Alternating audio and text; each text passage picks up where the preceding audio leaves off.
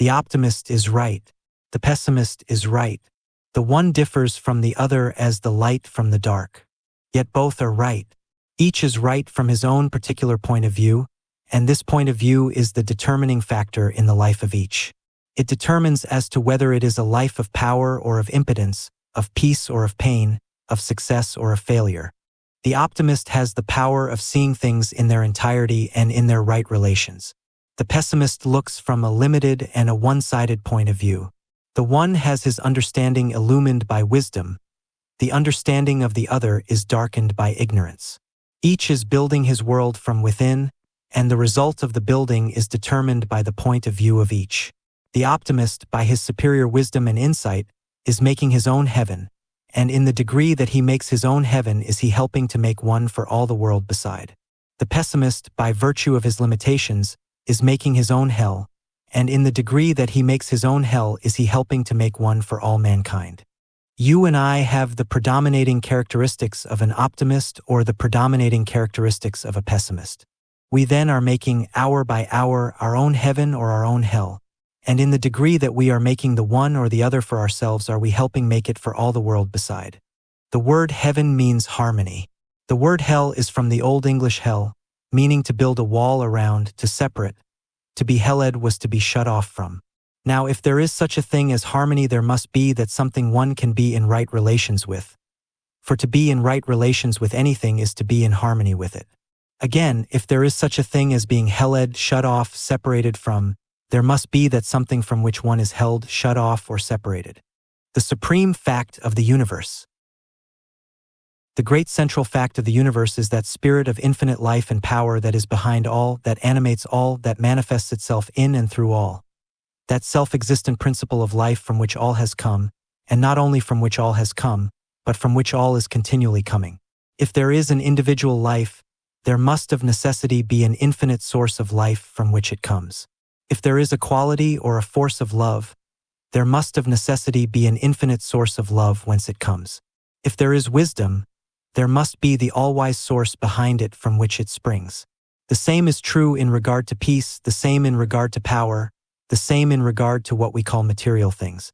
There is, then, this spirit of infinite life and power behind all which is the source of all.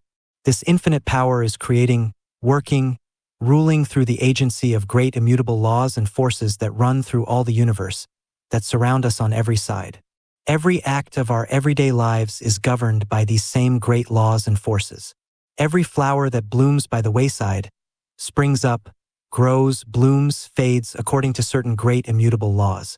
Every snowflake that plays between earth and heaven forms, falls, melts, according to certain great unchangeable laws. In a sense, there is nothing in all the great universe but law.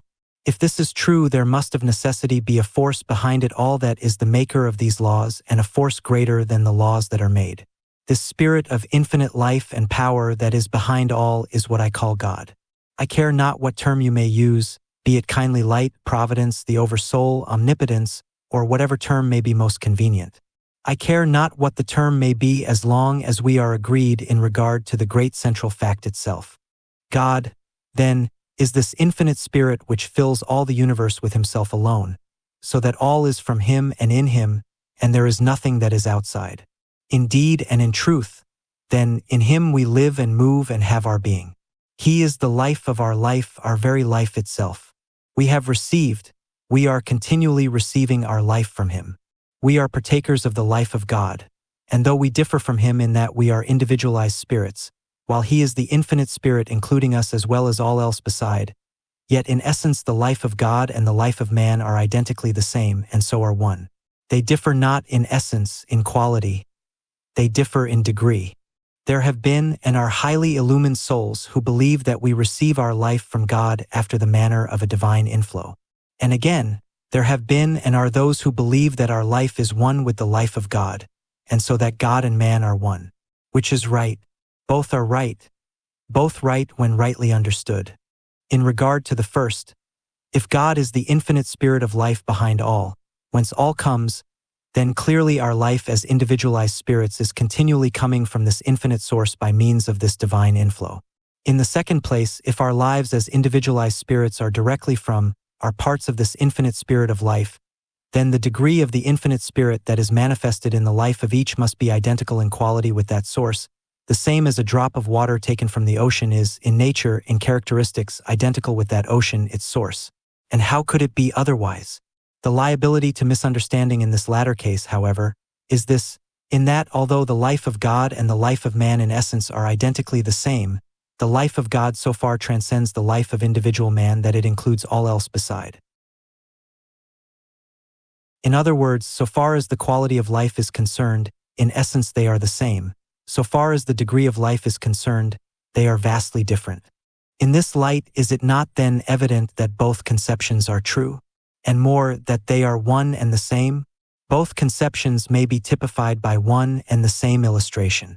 There is a reservoir in a valley which receives its supply from an inexhaustible reservoir on the mountainside. It is then true that the reservoir in the valley receives its supply by virtue of the inflow of the water from the larger reservoir on the mountainside. It is also true that the water in this smaller reservoir is in nature, in quality, in characteristics identically the same as that in the larger reservoir which is its source. The difference, however, is this: the reservoir on the mountainside, in the amount of its water, so far transcends the reservoir in the valley that it can supply an innumerable number of like reservoirs and still be unexhausted. And so in the life of man, if, as I think we have already agreed, however we may differ in regard to anything else, there is this infinite spirit of life behind all, the life of all, and so, from which all comes, then the life of individual man, your life and mine, must come by a divine inflow from this infinite source. And if this is true, then the life that comes by this inflow to man is necessarily the same in essence as is this infinite spirit of life. There is a difference. It is not a difference in essence. It is a difference in degree. If this is true, does it not then follow that in the degree that man opens himself to this divine inflow does he approach to God? If so, it then necessarily follows that in the degree that he makes this approach does he take on the God powers. And if the God powers are without limit, does it not then follow that the only limitations man has are the limitations he sets to himself, by virtue of not knowing himself? The supreme fact of human life, from the great central fact of the universe in regard to which we have agreed, namely, the spirit of infinite life that is behind all and from which all comes, we are led to inquire as to what is the great central fact in human life. From what has gone before, the question almost answers itself. The great central fact in human life, in your life and in mine, is the coming into a conscious, vital realization of our oneness with this infinite life and the opening of ourselves fully to this divine inflow. This is the great central fact in human life, for in this all else is included, all else follows in its train. In just the degree that we come into a conscious realization of our oneness with the infinite life and open ourselves to this divine inflow, do we actualize in ourselves the qualities and powers of the infinite life. And what does this mean?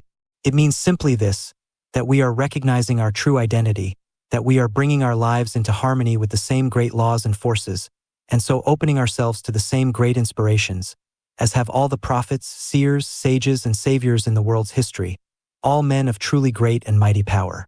For in the degree that we come into this realization and connect ourselves with this infinite source, do we make it possible for the higher powers to play, to work, to manifest through us.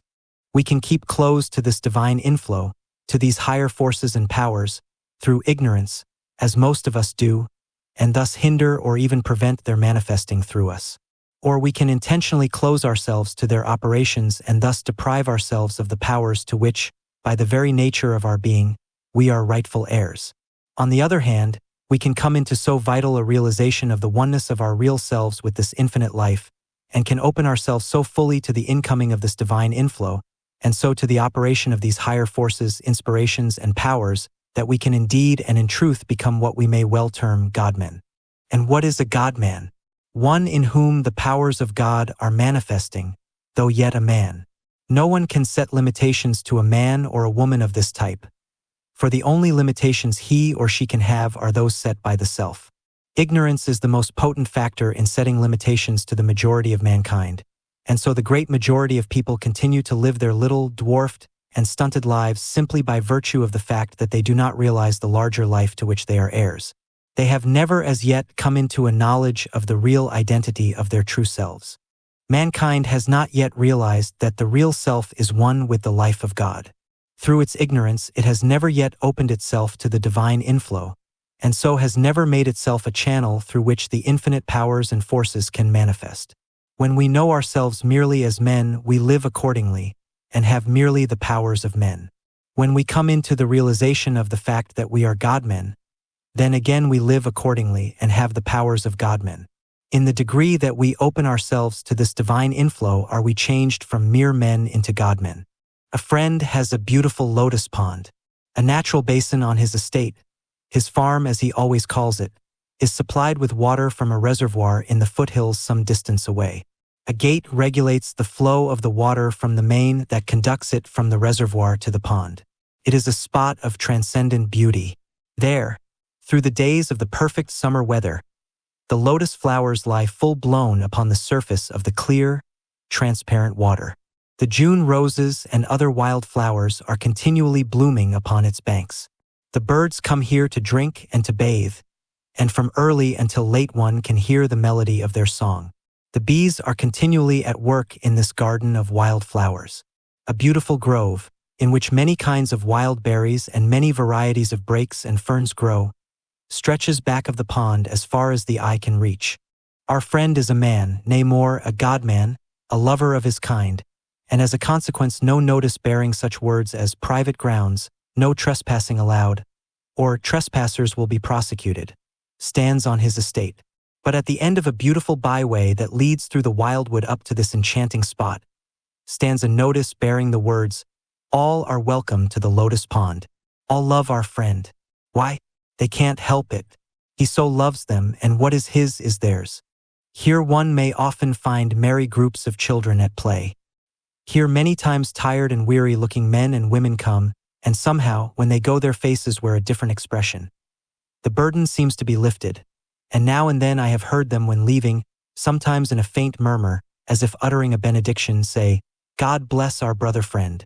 Many speak of this spot as the garden of God.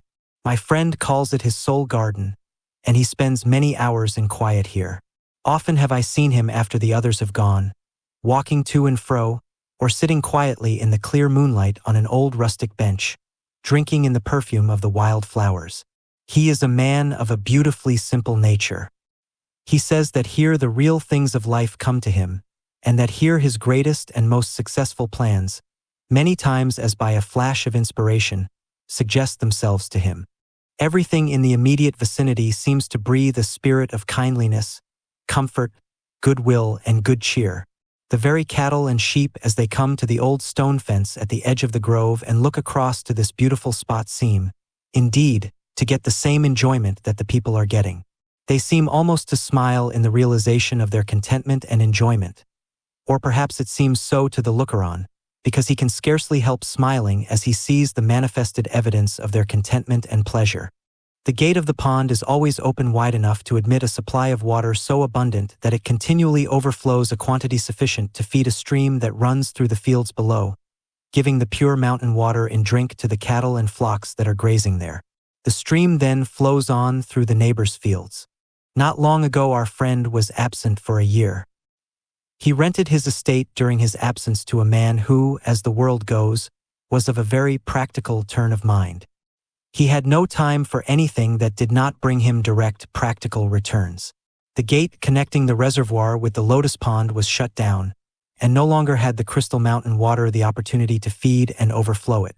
The notice of our friend, "All are welcome to the lotus pond," was removed, and no longer were the gay companies of children and of men and women seen at the pond. A great change came over everything. On account of the lack of the life-giving water, the flowers in the pond wilted, and their long stems lay stretched upon the mud in the bottom. The fish that formerly swam in its clear water soon died and gave an offensive odor to all who came near. The flowers no longer bloomed on its banks. The birds no longer came to drink and to bathe. No longer was heard the hum of the bees, and more, the stream that ran through the fields below dried up, so that the cattle and the flocks no longer got their supply of clear mountain water. The difference between the spot now and the lotus pond when our friend gave it his careful attention was caused, as we readily see, by the shutting of the gate to the pond, thus preventing the water from the reservoir in the hills, which was the source of its life, from entering it. And when this, the source of its life, was shut off, not only was the appearance of the lotus pond entirely changed, but the surrounding fields were deprived of the stream to whose banks the flocks and cattle came for drink. In this do we not see a complete parallel so far as human life is concerned?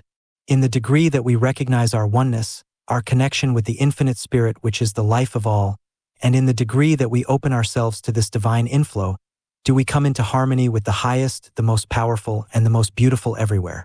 And in the degree that we do this do we overflow, so that all who come in contact with us receive the effects of this realization on our part. This is the lotus pond of our friend, he who is in love with all that is truest and best in the universe. And in the degree that we fail to recognize our oneness with this infinite source, and so close, shut ourselves to this divine inflow, do we come into that state where there seems to be with us nothing of good, nothing of beauty, nothing of power. And when this is true, those who come in contact with us receive not good, but harm. This is the spot of the lotus pond while the farm was in the hands of a renter. There is this difference between the lotus pond and your life and mine. It has no power in itself of opening the gate to the inflow of the water from the reservoir which is its source. In regard to this, it is helpless and dependent upon an outside agency. You and I have the power within us, to open or to close ourselves to this divine inflow exactly as we choose. This we have through the power of mind, through the operation of thought. There is the soul life direct from God. This it is that relates us to the infinite. There is, then, the physical life. This it is that relates us to the material universe about us. The thought life connects the one with the other. It is this that plays between the two. Before we proceed farther, let us consider very briefly the nature of thought.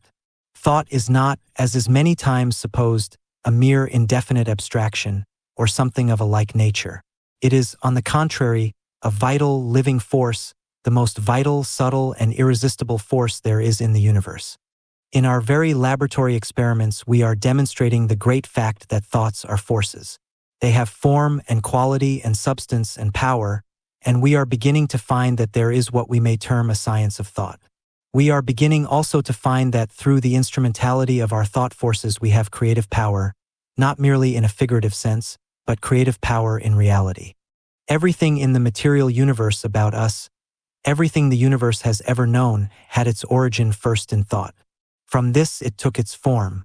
Every castle, every statue, every painting, every piece of mechanism, everything had its birth, its origin, first in the mind of the one who formed it before it received its material expression or embodiment. The very universe in which we live is the result of the thought energies of God, the infinite spirit that is back of all. And if it is true, as we have found, that we in our true selves are in essence the same, and in this sense are one with the life of this infinite spirit, do we not then see that in the degree that we come into a vital realization of this stupendous fact, we, through the operation of our interior spiritual thought forces, have in like sense creative power. Everything exists in the unseen before it is manifested or realized in the seen, and in this sense it is true that the unseen things are the real, while the things that are seen are the unreal. The unseen things are cause. The seen things are effect. The unseen things are the eternal. The seen things are the changing, the transient. The power of the word is a literal scientific fact. Through the operation of our thought forces we have creative power. The spoken word is nothing more nor less than the outward expression of the workings of these interior forces. The spoken word is then, in a sense, the means whereby the thought forces are focused and directed along any particular line. And this concentration, this giving them direction, is necessary before any outward or material manifestation of their power can become evident. Much is said in regard to building castles in the air, and one who is given to this building is not always looked upon with favor. But castles in the air are always necessary before we can have castles on the ground, before we can have castles in which to live. The trouble with the one who gives himself to building castles in the air is not that he builds them in the air, but that he does not go farther and actualize in life, in character, in material form, the castles he thus builds. He does a part of the work, a very necessary part, but another equally necessary part remains still undone. There is in connection with the thought forces what we may term the drawing power of mind, And the great law operating here is one with that great law of the universe that like attracts like. We are continually attracting to us from both the seen and the unseen side of life, forces and conditions most akin to those of our own thoughts. This law is continually operating whether we are conscious of it or not. We are all living, so to speak, in a vast ocean of thought, and the very atmosphere around us is continually filled with the thought forces that are being continually sent or that are continually going out in the form of thought waves. We are all affected, more or less, by these thought forces either consciously or unconsciously, and in the degree that we are more or less sensitively organized, or in the degree that we are negative and so are open to outside influences, rather than positive, thus determining what influences shall enter into our realm of thought and hence into our lives. There are those among us who are much more sensitively organized than others. As an organism, their bodies are more finely, more sensitively constructed. These, generally speaking, are people who are always more or less affected by the mentalities of those with whom they come in contact, or in whose company they are. A friend, the editor of one of our great journals, is so sensitively organized that it is impossible for him to attend a gathering, such as a reception, talk and shake hands with a number of people during the course of the evening, without taking on to a greater or less extent their various mental and physical conditions. These affect him to such an extent that he is scarcely himself and in his best condition for work until some 2 or 3 days afterward. Some think it unfortunate for one to be sensitively organized. By no means. It is a good thing, for one may thus be more open and receptive to the higher impulses of the soul within, and to all higher forces and influences from without. It may, however, be unfortunate and extremely inconvenient to be so organized unless one recognize and gain the power of closing himself, of making himself positive to all detrimental or undesirable influences. This power everyone, however sensitively organized he may be, can acquire. This he can acquire through the mind's action. And, moreover, there is no habit of more value to anyone, be he sensitively or less sensitively organized, than that of occasionally taking and holding himself continually in the attitude of mind. I close myself, I make myself positive to all things below, and open and receptive to all higher influences, to all things above. By taking this attitude of mind consciously now and then, it soon becomes a habit, and if one is deeply in earnest in regard to it, it puts into operation silent but subtle and powerful influences in effecting the desired results. In this way, all lower and undesirable influences from both the seen and the unseen side of life are closed out, while all higher influences are invited, and in the degree that they are invited will they enter. And what do we mean by the unseen side of life? First, the thought forces, the mental and emotional conditions in the atmosphere about us that are generated by those manifesting on the physical plane through the agency of physical bodies. Second, the same forces generated by those who have dropped the physical body, or from whom it has been struck away, and who are now manifesting through the agency of bodies of a different nature. The individual existence of man begins on the sense plane of the physical world, but rises through successive gradations of ethereal and celestial spheres, corresponding with his ever-unfolding deific life and powers, to a destiny of unspeakable grandeur and glory.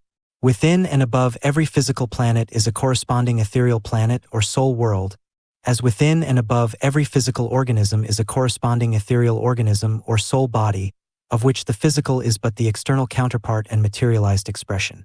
From this etherealized or soul planet, which is the immediate home of our arisen humanity, there rises or deepens in infinite gradation spheres within and above spheres, to celestial heights of spiritualized existence utterly inconceivable to the sense-man.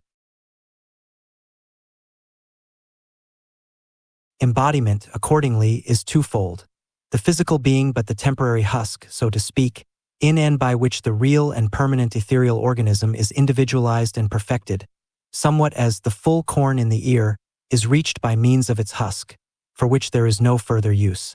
By means of this indestructible ethereal body and the corresponding ethereal spheres of environment with the social life and relations in the spheres, the individuality and personal life is preserved forever. The fact of life in whatever form means the continuance of life, even though the form be changed. Life is the one eternal principle of the universe and so always continues, even though the form of the agency through which it manifests be changed.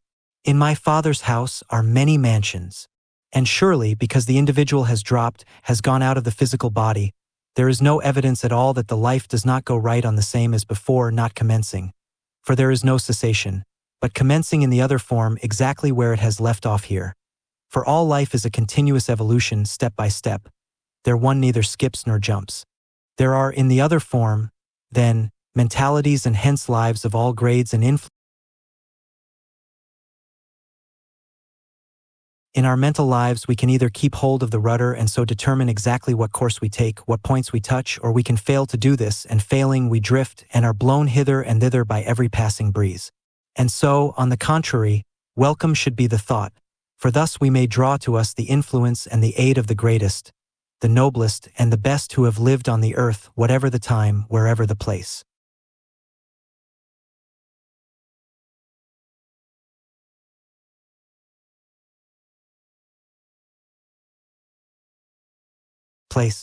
We cannot rationally believe other than that those who have labored in love and with uplifting power here are still laboring in the same way, and in all probability with more earnest zeal, and with still greater power.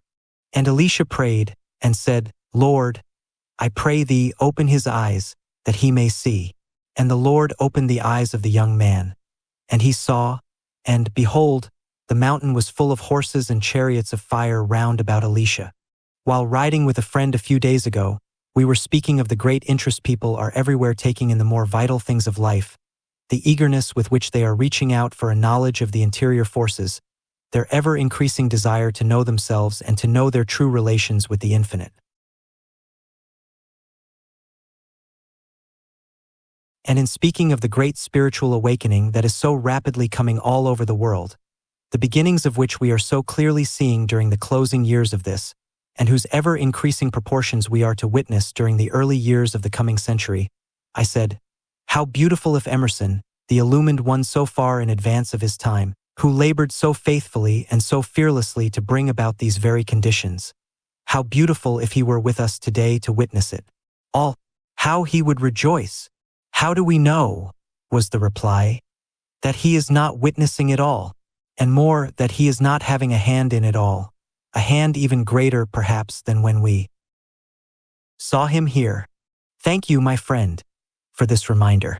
And truly, are they not all ministering spirits sent forth to minister to those who shall be heirs of salvation? As science is so abundantly demonstrating today, the things that we see are but a very small fraction of the things that are. The real, vital forces at work in our own lives and in the world about us are not seen by the ordinary physical eye. Yet they are the causes of which all things we see are merely the effects. Thoughts are forces like builds like and like attracts like. For one to govern his thinking, then, is to determine his life. Says one of deep insight into the nature of things. The law of correspondences between spiritual and material things is wonderfully exact in its workings. People ruled by the mood of gloom attract to them gloomy things. People always discouraged and despondent do not succeed in anything, and live only by burdening someone else. The hopeful, confident, and cheerful attract the elements of success. A man's front or backyard will advertise that man's ruling mood in the way it is kept. A woman at home shows her state of mind in her dress. A slattern advertises the ruling mood of hopelessness, carelessness, and lack of system. Rags, tatters, and dirt are always in the mind before being on the body. The thought that is most put out brings its corresponding visible element to crystallize about you as surely and literally as the visible bit of copper in solution attracts to it the invisible copper in that solution. A mind always hopeful, confident, courageous, and determined on its set purpose, and keeping itself to that purpose, attracts to itself out of the elements things and powers favorable to that purpose. Every thought of yours has a literal value to you in every possible way. The strength of your body, the strength of your mind, your success in business, and the pleasure your company brings others depends on the nature of your thoughts. In whatever mood you set your mind, does your spirit receive of unseen substance in correspondence with that mood. It is as much a chemical law as a spiritual law. Chemistry is not confined to the elements we see. The elements we do not see with the physical eye outnumber 10,000 times those we do see. The Christ injunction, do good to those who hate you, is based on a scientific fact and a natural law. So, to do good is to bring to yourself all the elements in nature of power and good. To do evil is to bring the contrary destructive elements. When our eyes are opened, self-preservation will make us stop all evil thought. Those who live by hate will die by hate. That is, those who live by the sword will die by the sword.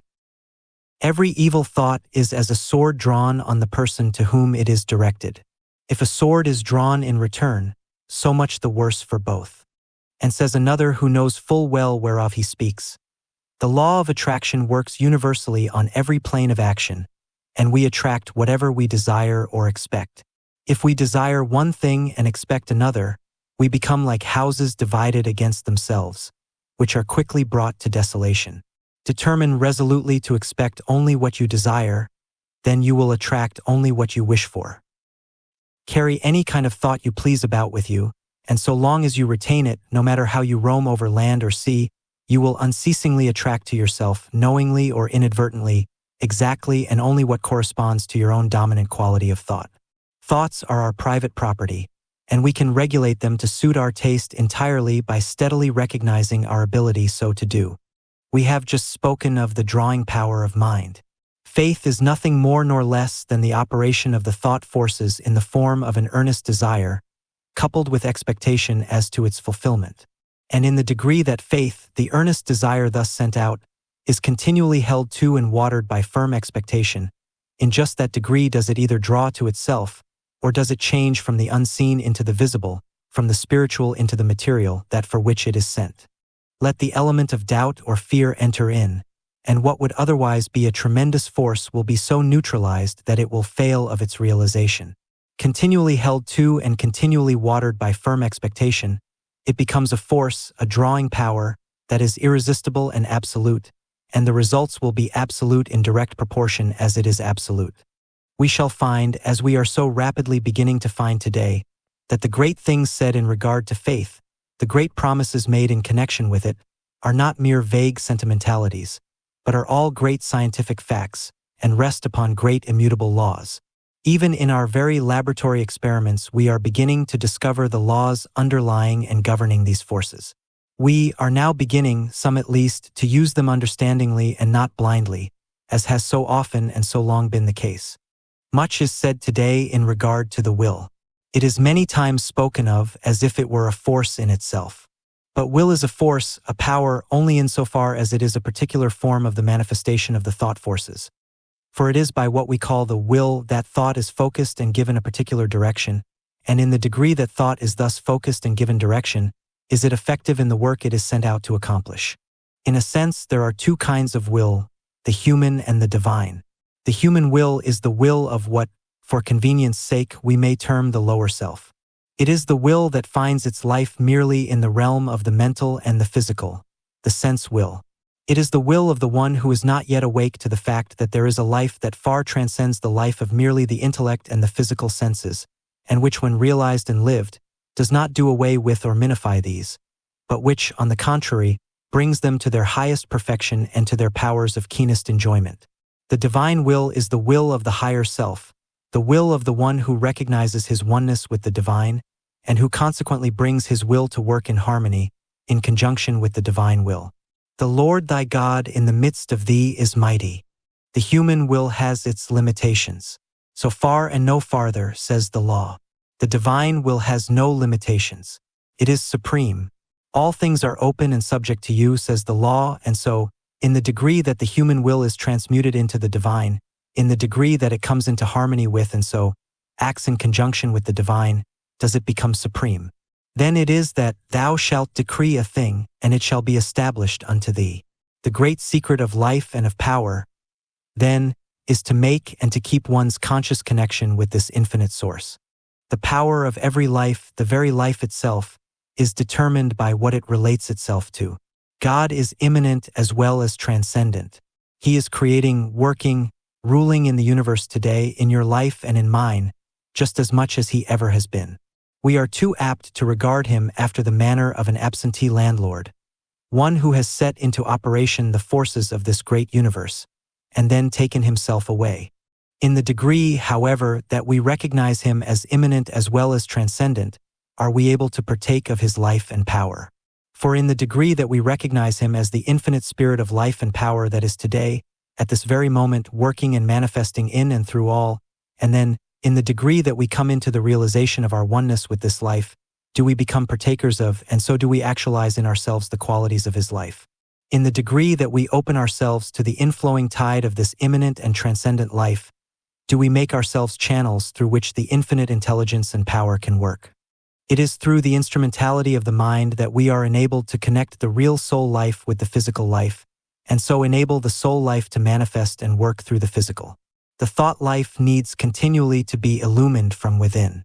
This illumination can come in just the degree that through the agency of the mind we recognize our oneness with the divine, of which each soul is an individual form of expression. This gives us the inner guiding which we call intuition. Intuition is to the spiritual nature and understanding practically what sense perception is to the sensuous nature and understanding. It is an inner spiritual sense through which man is open to the direct revelation and knowledge of God, the secrets of nature and life, and through which he is brought into conscious unity and fellowship with God, and made to realize his own deific nature and supremacy of being as the Son of God.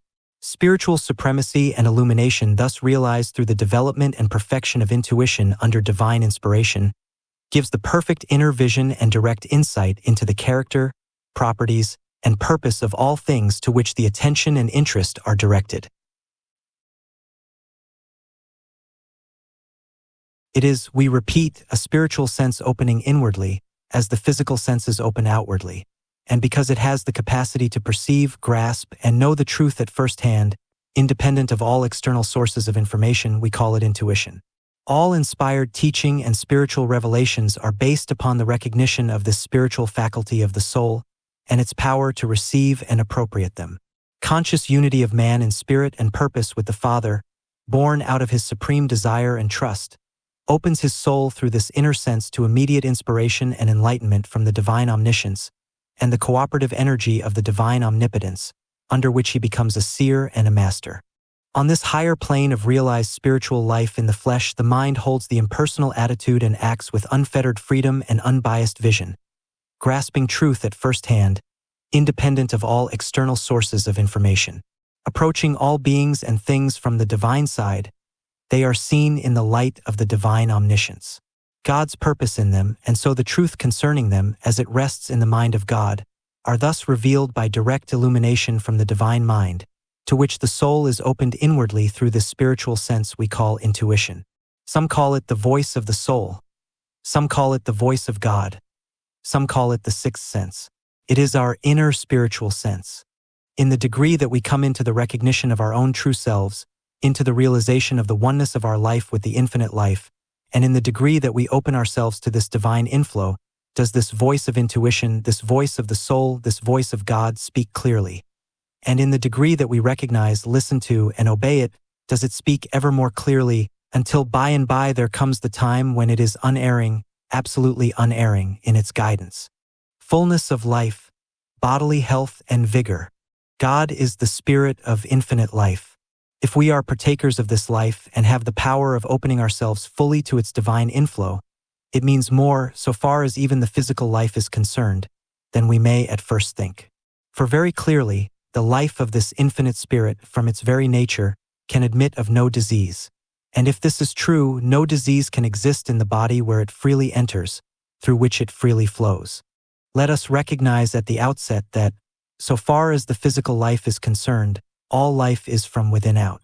There is an immutable law which says, as within, so without, cause, effect. In other words, the thought forces, the various mental states, and the emotions all have in time their effects upon the physical body. Someone says, I hear a great deal said today in regard to the effects of the mind upon the body, but I don't know as I place very much confidence in this. Don't you?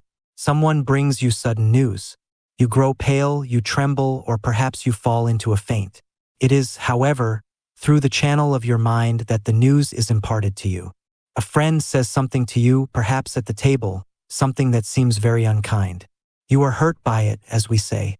You have been enjoying your dinner, but from this moment your appetite is gone. But what was said entered into and affected you through the channel of your mind. Look, Yonder goes a young man, dragging his feet, stumbling over the slightest obstruction in the path. Why is it? Simply that he is weak-minded, an idiot. In other words, a falling state of mind is productive of a falling condition of the body. To be sure-minded is to be sure-footed. To be uncertain in mind is to be uncertain in step. Again, a sudden emergency arises. You stand trembling and weak with fear. Why are you powerless to move? Why do you tremble? And yet you believe that the mind has but little influence upon the body. You are for a moment dominated by a fit of anger. For a few hours afterwards you complain of a violent headache. And still you do not seem to realize that the thoughts and emotions have an effect upon the body. A day or two ago, while conversing with a friend, we were speaking of worry. "My father is greatly given to worry," he said. "Your father is not a healthy man," I said. "He is not strong, vigorous, robust, and active." I then went on to describe to him more fully his father's condition and the troubles which afflicted him. He looked at me in surprise and said, "Why? You do not know my father?" "No," I replied. "How then can you describe so accurately the disease with which he is afflicted? You have just told me that your father is greatly given to worry. When you told me this you indicated to me cause. In describing your father's condition, I simply connected with the cause its own peculiar effects. Fear and worry have the effect of closing up the channels of the body, so that the life forces flow in a slow and sluggish manner. Hope and tranquility open the channels of the body, so that the life forces go bounding through it in such a way that disease can rarely get a foothold. Not long ago, a lady was telling a friend of a serious physical trouble. My friend happened to know that between this lady and her sister the most kindly relations did not exist. He listened attentively to her delineation of her troubles, and then, looking her squarely in the face, in a firm but kindly tone said, "Forgive your sister." The woman looked at him in surprise and said, "I can't forgive my sister." "Very well, then," he replied. "Keep the stiffness of your joints and your kindred rheumatic troubles." A few weeks later he saw her again. With a light step she came toward him and said, "I took your advice. I saw my sister and forgave her. We have become good friends again, and I don't know how it is, but somehow or other from the very day, as I remember, that we became reconciled, my troubles seemed to grow less, and today there is not a trace of the old difficulties left. And really, my sister and I have become such good friends that now we can scarcely get along without one another." Again, we have effect following cause. We have several well-authenticated cases of the following nature. A mother has been dominated for a few moments by an intense passion of anger, and the child at her breast has died within an hour's time. So poisoned became the mother's milk by virtue of the poisonous secretions of the system while under the domination of this fit of anger. In other cases, it has caused severe illness and convulsions. The following experiment has been tried a number of times by a well-known scientist. Several men have been put into a heated room. Each man has been dominated for a moment by a particular passion of some kind. One by an intense passion of anger, and others by different other passions. The experimenter has taken a drop of perspiration from the body of each of these men, and by means of a careful chemical analysis, he has been able to determine the particular passion by which each has been dominated. Practically the same results revealed themselves in the chemical analysis of the saliva of each of the men. Says a noted American author, an able graduate of one of our greatest medical schools, and one who has studied deeply into the forces that build the body and the forces that tear it down. The mind is the natural protector of the body. Every thought tends to reproduce itself, and ghastly mental pictures of disease, sensuality, and vice of all sorts produce scrofula and leprosy in the soul, which reproduces them in the body. Anger changes the chemical properties of the saliva to a poison dangerous to life. It is well known that sudden and violent emotions have not only weakened the heart in a few hours, but have caused death and insanity. It has been discovered by scientists that there is a chemical difference between that sudden cold exudation of a person under a deep sense of guilt and the ordinary perspiration, and the state of the mind can sometimes be determined by chemical analysis of the perspiration of a criminal, which, when brought into contact with sealnic acid, produces a distinctive pink color. It is well known that fear has killed thousands of victims, while, on the other hand, courage is a great invigorator. Anger in the mother may poison a nursing child. Rari, the celebrated horse tamer, said that an angry word would sometimes raise the pulse of a horse 10 beats in a minute. If this is true of a beast, what can we say of its power upon human beings, especially upon a child? Strong mental emotion often causes vomiting. Extreme anger or fright may produce jaundice. A violent paroxysm of rage has caused apoplexy and death. Indeed, in more than one instance, a single night of mental agony has wrecked a life. Grief, long-standing jealousy, constant care, and corroding anxiety sometimes tend to develop insanity. Sick thoughts and discordant moods are the natural atmosphere of disease, and crime is engendered and thrives in the miasma of the mind. From all this we get the great fact we are scientifically demonstrating today, that the various mental states, emotions, and passions have their various peculiar effects upon the body, and each induces in turn, if indulged in to any great extent, its own peculiar forms of disease, and these in time become chronic. Just a word or two in regard to their mode of operation. If a person is dominated for a moment by, say, a passion of anger, there is set up in the physical organism what we might justly term a bodily thunderstorm, which has the effect of souring, or rather of corroding, the normal, healthy, and life-giving secretions of the body, so that instead of performing their natural functions they become poisonous and destructive. And if this goes on to any great extent, by virtue of their cumulative influences, they give rise to a particular form of disease, which in turn becomes chronic. So the emotion opposite to this, that of kindliness, love, benevolence, goodwill, tends to stimulate a healthy, purifying, and life-giving flow of all the bodily secretions. All the channels of the body seem free and open. The life forces go bounding through them. And these very forces, set into a bounding activity, will in time counteract the poisonous and disease-giving effects of their opposites. A physician goes to see a patient. He gives no medicine this morning. Yet the very fact of his going makes the patient better. He has carried with him the spirit of health. He has carried brightness of tone and disposition. He has carried hope into the sick chamber. He has left it there. In fact, the very hope and good cheer he has carried with him has taken hold of and has had a subtle but powerful influence upon the mind of the patient. And this mental condition imparted by the physician has in turn its effects upon the patient's body, and so through the instrumentality of this mental suggestion the healing goes on. Know, then, whatever cheerful and serene supports the mind, supports the body too. Hence the most vital movement mortals feel is hope, the balm and lifeblood of the soul. We sometimes hear a person in weak health say to another, "I always feel better when you come." There is a deep scientific reason underlying the statement. The tongue of the wise is health. The power of suggestion so far as the human mind is concerned is a most wonderful and interesting field of study. Most wonderful and powerful forces can be set into operation through this agency. One of the world's most noted scientists, recognized everywhere as one of the most eminent anatomists living, tells us that he has proven from laboratory experiments that the entire human structure can be completely changed, made over within a period of less than 1 year, and that some portions can be entirely remade within a period of a very few weeks. Do you mean to say, I hear it asked, that the body can be changed from a diseased to a healthy condition through the operation of the interior forces? Most certainly. And more, this is the natural method of cure. The method that has as its work the application of drugs, medicines, and external agencies is the artificial method. The only thing that any drug or any medicine can do is to remove obstructions, that the life forces may have simply a better chance to do their work. The real healing process must be performed by the operation of the life forces within. A surgeon and physician of worldwide fame recently made to his medical associates the following declaration. For generations past, the most important influence that plays upon nutrition, the life principle, itself has remained an unconsidered element in the medical profession, and the almost exclusive drift of its studies and remedial paraphernalia has been confined to the action of matter over mind.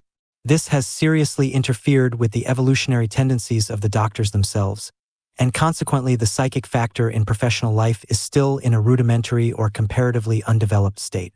But the light of the 19th century has dawned, and so the march of mankind in general is taken in the direction of the hidden forces of nature. Doctors are now compelled to join the ranks of students in psychology and follow their patrons into the broader field of mental therapeutics. There is no time for lingering, no time for skepticism or doubt or hesitation. He who lingers is lost, for the entire race is enlisted in the movement. I am aware of the fact that in connection with the matter we are now considering there has been a great deal of foolishness during the past few years. Many absurd and foolish things have been claimed and done, but this says nothing against, and it has absolutely nothing to do with the great underlying laws themselves. The same has been true of the early days of practically every system of ethics or philosophy or religion the world has ever known. But as time has passed, these foolish, absurd things have fallen away, and the great eternal principles have stood out ever more and more clearly defined. I know personally of many cases where an entire and permanent cure has been effected, in some within a remarkably short period of time, through the operation of these forces. Some of them are cases that had been entirely given up by the regular practice, materia medica. We have numerous accounts of such cases in all times and in connection with all religions. And why should not the power of effecting such cures exist among us today? The power does exist, and it will be actualized in just the degree that we recognize the same great laws that were recognized in times past.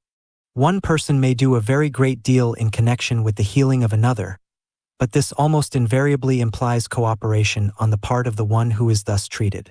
In the cures that Christ performed, he most always needed the cooperation of the one who appealed to him.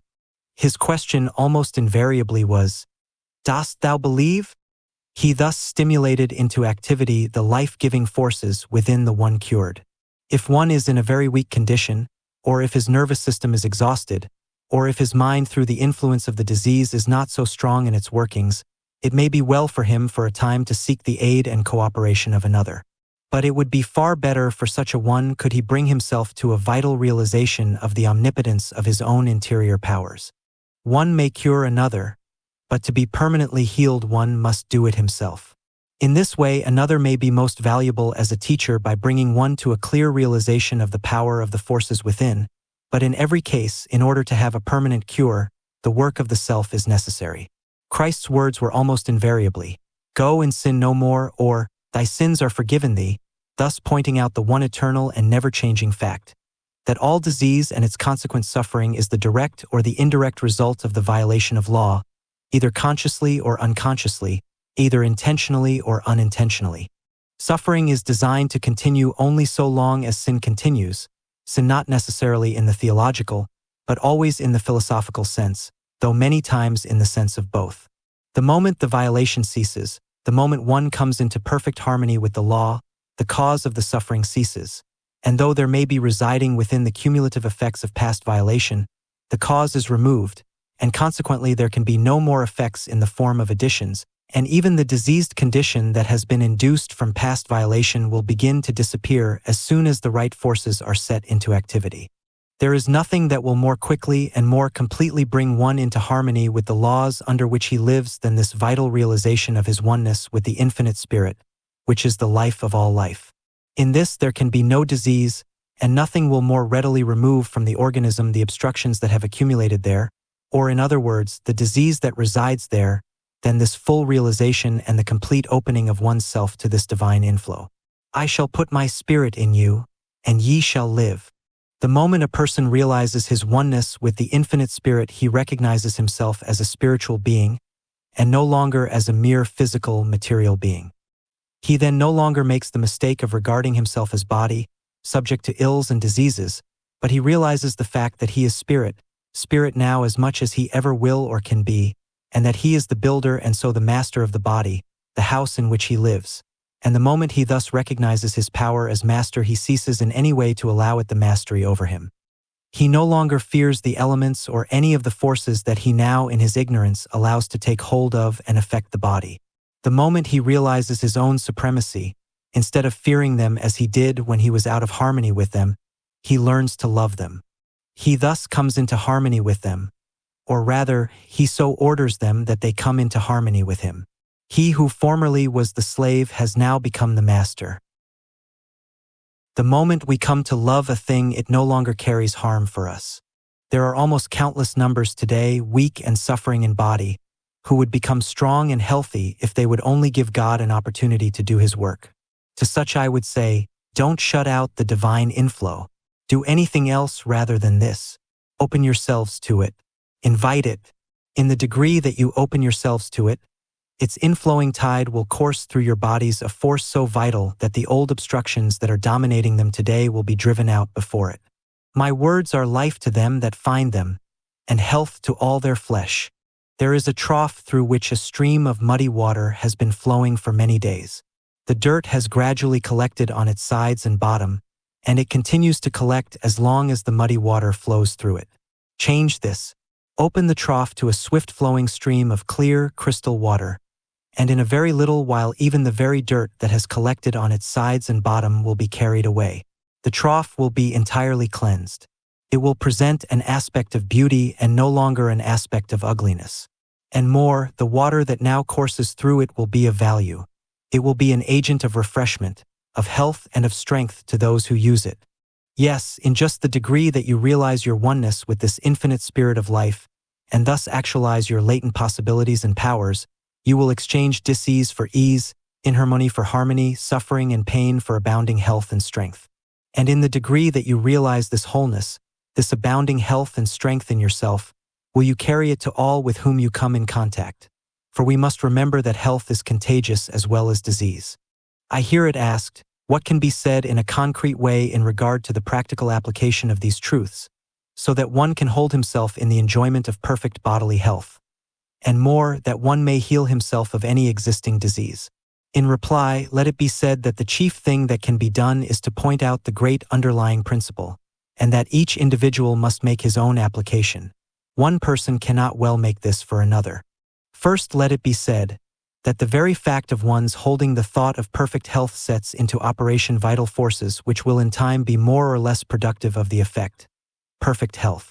Then, speaking more directly in regard to the great principle itself, from its very nature, it is clear that more can be accomplished through the process of realization than through the process of affirmation, though for some affirmation may be a help, an aid to realization. In the degree, however, that you come into a vital realization of your oneness with the infinite spirit of life, whence all life in individual form has come and is continually coming, and in the degree that through this realization you open yourself to its divine inflow, do you set into operation forces that will sooner or later bring even the physical body into a state of abounding health and strength. For to realize that this infinite spirit of life can from its very nature admit of no disease, and to realize that this, then, is the life in you by realizing your oneness with it, you can so open yourself to its more abundant entrance that the diseased bodily conditions, effects, will respond to the influences of its all-perfect power, this either quickly or more tardily, depending entirely upon yourself. There have been those who have been able to open themselves so fully to this realization that the healing has been instantaneous and permanent. The degree of intensity always eliminates in like degree the element of time. It must, however, be a calm, quiet, and expectant intensity, rather than an intensity that is fearing, disturbed, and non-expectant. Then there are others who have come to this realization by degrees. Many will receive great help, and many will be entirely healed by a practice somewhat after the following nature. With a mind at peace, and with a heart going out in love to all, go into the quiet of your own interior self, holding the thought, I am one with the infinite spirit of life, the life of my life. I then as spirit, I a spiritual being, can in my own real nature admit of no disease. I now open my body in which disease has gotten a foothold. I open it fully to the inflowing tide of this infinite life, and it now, even now, is pouring in and coursing through my body, and the healing process is going on. Realize this so fully that you begin to feel a quickening and a warming glow imparted by the life forces to the body. Believe the healing process is going on. Believe it and hold continually to it. Many people greatly desire a certain thing, but expect something else. They have greater faith in the power of evil than in the power of good, and hence remain ill. If one will give himself to this meditation, realization, treatment, or whatever term it may seem best to use at stated times, as often as he may choose, and then continually hold himself in the same attitude of mind, thus allowing the force to work continually, he will be surprised how rapidly the body will be exchanging conditions of disease and inharmony for health and harmony. There is no particular reason, however, for this surprise, For in this way he is simply allowing the omnipotent power to do the work, which will have to do it ultimately in any case. If there is a local difficulty and one wants to open this particular portion in addition to the entire body to this inflowing life, he can hold this particular portion in thought, for to fix the thought in this way upon any particular portion of the body stimulates or increases the flow of the life forces in that portion.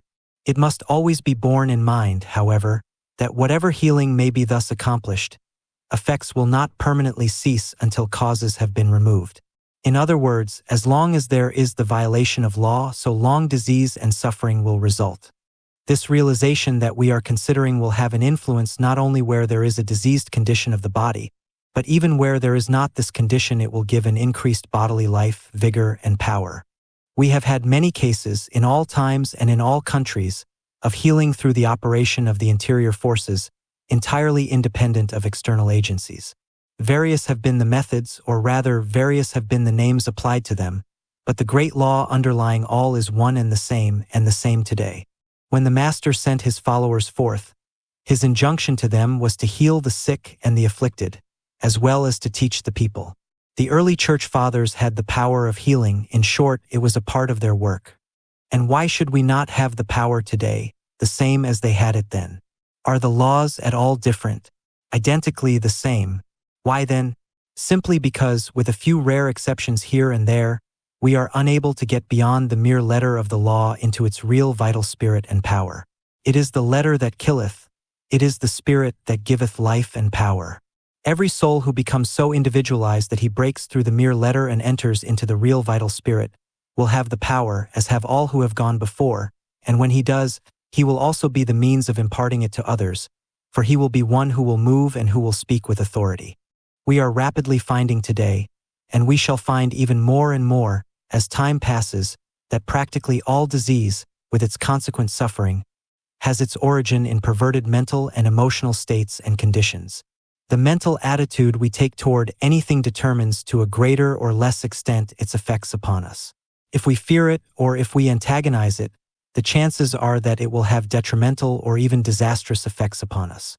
If we come into harmony with it by quietly recognizing and inwardly asserting our superiority over it, in the degree that we are able successfully to do this, in that degree will it carry with it no injury for us. No disease can enter into or take hold of our bodies unless it find therein something corresponding to itself which makes it possible. And in the same way, no evil or undesirable condition of any kind can come into our lives unless there is already in them that which invites it and so makes it possible for it to come. The sooner we begin to look within ourselves for the cause of whatever comes to us, the better it will be, for so much the sooner will we begin to make conditions within ourselves such that only good may enter. We, who from our very natures should be masters of all conditions, by virtue of our ignorance are mastered by almost numberless conditions of every description. Do I fear a draught? There is nothing in the draught. A little purifying current of God's pure air, to cause me trouble, to bring on a cold, perhaps an illness. The draught can affect me only in the degree that I myself make it possible, only in the degree that I allow it to affect me. We must distinguish between causes and mere occasions. The draught is not cause, nor does it carry cause with it. Two persons are sitting in the same draught. The one is injuriously affected by it, the other experiences not even an inconvenience, but he rather enjoys it. The one is a creature of circumstances. He fears the draught, cringes before it, continually thinks of the harm it is doing him.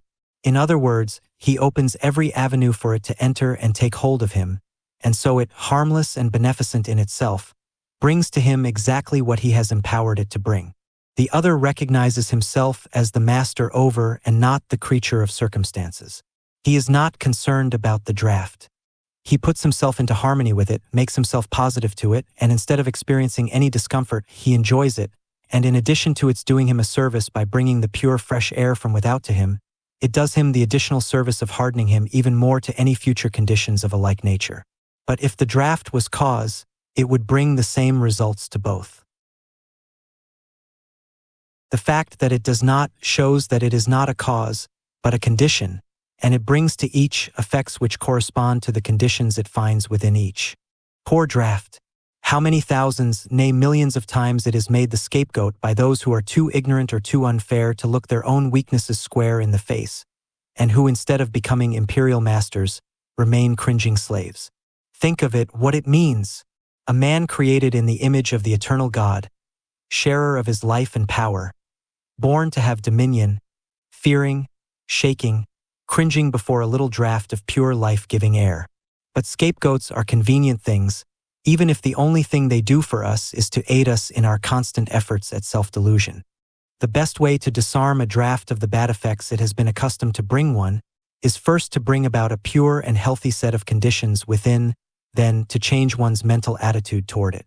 Recognize the fact that of itself it has no power, it has only the power you invest it with. Thus you will put yourself into harmony with it, and will no longer sit in fear of it. Then sit in a draft a few times and get hardened to it, as everyone, by going at it judiciously, can readily do. But suppose one is in delicate health, or especially subject to drafts. Then be simply a little judicious at first.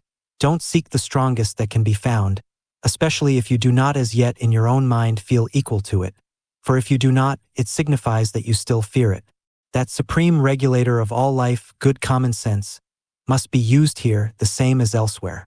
If we are born to have dominion, and that we are is demonstrated by the fact that some have attained to it, and what one has done, soon or late all can do, then it is not necessary that we live under the domination of any physical agent.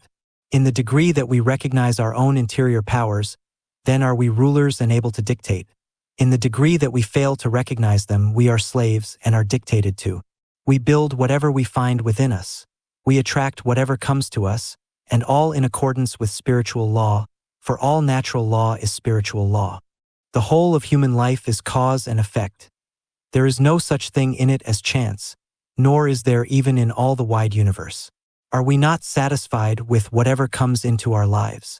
The thing to do, then, is not to spend time in railing against the imaginary something we create and call fate, but to look to the within and change the causes at work there, in order that things of a different nature may come, for there will come exactly what we cause to come. This is true not only of the physical body, but of all phases and conditions of life. We invite whatever comes, and did we not invite it, either consciously or unconsciously, it could not and it would not come. This may undoubtedly be hard for some to believe or even to see at first. But in the degree that one candidly and open-mindedly looks at it, and then studies into the silent but subtle and, so to speak, omnipotent workings of the thought forces, and as he traces their effects within him and about him, it becomes clearly evident and easy to understand. And then whatever does come to one depends for its effects entirely upon his mental attitude toward it. Does this or that occurrence or condition cause you annoyance? Very well. It causes you annoyance, and so disturbs your peace merely because you allow it to. You are born to have absolute control over your own dominion, but if you voluntarily hand over this power, even if for a little while, to someone or to something else, then you of course become the creature, the one controlled. To live undisturbed by passing occurrences, you must first find your own center. You must then be firm in your own center, and so rule the world from within. He who does not himself condition circumstances allows the process to be reversed, and becomes a conditioned circumstance. Find your center and live in it. Surrender it to no person, to no thing. In the degree that you do this will you find yourself growing stronger and stronger in it. And how can one find his center? By realizing his oneness with the infinite power, and by living continually in this realization. But if you do not rule from your own center, if you invest this or that with the power of bringing you annoyance or evil or harm, then take what it brings, but cease your railings against the eternal goodness and beneficence of all things.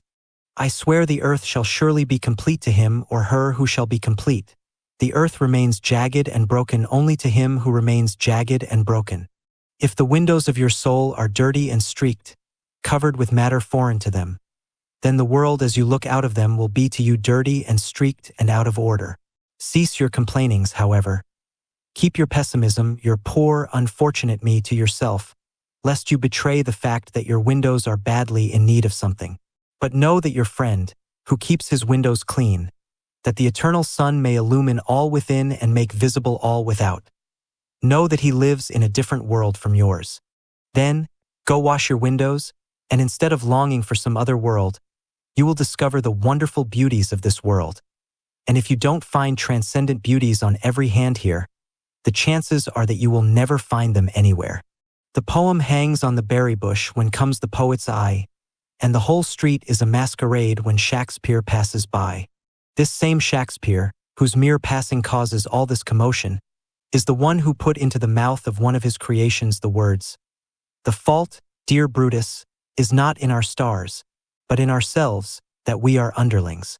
And the great work of his own life is right good evidence that he realized full well the truth of the facts we are considering. And again he gave us a great truth in keeping with what we are considering when he said, "Our doubts are traitors, and make us lose the good we oft might win by fearing to attempt. There is probably no agent that brings us more undesirable conditions than fear. We should live in fear of nothing, nor will we when we come fully to know ourselves." An old French proverb runs, "Some of your griefs you have cured, and the sharpest you still have survived.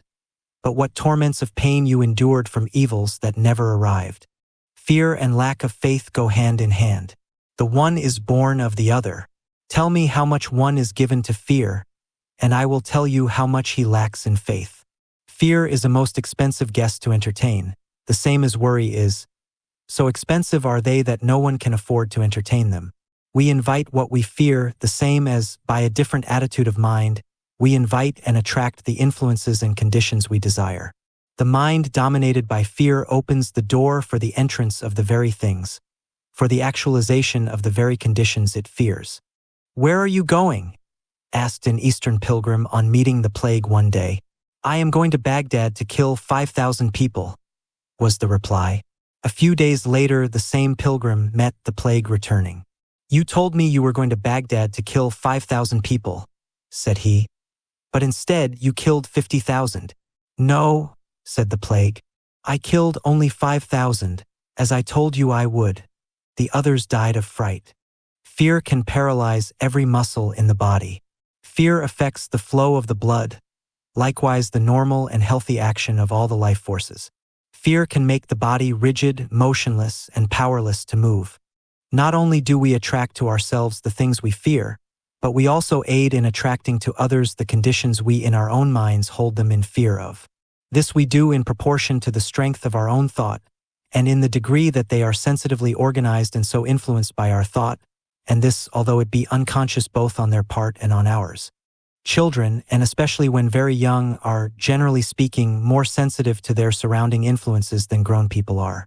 Some are veritable little sensitive plates, registering the influences about them, and embodying them as they grow. How careful in their prevailing mental states then should be those who have them in charge, and especially how careful should a mother be during the time she is carrying the child, and when every thought, every mental as well as emotional state has its direct influence upon the life of the unborn child. Let parents be careful how they hold a child, either younger or older, in the thought of fear. This is many times done unwittingly on their part, through anxiety, and at times through what might well be termed overcare, which is fully as bad as undercare. I know of a number of cases where a child has been so continually held in the thought of fear lest this or that condition come upon him, that the very things that were feared have been drawn to him, which probably otherwise never would have come at all. Many times there has been no adequate basis for the fear.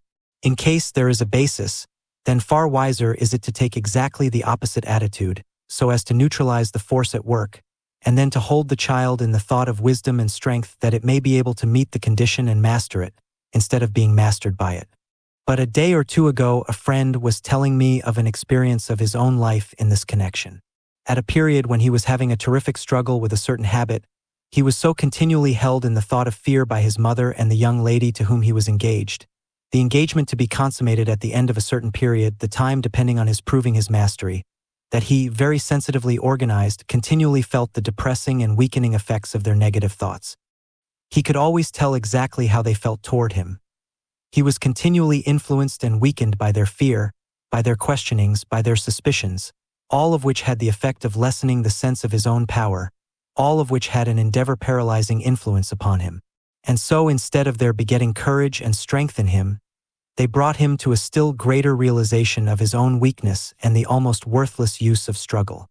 Here were two who loved him dearly, and who would have done anything and everything to help him gain the mastery, but who, ignorant of the silent, subtle, ever-working and all-telling power of the thought forces, instead of imparting to him courage, instead of adding to his strength, disarmed him of this, and then added an additional weakness from without. In this way, the battle for him was made harder in a threefold degree. Fear and worry and all kindred mental states are too expensive for any person, man, woman, or child, to entertain or indulge in. Fear paralyzes healthy action, worry corrodes and pulls down the organism, and will finally tear it to pieces. Nothing is to be gained by it, but everything to be lost. Long-continued grief at any loss will do the same. Each brings its own peculiar type of ailment. An inordinate love of gain, a close-fisted, hoarding disposition will have kindred effects. Anger, jealousy, malice, continual fault-finding, lust, has each its own peculiar corroding, weakening, tearing down effects. We shall find that not only are happiness and prosperity concomitants of righteousness, living in harmony with the higher laws, but bodily health as well. The great Hebrew seer enunciated a wonderful chemistry of life when he said, "As righteousness tendeth to life, so he that pursueth evil, pursueth it to his own death.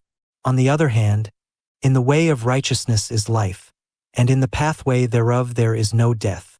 The time will come when it will be seen that this means far more than most people dare even to think as yet. It rests with man to say whether his soul shall be housed in a stately mansion of ever-growing splendor and beauty, or in a hovel of his own building, a hovel at last ruined and abandoned to decay. The bodies of almost untold numbers, living their one-sided, unbalanced lives, are every year, through these influences, weakening and falling by the wayside long before their time. Poor houses, intended to be beautiful temples, brought to desolation by their ignorant, reckless, deluded tenants. Poor houses. A close observer, a careful student of the power of the thought forces, will soon be able to read in the voice, in the movements, in the features, the effects registered by the prevailing mental states and conditions.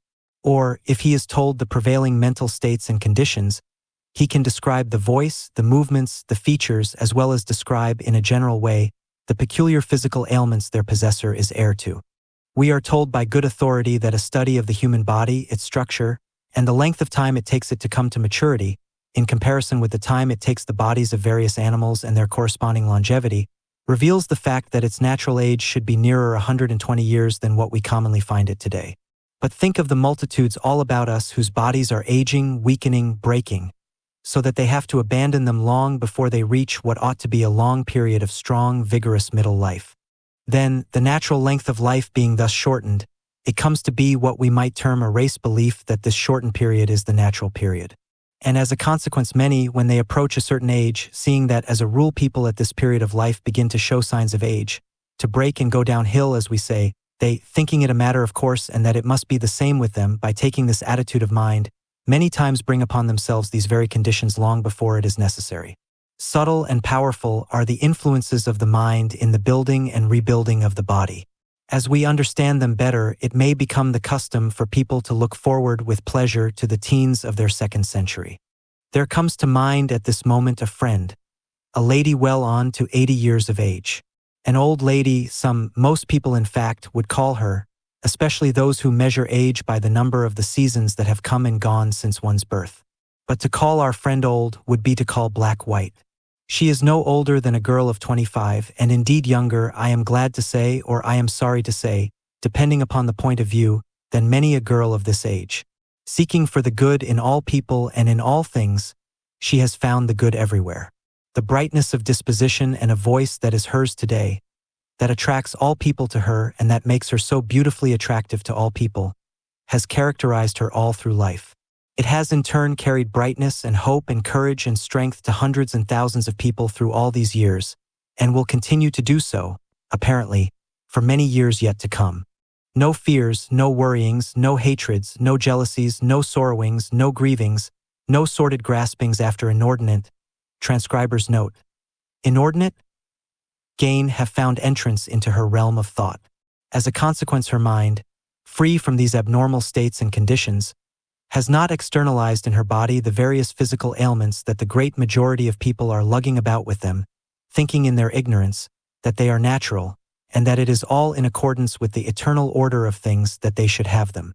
Her life has been one of varied experiences, so that all these things would have found ready entrance into the realm of her mind and so into her life were she ignorant enough to allow them entrance. On the contrary, she has been wise enough to recognize the fact that in one kingdom at least she is ruler, the kingdom of her mind, and that it is hers to dictate as to what shall and what shall not enter there. She knows, moreover, that in determining this she is determining all the conditions of her life. It is indeed a pleasure as well as an inspiration to see her as she goes here and there, to see her sunny disposition, her youthful step, to hear her joyous laughter. Indeed and in truth, Shakespeare knew whereof he spoke when he said, "It is the mind that makes the body rich." With great pleasure I watched her but recently as she was walking along the street, stopping to have a word and so a part in the lives of a group of children at play by the wayside, hastening her step a little to have a word with a washerwoman toting her bundle of clothes, stopping for a word with a laboring man returning with dinner pail in hand from his work, returning the recognition from the lady in her carriage, and so imparting some of her own rich life to all with whom she came in contact. And as good fortune would have it, while still watching her, an old lady passed her. Really old, this one, though at least 10 or 15 years younger, so far as the count by the seasons is concerned. Nevertheless, she was bent in form and apparently stiff in joint and muscle. Silent in mood, she wore a countenance of long-faced sadness, which was intensified surely several-fold by a black, somber headgear with an immense heavy veil still more somber-looking if possible. Her entire dress was of this description.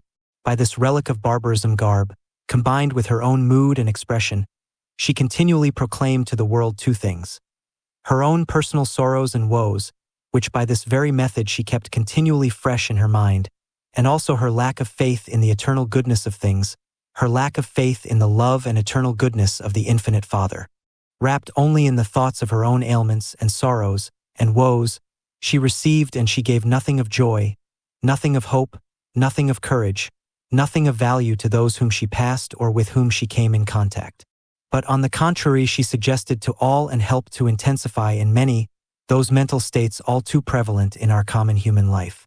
And as she passed our friend, one could notice a slight turn of the head which, coupled with the expression in her face, seemed to indicate this as her thought. Your dress and your conduct are not wholly in keeping with a lady of your years. Thank God. Then thank God they are not. And may He in His great goodness and love send us an innumerable company of the same rare type, and may they live 1,000 years to bless mankind, to impart the life-giving influences of their own royal lives to the numerous ones all about us who stand so much in need of them. Would you remain always young? And would you carry all the joyousness and buoyancy of youth into your mature years? Then have care concerning but one thing, how you live in your thought world. This will determine all. It was the inspired one, Gautama, the Buddha, who said, "The mind is everything, what you think you become." And the same thing had Ruskin in mind when he said, "Make yourself nests of pleasant thoughts." None of us as yet know, for none of us have been taught in early youth, what fairy palaces we may build of beautiful thought, proof against all adversity. And would you have in your body all the elasticity, all the strength, all the beauty of your younger years? Then live these in your mind, making no room for unclean thought, and you will externalize them in your body. In the degree that you keep young in thought will you remain young in body. And you will find that your body will in turn aid your mind, for body helps mind the same as mind builds body. You are continually building, and so externalizing in your body conditions most akin to the thoughts and emotions you entertain. And not only are you so building from within, but you are also continually drawing from without forces of a kindred nature. Your particular kind of thought connects you with a similar order of thought from without. If it is bright, hopeful, cheerful, you connect yourself with a current of thought of this nature. If it is sad, fearing, despondent, then this is the order of thought you connect yourself with. If the latter is the order of your thought, then perhaps unconsciously and by degrees you have been connecting yourself with it. You need to go back and pick up again a part of your child nature with its careless and cheerful type of thought. The minds of the group of children at play are unconsciously concentrated in drawing to their bodies a current of playful thought. Place a child by itself, deprive it of its companions, and soon it will mope and become slow of movement. It is cut off from that peculiar thought current and is literally out of its element. You need to bring again this current of playful thought to you which has gradually been turned off. You are too serious or sad, or absorbed in the serious affairs of life. You can be playful and cheerful without being puerile or silly. You can carry on business all the better for being in the playful mood when your mind is off your business. There is nothing but ill resulting from the permanent mood of sadness and seriousness. The mood which by many so long maintained makes it actually difficult for them to smile at all. At 18 or 20 you commenced growing out of the more playful tendency of early youth. You took hold of the more serious side of life. You went into some business. You became more or less involved in its cares, perplexities, and responsibilities. Or, as man or woman, you entered on some phase of life involving care or trouble. Or you became absorbed in some game of business which, as you followed it, left no time for play. Then, as you associated with older people, you absorbed their old ideas, their mechanical methods of thinking, their acceptance of errors without question or thought of question. In all this you opened your mind to a heavy, care-laden current of thought. Into this you glided unconsciously. That thought is materialized in your blood and flesh. The scene of your body is a deposit or crystallization of the unseen element ever flowing to your body from your mind. Years pass on and you find that your movements are stiff and cumbrous, that you can with difficulty climb a tree as at 14. Your mind has all this time been sending to your body these heavy, inelastic elements, making your body what now it is. Your change for the better must be gradual, and can only be accomplished by bringing the thought current of an all-round symmetrical strength to bear on it, by demanding of the supreme power to be led in the best way, by diverting your mind from the many unhealthy thoughts which habitually have been flowing into it without your knowing it, to healthier ones. Like the beast, the bodies of those of our race have in the past weakened and decayed. This will not always be. Increase of spiritual knowledge will show the cause of such decay, and will show also how to take advantage of a law or force to build us up, renew ever the body and give it greater and greater strength, instead of blindly using that law or force, as has been done in the past, to weaken our bodies and finally destroy them. Full, rich, and abounding health is the normal and the natural condition of life. Anything else is an abnormal condition, and abnormal conditions as a rule come through perversions. God never created sickness, suffering, and disease. They are man's own creations. They come through his violating the laws under which he lives. So used are we to seeing them that we come gradually, if not to think of them as natural, then to look upon them as a matter of course. The time will come when the work of the physician will not be to treat and attempt to heal the body, but to heal the mind, which in turn will heal the body. In other words, the true physician will be a teacher. His work will be to keep people well, instead of attempting to make them well after sickness and disease comes on. And still beyond this, there will come a time when each will be his own physician.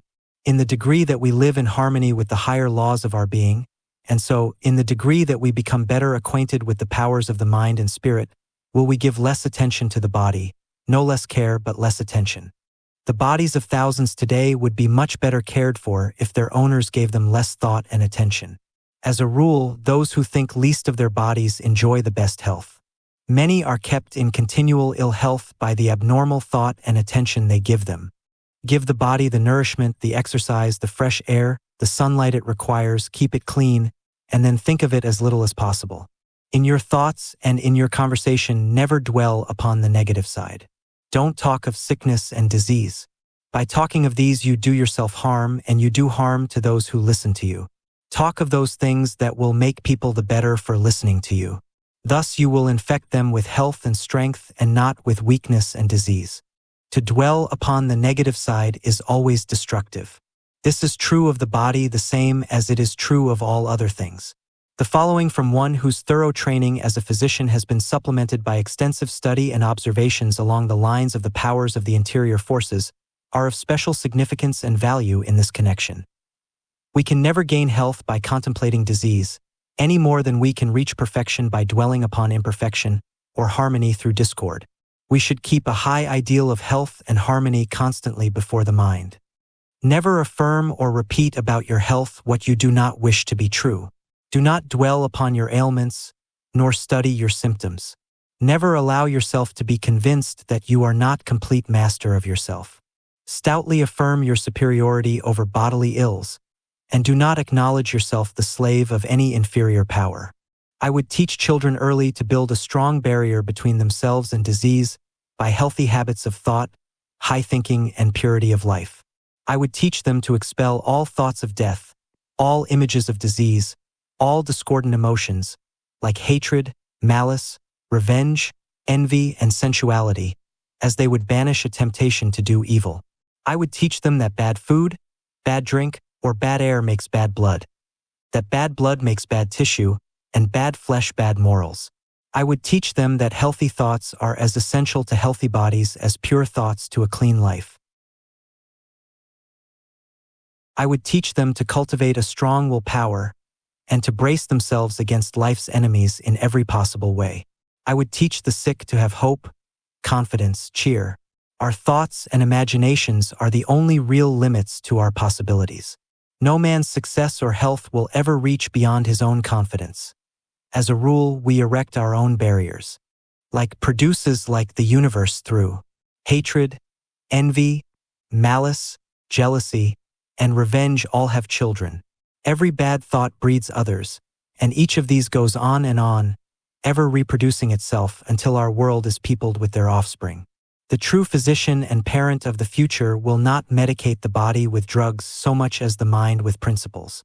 The coming mother will teach her child to assuage the fever of anger, hatred, malice, with the great panacea of the world, love. The coming physician will teach the people to cultivate cheerfulness, goodwill, and noble deeds for a health tonic as well as a heart tonic, and that a merry heart doeth good like a medicine. The health of your body, the same as the health and strength of your mind, depends upon what you relate yourself with. This infinite spirit of life, this source of all life, can from its very nature, we have found, admit of no weakness, no disease. Come then into the full, conscious, vital realization of your oneness with this infinite life. Open yourself to its more abundant entrance, and full and ever-renewing bodily health and strength will be yours. And good may ever conquer ill, health walk where pain has trod. As a man thinketh, so is he. Rise, then, and think with God. The whole matter may then be summed up in the one sentence. God is well, and so are you. You must awaken to the knowledge of your real being. When this awakening comes, you will have, and you will see that you have, the power to determine what conditions are externalized in your body. You must realize yourself as one with infinite spirit. God's will is then your will. Your will is God's will, and with God all things are possible. When we are able to do away with all sense of separateness by living continually in the realization of this oneness, not only will our bodily ills and weaknesses vanish, but all limitations along all lines. Then delight thyself in the Lord, and he shall give thee the desires of thine heart. Then will you feel like crying all the day long. The lines are fallen unto me in pleasant places. Yeah, I have a goodly heritage. Drop out of mind your belief in good things and good events coming to you in the future. Come now into the real life and coming appropriate and actualize them now. Remember that only the best is good enough for one with a heritage so royal as yours. We buy ashes for bread. We buy diluted wine. Give me the true, whose ample leaves and tendrils curled among the silver hills of heaven, draw everlasting dew. The secret, power, and effects of love. This is the spirit of infinite love. The moment we recognize ourselves as one with it, we become so filled with love that we see only the good in all. And when we realize that we are all one with this infinite spirit, then we realize that in a sense we are all one with each other. When we come into a recognition of this fact, we can then do no harm to anyone, to anything. We find that we are all members of the one great body, and that no portion of the body can be harmed without all the other portions suffering thereby. When we fully realize the great fact of the oneness of all life, that all are partakers from this one infinite source, and so that the same life is the life in each individual, then prejudices go and hatreds cease. Love grows and reigns supreme. then wherever we go, whenever we come in contact with the fellow man, we are able to recognize the God within. We thus look only for the good, and we find it. It always pays. There is a deep scientific fact underlying the great truth. He that takes the sword shall perish by the sword. The moment we come into a realization of the subtle powers of the thought forces, we can quickly see that the moment we entertain any thoughts of hatred toward another, he gets the effects of these diabolical forces that go out from us, and has the same thoughts of hatred aroused in him, which in turn return to the sender. Then when we understand the effects of the passion, hatred, or anger, even upon the physical body, we can see how detrimental, how expensive this is. The same is true in regard to all kindred thoughts or passions. Envy, criticism, jealousy, scorn. In the ultimate, we shall find that in entertaining feelings of this nature toward another, we always suffer far more than the one toward whom we entertain them. And then when we fully realize the fact that selfishness is at the root of all error, sin, and crime, and that ignorance is the basis of all selfishness, with what charity we come to look upon the acts of all. It is the ignorant man who seeks his own ends at the expense of the greater whole. It is the ignorant man, therefore, who is the selfish man. The truly wise man is never selfish. He is a seer and recognizes the fact that he, a single member of the one great body, is benefited in just the degree that the entire body is benefited, and so he seeks nothing for himself that he would not equally seek for all mankind. If selfishness is at the bottom of all error, sin, and crime, and ignorance is the basis of all selfishness, then when we see a manifestation of either of these qualities, if we are true to the highest within us, we will look for and will seek to call forth the good in each individual with whom we come in contact. When God speaks to God, then God responds and shows forth as God. But when devil speaks to devil, then devil responds, and the devil is always to pay. I sometimes hear a person say, "I don't see any good in him." No? Then you are no seer. Look deeper and you will find the very God in every human soul. But remember, it takes a God to recognize a God. Christ always spoke to the highest, the truest, and the best in men. He knew and he recognized the God in each because he had first realized it in himself. He ate with publicans and sinners. Abominable, the scribes and Pharisees said. They were so wrapped up in their own conceits, their own self-centeredness, hence their own ignorance, that they had never found the God in themselves, and so they never dreamed that it was the real life of even publicans and sinners. In the degree that we hold a person in the thought of evil or of error, do we suggest evil and error to him. In the degree that he is sensitively organized or not well individualized, and so, subject to the suggestions of the thought forces from others, will he be influenced. And so in this way we may be sharers in the very evil doing in which we hold another in thought. In the same way, when we hold a person in the thought of the right, the good, and the true, righteousness, goodness, and truth are suggested to him, and thus we have a most beneficent influence on his life and conduct. If our hearts go out in love to all with whom we come in contact, we inspire love, and the same ennobling and warming influences of love always return to us from those in whom we inspire them. There is a deep scientific principle underlying the precept. If you would have all the world love you, you must first love all the world. In the degree that we love will we be loved. Thoughts are forces. Each creates of its kind. Each comes back laden with the effect that corresponds to itself and of which it is the cause. Then let your secret thoughts be fair. They have a vital part, and share in shaping words and molding fate. God's system is so intricate. I know of no better practice than that of a friend who continually holds himself in an attitude of mind that he continually sends out his love in the form of the thought, "Dear everybody, I love you." And when we realize the fact that a thought invariably produces its effect before it returns, or before it ceases, we can see how he is continually breathing out a blessing not only upon all with whom he comes in contact, but upon all the world. These same thoughts of love, moreover, tokened in various ways, are continually coming to him from all quarters. Even animals feel the effects of these forces. Some animals are much more sensitively organized than many people are, and consequently they get the effects of our thoughts, our mental states, and emotions much more readily than many people do. Therefore, whenever we meet an animal, we can do it good by sending out to it these thoughts of love. It will feel the effects whether we simply entertain or whether we voice them. and it is often interesting to note how quickly it responds, and how readily it gives evidence of its appreciation of this love and consideration on our part. What a privilege and how enjoyable it would be to live and walk in a world where we meet only gods. In such a world you can live. In such a world I can live. For in the degree that we come into this higher realization do we see only the God in each human soul, and when we are thus able to see Him in everyone we meet, we then live in such a world. And when we thus recognize the God in everyone, we by this recognition help to call it forth ever more and more. What a privilege! This privilege of yours, this privilege of mine, that hypocritical judging of another is something then with which we can have nothing to do. For we have the power of looking beyond the evolving, changing, error-making self, and seeing the real, the changeless, the eternal self which by and by will show forth in the full beauty of holiness.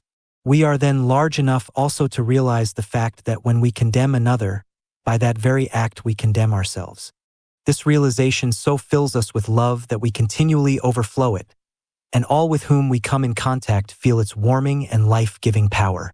These in turn send back the same feelings of love to us, and so we continually attract love from all quarters. Tell me how much one loves, and I will tell you how much he has seen of God. Tell me how much he loves, and I will tell you how much he lives with God. Tell me how much he loves, and I will tell you how far into the kingdom of heaven, the kingdom of harmony, he has entered, for love is the fulfilling of the law.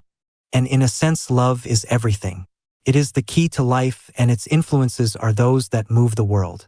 Live only in the thought of love for all, and you will draw love to you from all. Live in the thought of malice or hatred, and malice and hatred will come back to you. For evil poisons, malice shafts like boomerangs return, inflicting wounds that will not heal while rage and anger burn. Every thought you entertain is a force that goes out, and every thought comes back laden with its kind. This is an immutable law. Every thought you entertain has, moreover, a direct effect upon your body. Love and its kindred emotions are the normal and the natural, those in accordance with the eternal order of the universe, for God is love. These have a life-giving, health-engendering influence upon your body, besides beautifying your countenance, enriching your voice, and making you ever more attractive in every way.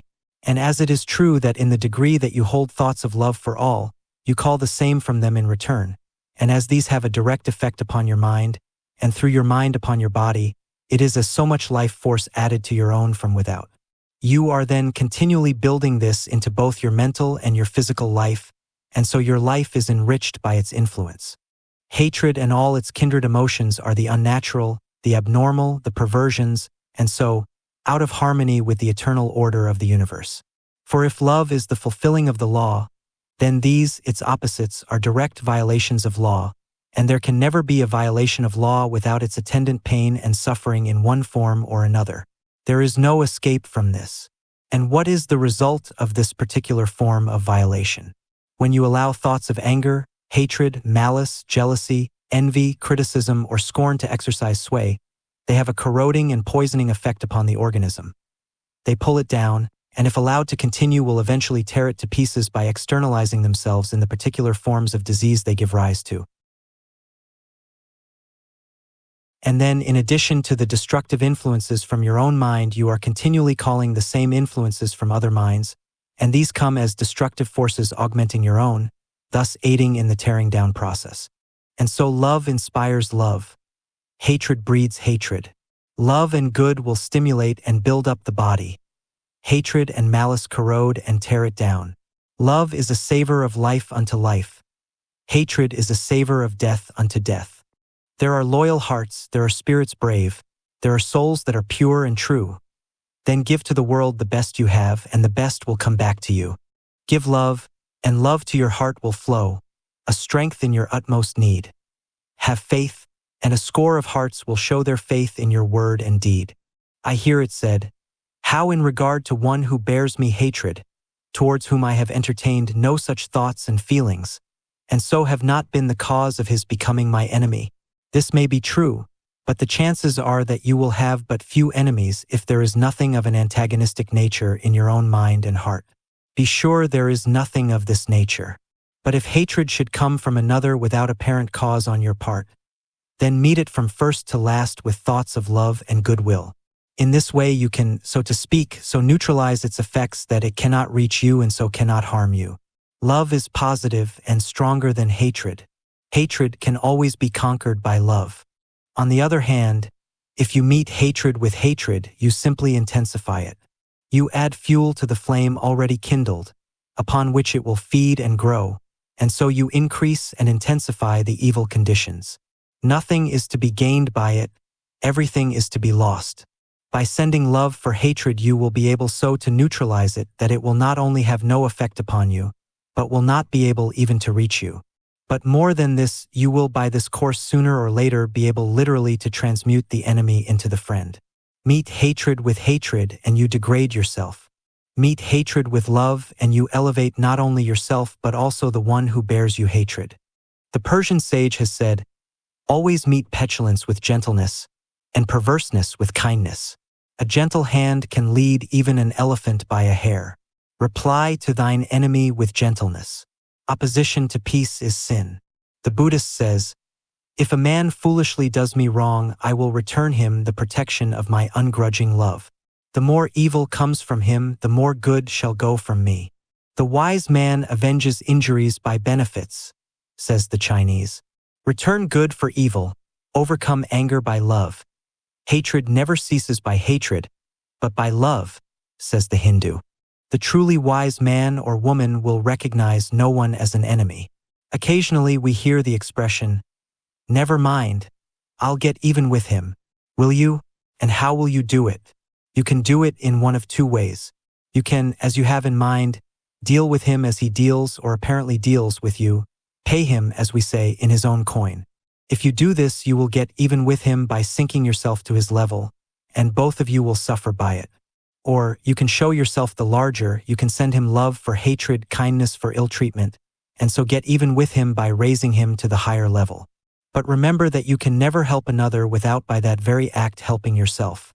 And if forgetful of self, then in most all cases the value to you is greater than the service you render another. If you are ready to treat him as he treats you, then you show clearly that there is in you that which draws the hatred and ill treatment to you. You deserve what you are getting and should not complain, nor would you complain if you were wise. By following the other course you most effectually accomplish your purpose. You gain a victory for yourself, and at the same time you do a great service for him, for which it is evident he stands greatly in need. Thus you may become his savior. He in turn may become the savior of other error-making, and consequently care-encumbered men and women. Many times the struggles are greater than we can ever know. We need more gentleness and sympathy and compassion in our common human life. Then we will neither blame nor condemn. Instead of blaming or condemning, we will sympathize, and all the more we will comfort one another, for the way is often dreary, and the feet are often weary, and the heart is very sad. There is a heavy burden bearing, when it seems that none are caring, and we half forget that ever we were glad. Comfort one another with the hand clasp close and tender, with the sweetness love can render, and the looks of friendly eyes. Do not wait with grace unspoken, while life's daily bread is broken. Gentle speech is oft like manna from the skies. When we come fully to realize the great fact that all evil and error and sin with all their consequent sufferings come through ignorance, then wherever we see a manifestation of these in whatever form, if our hearts are right, we will have compassion, sympathy, and compassion for the one in whom we see them. Compassion will then change itself into love, and love will manifest itself in kindly service. Such is the divine method. And so instead of aiding in trampling and keeping a weaker one down, we will hold him up until he can stand alone and become the master. But all life growth is from within out, and one becomes a true master in the degree that the knowledge of the divinity of his own nature dawns upon his inner consciousness and so brings him to a knowledge of the higher laws. And in no way can we so effectually hasten this dawning in the inner consciousness of another, as by showing forth the divinity within ourselves simply by the way we live. By example and not by precept. By living, not by preaching. By doing, not by professing. By living the life, not by dogmatizing as to how it should be lived. There is no contagion equal to the contagion of life.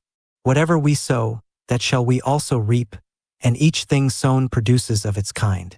We can kill not only by doing another bodily injury directly, but we can and we do kill by every antagonistic thought. Not only do we thus kill, but while we kill we suicide. Many a man has been made sick by having the ill thoughts of a number of people centered upon him. Some have been actually killed. Put hatred into the world and we make it a literal hell. Put love into the world and heaven with all its beauties and glories becomes a reality. Not to love is not to live, or it is to live a living death. The life that goes out in love to all is the life that is full and rich and continually expanding in beauty and in power. Such is the life that becomes ever more inclusive and hence larger in its scope and influence. The larger the man and the woman, the more inclusive they are in their love and their friendships. The smaller the man and the woman, the more dwarfed and dwindling their natures, the more they pride themselves upon their exclusiveness. Anyone, a fool or an idiot, can be exclusive. Comes easy. It takes and it signifies a large nature to be universal, to be inclusive.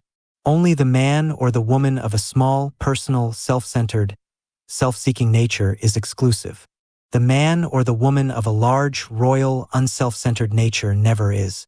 The small nature is the one that continually strives for effect.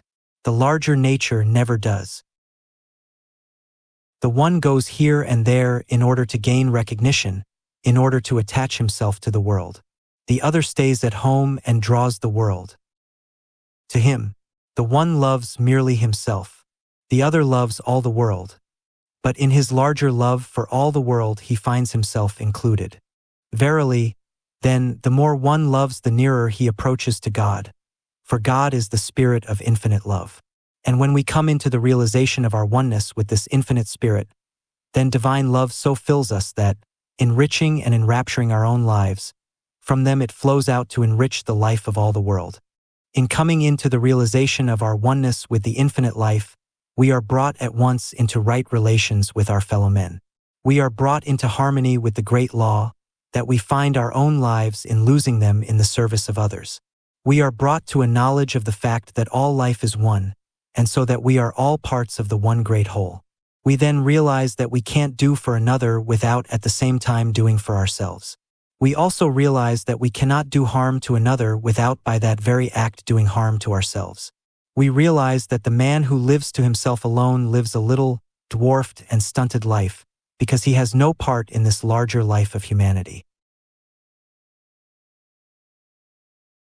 But the one who in service loses his own life in this larger life, has his own life increased and enriched 1,000 or 1,000,000-fold, and every joy, every happiness, everything of value coming to each member of this greater whole comes as such to him, for he has a part in the life of each and all. And here let a word be said in regard to true service. Peter and John were one day going up to the temple, and as they were entering the gate they were met by a poor cripple who asked them for alms. Instead of giving him something to supply the day's needs and then leaving him in the same dependent condition for the morrow and the morrow, Peter did him a real service, and a real service for all mankind by saying, "Silver and gold have I none, but such as I have I give unto thee." And then he made him whole. He thus brought him into the condition where he could help himself. In other words, the greatest service we can do for another is to help him to help himself. To help him directly might be weakening, though not necessarily. It depends entirely upon circumstances. But to help one to help himself is never weakening, but always encouraging and strengthening, because it leads him to a larger and stronger life. There is no better way to help one to help himself than to bring him to a knowledge of himself. There is no better way to bring one to a knowledge of himself than to lead him to a knowledge of the powers that are lying dormant within his own soul.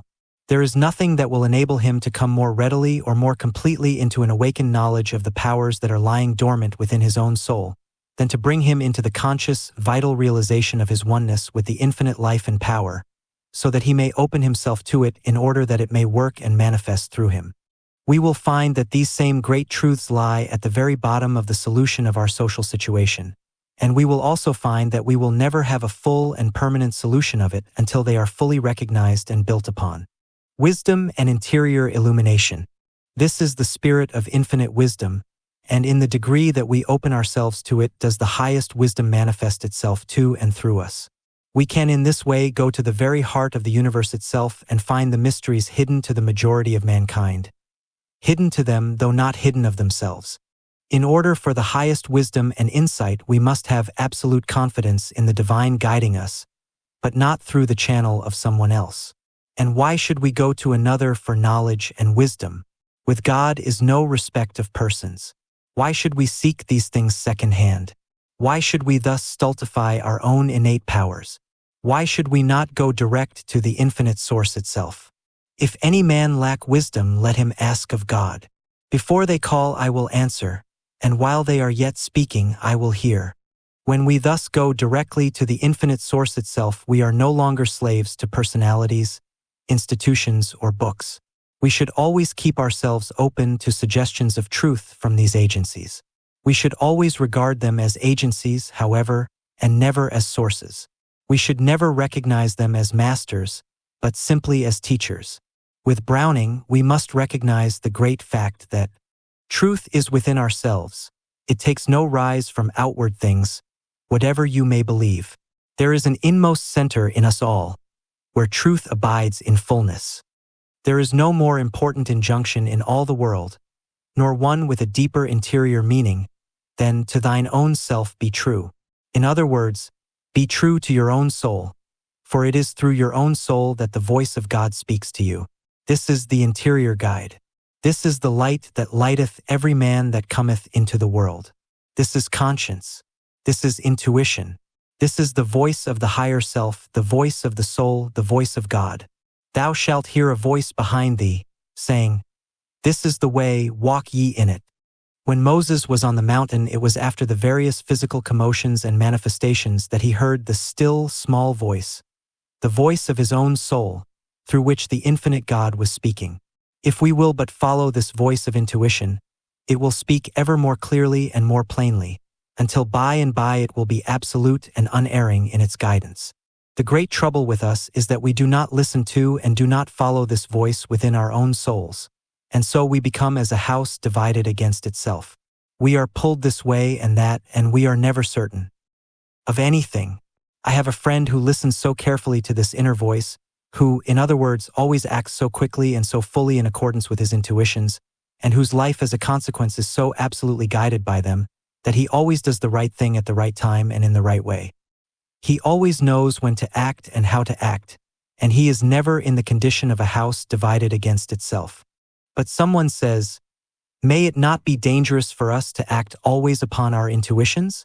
Suppose we should have an intuition to do harm to someone.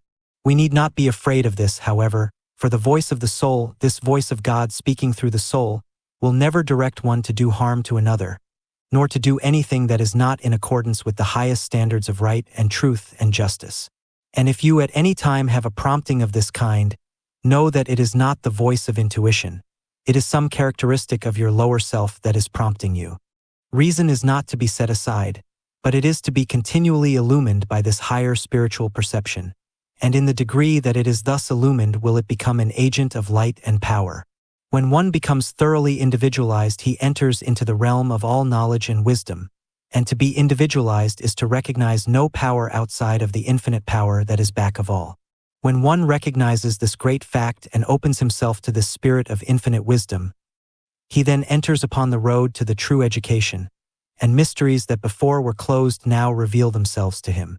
This must indeed be the foundation of all true education, this evolving from within, this evolving of what has been involved by the infinite power. All things that it is valuable for us to know will come to us if we will but open ourselves to the voice of this infinite spirit. It is thus that we become seers and have the power of seeing into the very heart of things. There are no new stars, there are no new laws or forces, but we can so open ourselves to this spirit of infinite wisdom that we can discover and recognize those that have not been known before, and in this way they become new to us. When in this way we come into a knowledge of truth, we no longer need facts that are continually changing. We can then enter into the quiet of our own interior selves.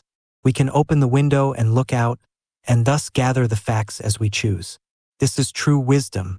Wisdom is the knowledge of God. Wisdom comes by intuition. It far transcends knowledge.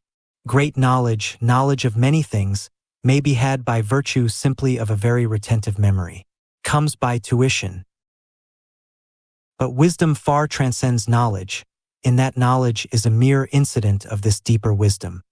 He who would enter into the realm of wisdom must first divest himself of all intellectual pride. He must become as a little child. Prejudices, preconceived opinions, and beliefs always stand in the way of true wisdom. Conceited opinions are always suicidal in their influences. They bar the door to the entrance of truth. All about us we see men in the religious world, in the world of science, in the political, in the social world, who through intellectual pride are so wrapped in their own conceits and prejudices that larger and later revelations of truth can find no entrance to them, and instead of growing and expanding, they are becoming dwarfed and stunted, and still more incapable of receiving truth. Instead of actively aiding in the progress of the world, they are as so many dead sticks in the way that would retard the wheels of progress. This, however, they can never do. Such always in time get bruised, broken, and left behind, while God's triumphal car of truth moves steadily onward.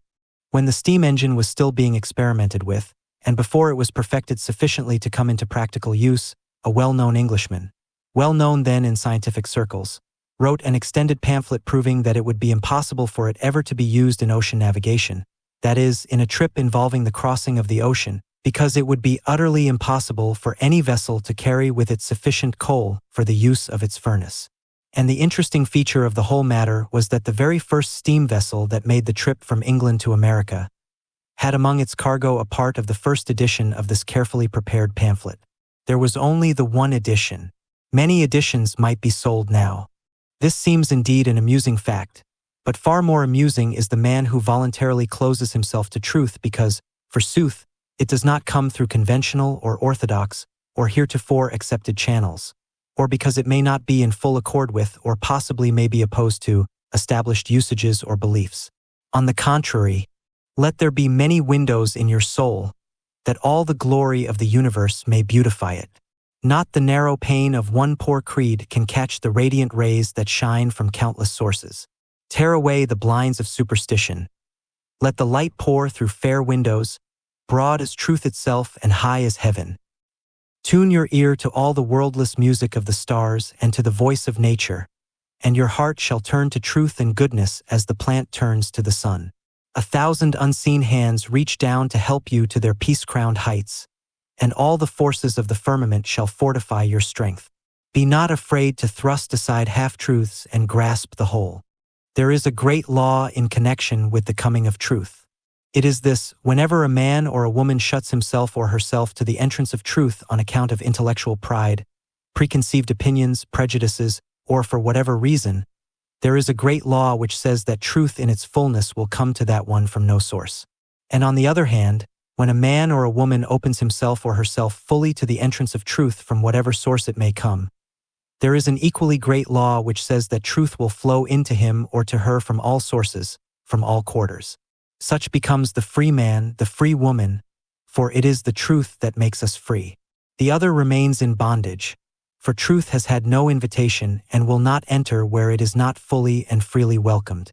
And where truth is denied entrance, the rich blessings it carries with it cannot take up their abode. On the contrary, when this is the case, it sends an envoy carrying with it atrophy, disease, death, physically and spiritually as well as intellectually. And the man who would rob another of his free and unfettered search for truth, who would stand as the interpreter of truth for another, with the intent of remaining in this position, rather than endeavoring to lead him to the place where he can be his own interpreter, is more to be shunned than a thief and a robber. The injury he works is far greater, for he is doing direct and positive injury to the very life of the one he thus holds. Who has ever appointed any man, whoever he may be, as the keeper, the custodian, the dispenser of God's illimitable truth? Many indeed are moved and so are called to be teachers of truth. But the true teacher will never stand as the interpreter of truth for another. The true teacher is the one whose endeavor is to bring the one he teaches to a true knowledge of himself and hence of his own interior powers, that he may become his own interpreter. All others are, generally speaking, those animated by purely personal motives, self-aggrandizement, or personal gain. Moreover, he who would claim to have all truth and the only truth is a bigot, a fool, or a knave. in the Eastern literature is a fable of a frog. The frog lived in a well, and out of his little well he had never been. One day a frog whose home was in the sea came to his well. Interested in all things, he went in. "Who are you? Where do you live?" said the frog in the well. "I am so and so, and my home is in the sea." "The sea? What is that? Where is that?"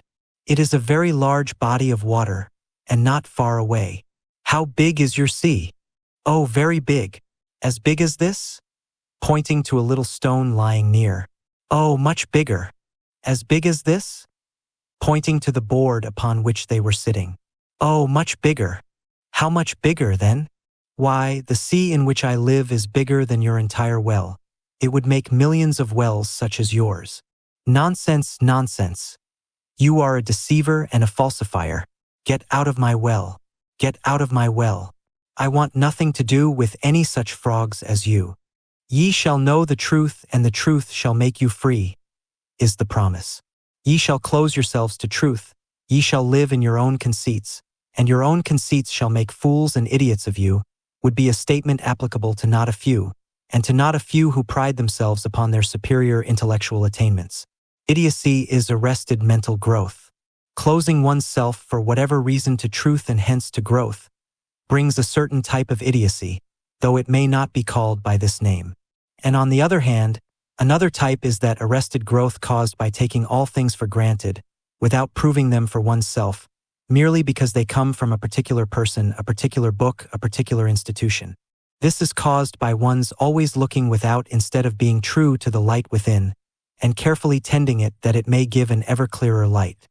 With brave and intrepid Walt Whitman, we should all be able to say, "From this hour I ordain myself loosed of limits and imaginary lines, going where I list, my own master total and absolute, listening to others, considering well what they say, pausing, searching, receiving, contemplating, gently, but with undeniable will divesting myself of the holds that would hold me.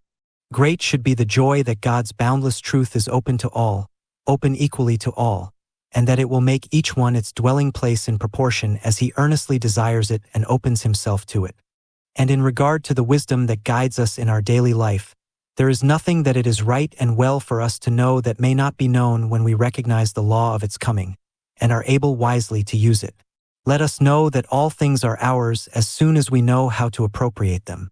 I hold it as a changeless law, from which no soul can sway or swerve. We have that in us which will draw whatever we need or most deserve. If the times come when we know not what course to pursue, when we know not which way to turn, the fault lies in ourselves. If the fault lies in ourselves, then the correction of this unnatural condition lies also in ourselves. It is never necessary to come into such a state if we are awake and remain awake to the light and the powers within us. The light is ever shining, and the only thing that it is necessary for us diligently to see to is that we permit neither this thing nor that to come between us and the light. With thee is the fountain of life. In thy light shall we see light. Let us hear the words of one of the most highly illumined men I have ever known, and one who as a consequence is never in the dark, when the time comes as to what to do and how to do it. Whenever you are in doubt as to the course you should pursue, after you have turned to every outward means of guidance, let the inward eye see, let the inward ear hear, and allow this simple, natural, beautiful process to go on unimpeded by questionings or doubts. In all dark hours and times of unwanted perplexity, we need to follow one simple direction, found, as all needed directions can be found, in the dear old gospel, which so many read, but alas, so few interpret.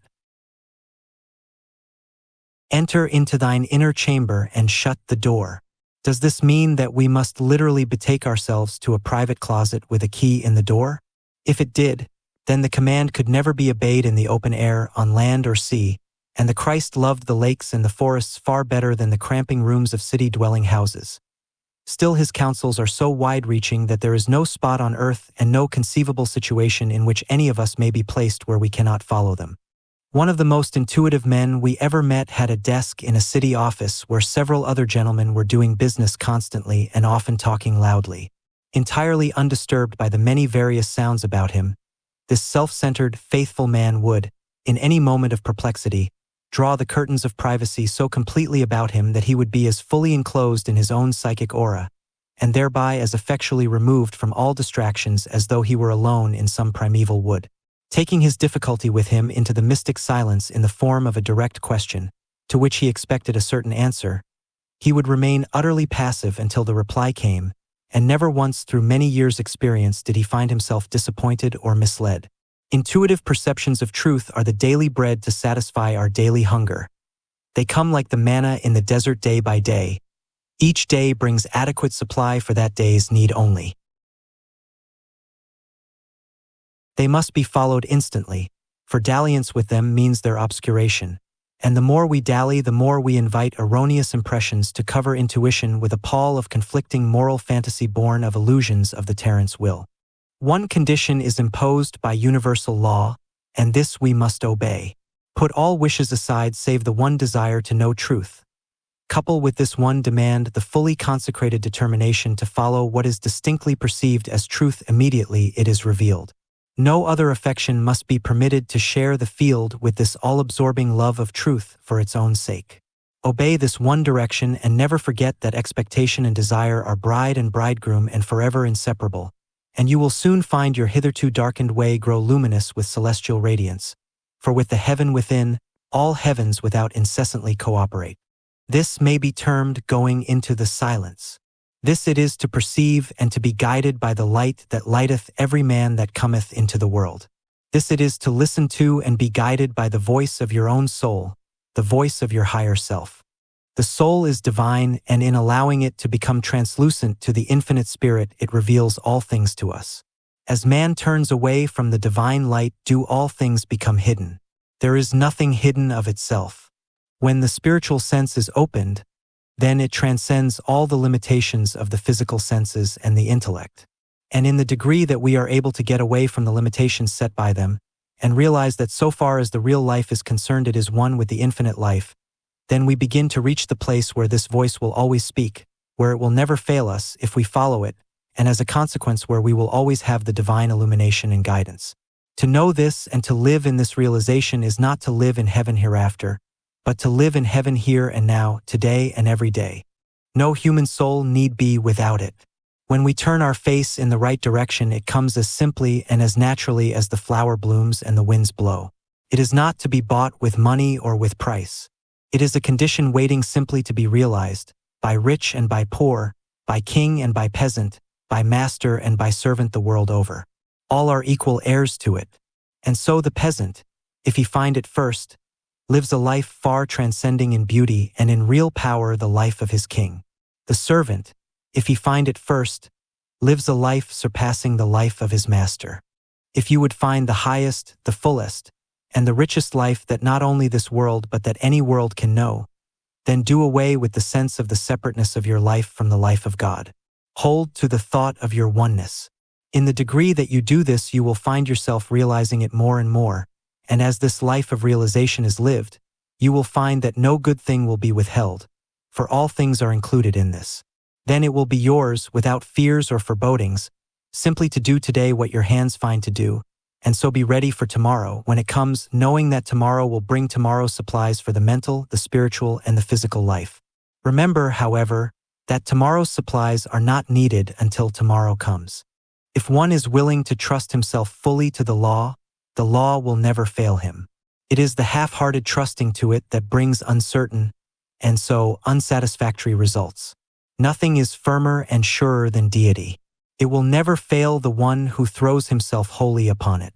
The secret of life, then, is to live continually in this realization, whatever one may be doing, wherever one may be, by day and by night, both waking and sleeping. It can be lived in while we are sleeping no less than when we are awake. And here shall we consider a few facts in connection with sleep, in connection with receiving instruction and illumination while asleep. During the process of sleep, it is merely the physical body that is at rest and in quiet. The soul life with all its activities goes right on. Sleep is nature's provision for the recuperation of the body, for the rebuilding and hence the replacing of the waste that is continually going on during the waking hours. It is nature's great restorer. If sufficient sleep is not allowed the body so that the rebuilding may equalize the wasting process, the body is gradually depleted and weakened, and any ailment or malady, when it is in this condition, is able to find a more ready entrance.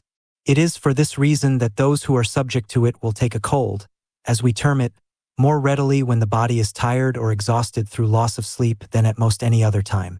The body is in that condition where outside influences can have a more ready effect upon it than when it is in its normal condition. And when they do have an effect, they always go to the weaker portions first. Our bodies are given us to serve far higher purposes than we ordinarily use them for. Especially is this true in the numerous cases where the body is master of its owner.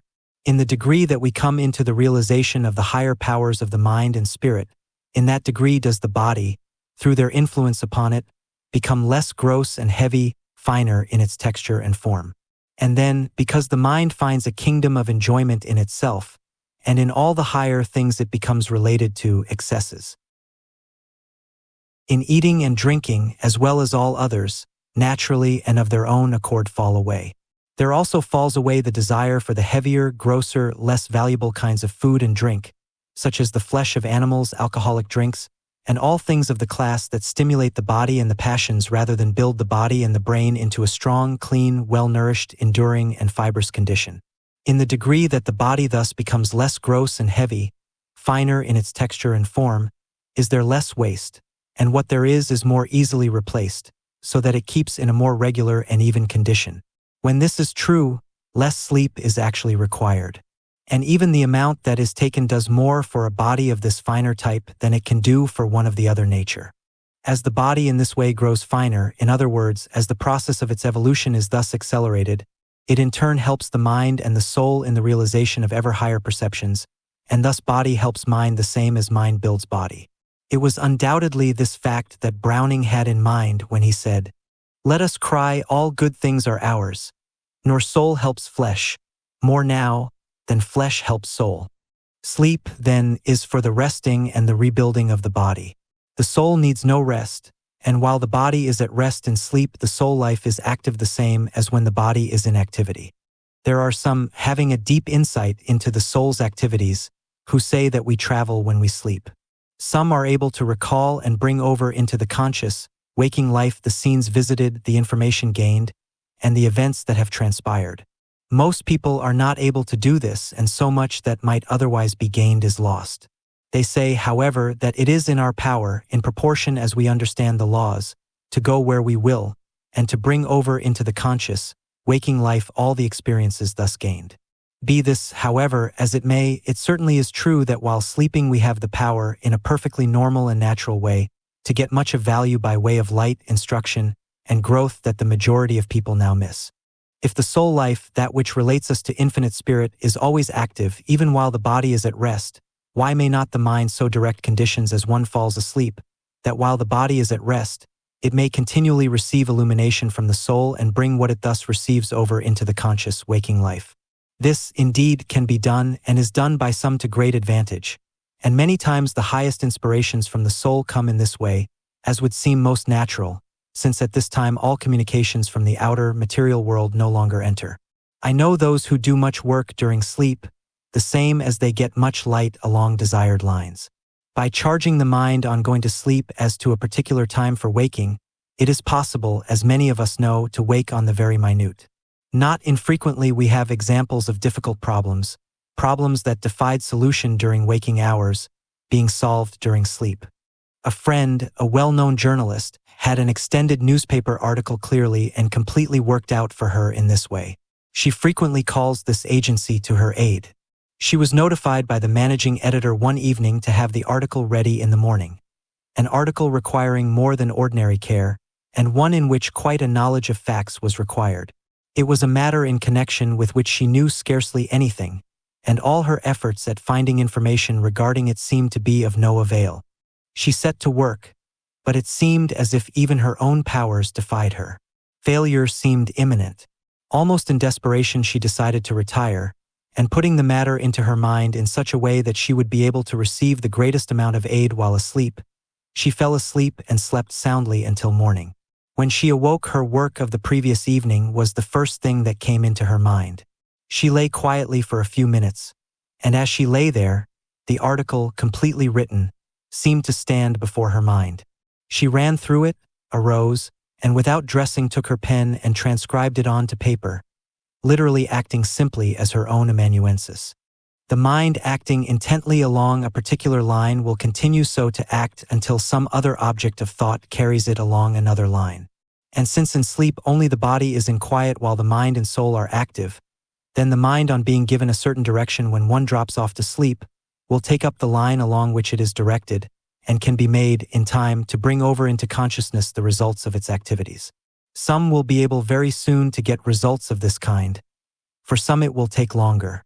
Quiet and continued effort will increase the faculty. Then, by virtue of the law of the drawing power of mind, since the mind is always active, we are drawing to us, even while sleeping, influences from the realms kindred to those in which we in our thoughts are living before we fall asleep. In this way we can put ourselves into relation with whatever kinds of influence we choose and accordingly gain much during the process of sleep. In many ways, the interior faculties are more open and receptive while we are in sleep than while we are awake. Hence the necessity of exercising even greater care as to the nature of the thoughts that occupy the mind as we enter into sleep. For there can come to us only what we by our own order of thought attract. We have it entirely in our own hands. And for the same reason, this greater degree of receptivity during this period, we are able by understanding and using the law to gain much of value more readily in this way than when the physical senses are fully open to the material world about us. Many will find a practice somewhat after the following nature of value. When light or information is desired along any particular line, light or information you feel it is right and wise for you to have, as, for example, light in regard to an uncertain course of action, then as you retire, first bring your mind into the attitude of peace and goodwill for all. You in this way bring yourself into an harmonious condition, and in turn attract to yourself these same peaceful conditions from without. Then, resting in this sense of peace, quietly and calmly send out your earnest desire for the needed light or information. Cast out of your mind all fears or forebodings lest it come not, for in quietness and in confidence shall be your strength. Take the expectant attitude of mind, firmly believing and expecting that when you awake the desired results will be with you. Then, on awaking, before any thoughts or activities from the outside world come in to absorb the attention, remain for a little while receptive to the intuitions or the impressions that come. When they come, when they manifest themselves clearly, then act upon them without delay. In the degree that you do this, in that degree will the power of doing it ever more effectively grow. Or, if for unselfish purposes you desire to grow and develop any of your faculties, or to increase the health and strength of your body, take a corresponding attitude of mind, the form of which will readily suggest itself in accordance with your particular needs or desires. In this way you will open yourself to, you will connect yourself with, and you will set into operation within yourself the particular order of forces that will make for these results. Don't be afraid to voice your desires. In this way you set into operation vibratory forces which go out and which make their impress felt somewhere, and which, arousing into activity or uniting with other forces, set about to actualize your desires. No good thing shall be withheld from him who lives in harmony with the higher laws and forces. There are no desires that shall not be satisfied to the one who knows and who wisely uses the powers with which he or she is endowed. Your sleep will be more quiet and peaceful and refreshing, and so your power increased mentally, physically, and spiritually, simply by sending out as you fall asleep thoughts of love and goodwill, thoughts of peace and harmony for all. In this way you are connecting yourself with all the forces in the universe that make for peace and harmony. A friend who has known the world over through his work along humane lines has told me that many times in the middle of the night he is awakened suddenly and there comes to his mind, as a flash of inspiration, a certain plan in connection with his work.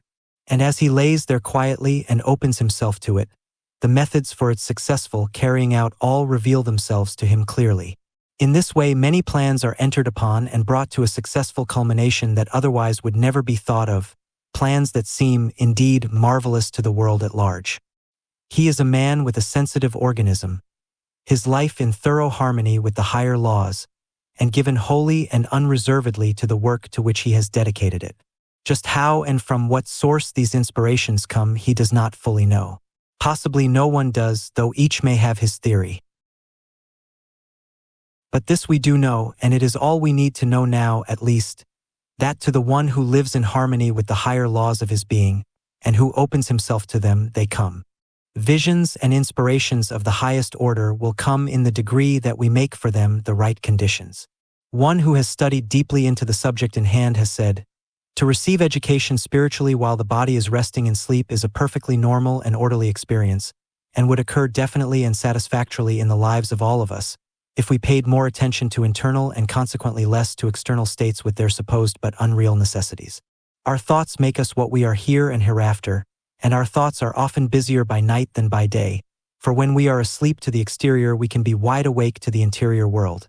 And the unseen world is a substantial place, the conditions of which are entirely regulated by mental and moral attainments.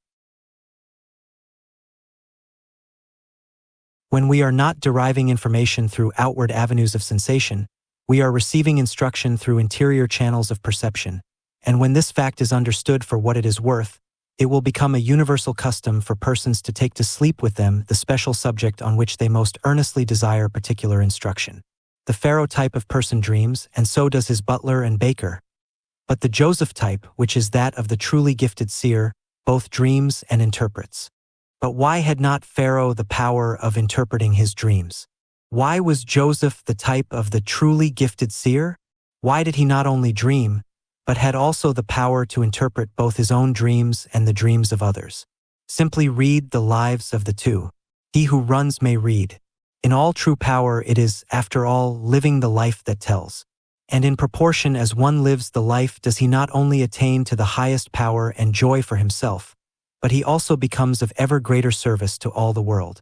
One need remain in no hell longer than he himself chooses to, and the moment he chooses not to remain longer, not all the powers in the universe can prevent his leaving it. One can rise to any heaven he himself chooses, and when he chooses so to rise, all the higher powers of the universe combine to help him heavenward. When one awakes from sleep and so returns to conscious life, he is in a peculiarly receptive and impressionable state.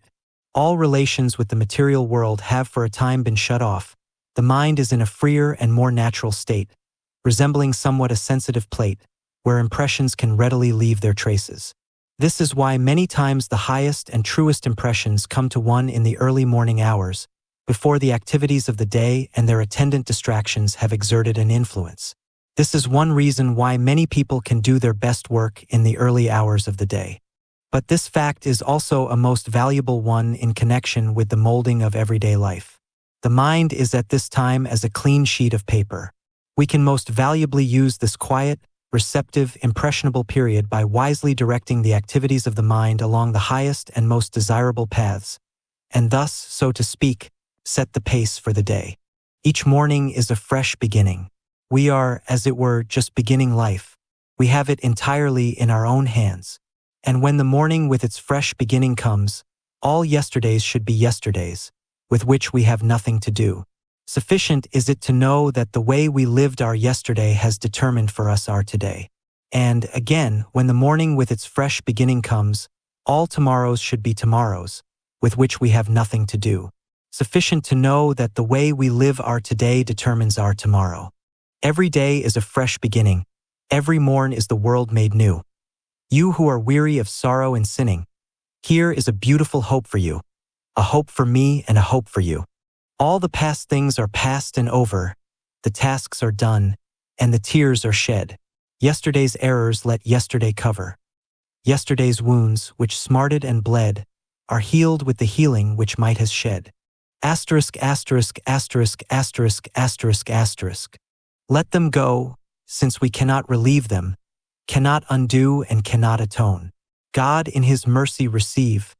Forgive them, only the new days are our own. Today is ours and today alone. Here are the skies all burnished brightly. Here is the spent earth all reborn.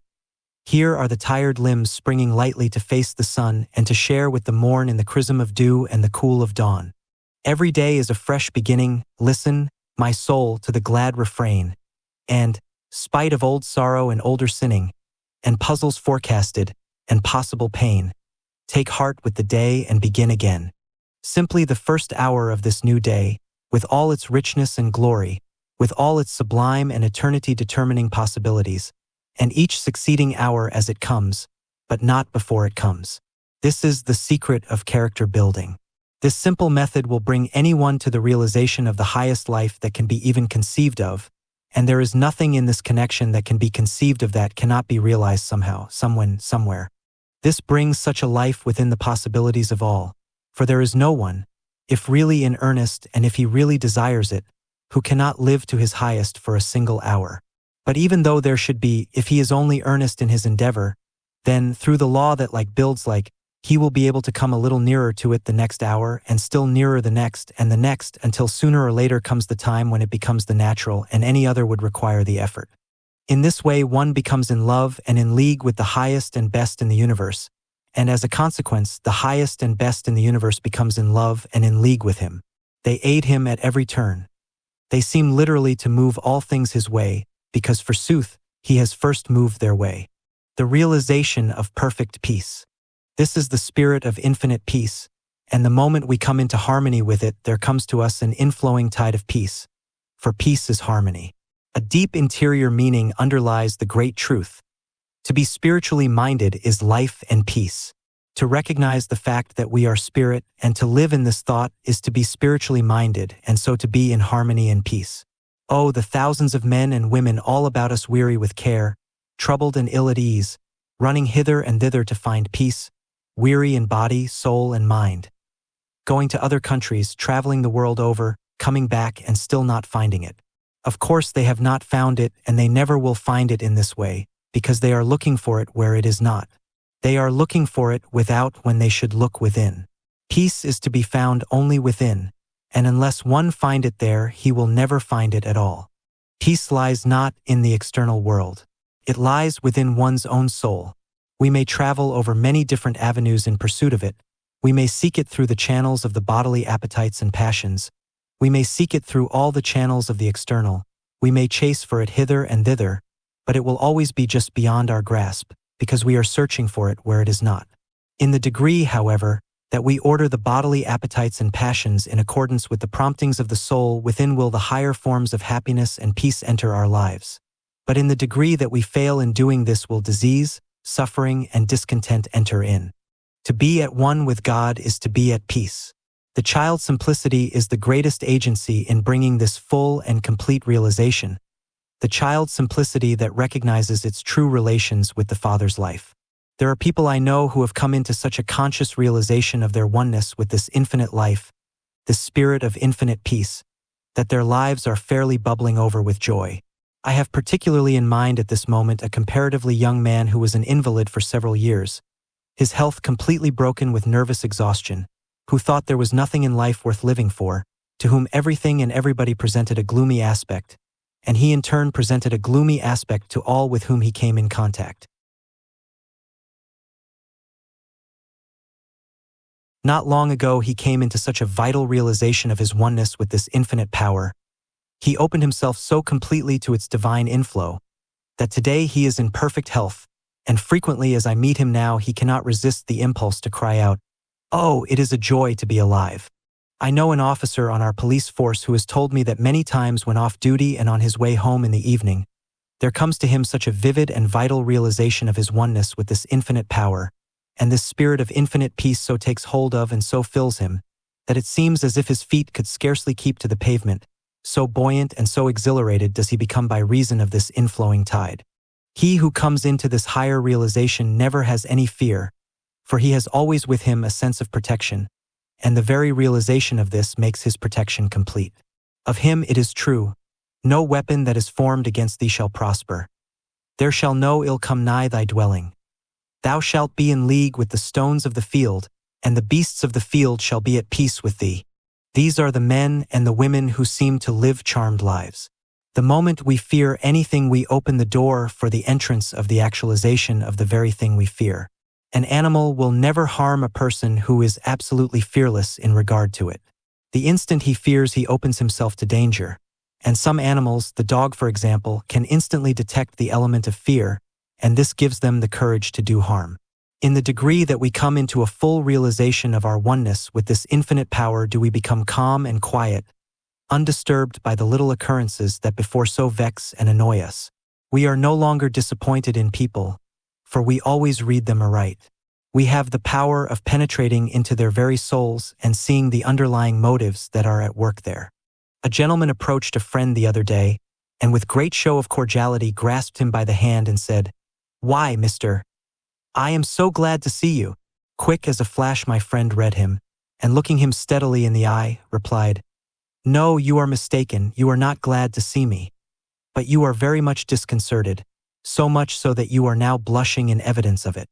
The gentleman replied, "Well, you know, in this day and age of conventionality and form, we have to put on the show and sometimes make believe what we do not really feel." My friend once more looked him in the face and said, "Again you are mistaken. Let me give you one little word of advice. You will always fare better and will think far more of yourself, always to recognize and to tell the truth rather than to give yourself to any semblance of it. As soon as we are able to read people aright, we will then cease to be disappointed in them. We will cease to place them on pedestals, for this can never be done without some attendant disappointment. The fall will necessarily come, sooner or later, and moreover, we are thus many times unfair to our friends. When we come into harmony with this spirit of peace, evil reports and apparent bad treatment, either at the hands of friends or of enemies, will no longer disturb us. When we are conscious of the fact that in our life and our work we are true to that eternal principle of right, of truth, of justice that runs through all the universe, that unites and governs all, that always eventually prevails, then nothing of this kind can come nigh us, and come what may we will always be tranquil and undisturbed. The things that cause sorrow and pain and bereavement will not be able to take the hold of us they now take. For true wisdom will enable us to see the proper place and know the right relations of all things. The loss of friends by the transition we call death will not cause sorrow to the soul that has come into this higher realization, for he knows that there is no such thing as death, for each one is not only a partaker, but an eternal partaker of this infinite life. He knows that the mere falling away of the physical body by no means affects the real soul life. With a tranquil spirit born of a higher faith, he can realize for himself, and to those less strong he can say, "Loving friends, be wise and dry straightway every weeping eye. What you left upon the bier is not worth a single tear. 'Tis a simple seashell, one out of which the pearl has gone. The shell was nothing, leave it there. The pearl, the soul, was all, is here." And so far as the element of separation is concerned, he realizes that to spirit there are no bounds, and that spiritual communion, whether between two persons in the body or two persons, one in the body and one out of the body, is within the reach of all. In the degree that the higher spiritual life is realized can there be this higher spiritual communion. The things that we open ourselves to always come to us. People in the olden times expected to see angels and they saw them, but there is no more reason why they should have seen them than that we should see them now. No more reason why they should come and dwell with them than that they should come and dwell with us, for the great laws governing all things are the same today as they were then. If angels come not to minister unto us, it is because we do not invite them. It is because we keep the door closed through which they otherwise might enter. In the degree that we are filled with this spirit of peace by thus opening ourselves to its inflow does it pour through us, so that we carry it with us wherever we go. In the degree that we thus open ourselves do we become magnets to attract peace from all sources, and in the degree that we attract and embody it in ourselves are we able to give it forth to others. We can in this way become such perfect embodiments of peace that wherever we go we are continually shedding benedictions. But a day or two ago I saw a woman grasp the hand of a man. His face showed the indwelling God, saying, "Oh, it does me so much good to see you. I have been in anxiety and almost in despair during the past few hours, but the very sight of you has rolled the burden entirely away. There are people all around us who are continually giving out blessings and comfort, persons whose mere presence seems to change sorrow into joy, fear into courage, despair into hope, weakness into power. It is the one who has come into the realization of his own true self who carries this power with him and who radiates it wherever he goes. The one who, as we say, has found his center. And in all the great universe there is but one center, the infinite power that is working in and through all. The one who then has found his center is the one who has come into the realization of his oneness with this infinite power, the one who recognizes himself as a spiritual being, for God is spirit. Such is the man of power. Centered in the infinite, he has thereby, so to speak, connected himself with, he has attached his belts to the great powerhouse of the universe. He is constantly drawing power to himself from all sources. For, thus centered, knowing himself, conscious of his own power, the thoughts that go from his mind are thoughts of strength. And by virtue of the law that like attracts like, he by his thoughts is continually attracting to himself from all quarters the aid of all whose thoughts are thoughts of strength. And in this way he is linking himself with this order of thought in the universe. And so to him that hath, to him shall be given. This is simply the working of a natural law. His strong, positive, and hence constructive thought is continually working success for him along all lines, and continually bringing to him help from all directions. The things that he sees, that he creates in the ideal, are through the agency of this strong constructive thought continually clothing themselves, taking form, manifesting themselves in the material. Silent, unseen forces are at work which will sooner or later be made manifest in the visible. Fear and all thoughts of failure never suggest themselves to such a man.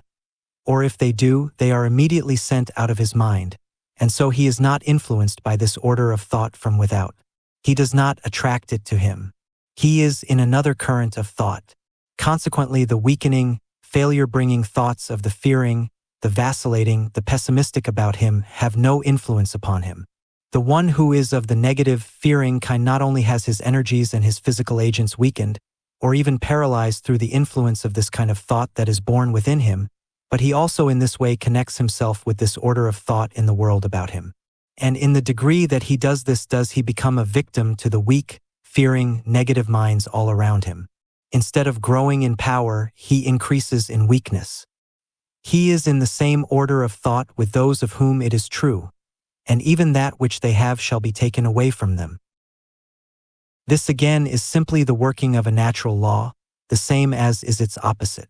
Fearing lest I lose even what I have, I hide it away in a napkin. Very well. I must then pay the price of my fearing lest I lose. Thoughts of strength both build strength from within and attract it from without. Thoughts of weakness actualize weakness from within and attract it from without.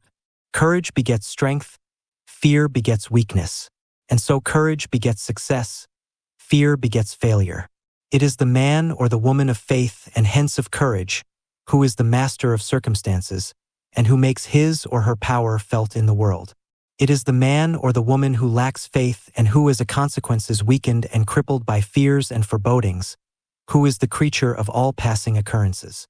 Within each one lies the cause of whatever comes to him. Each has it in his own hands to determine what comes. Everything in the visible material world has its origin in the unseen, the spiritual, the thought world. This is the world of cause, the former is the world of effect. The nature of the effect is always in accordance with the nature of the cause.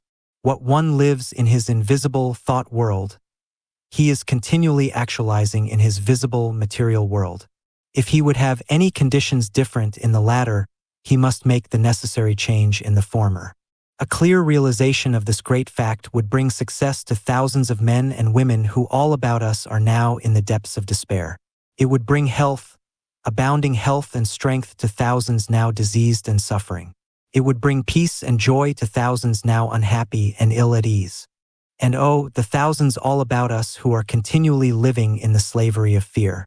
The spirits within that should be strong and powerful, are rendered weak and impotent. Their energies are crippled, their efforts are paralyzed. Fear is everywhere, fear of want, fear of starvation, fear of public opinion, fear of private opinion, fear that what we own today may not be ours tomorrow, fear of sickness, fear of death. Fear has become with millions a fixed habit. The thought is everywhere. The thought is thrown upon us from every direction. To live in continual dread, continual cringing, continual fear of anything, be it loss of love, loss of money, loss of position or situation, is to take the readiest means to lose what we fear we shall. By fear nothing is to be gained, but on the contrary, everything is to be lost. I know this is true, says one, but I am given to fear. It's natural to me and I can't help it. Can't help it. In saying this you indicate one great reason of your fear by showing that you do not even know yourself as yet. You must know yourself in order to know your powers, and not until you know them can you use them wisely and fully. Don't say you can't help it. If you think you can't, the chances are that you can't. If you think you can and act in accordance with this thought, then not only are the chances that you can, but if you act fully in accordance with it, that you can and that you will is an absolute certainty. It was Virgil who, in describing the crew which in his mind would win the race, said of them, "They can because they think they can."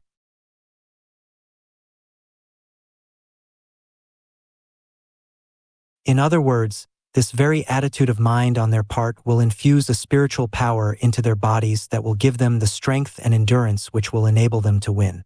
Then take the thought that you can.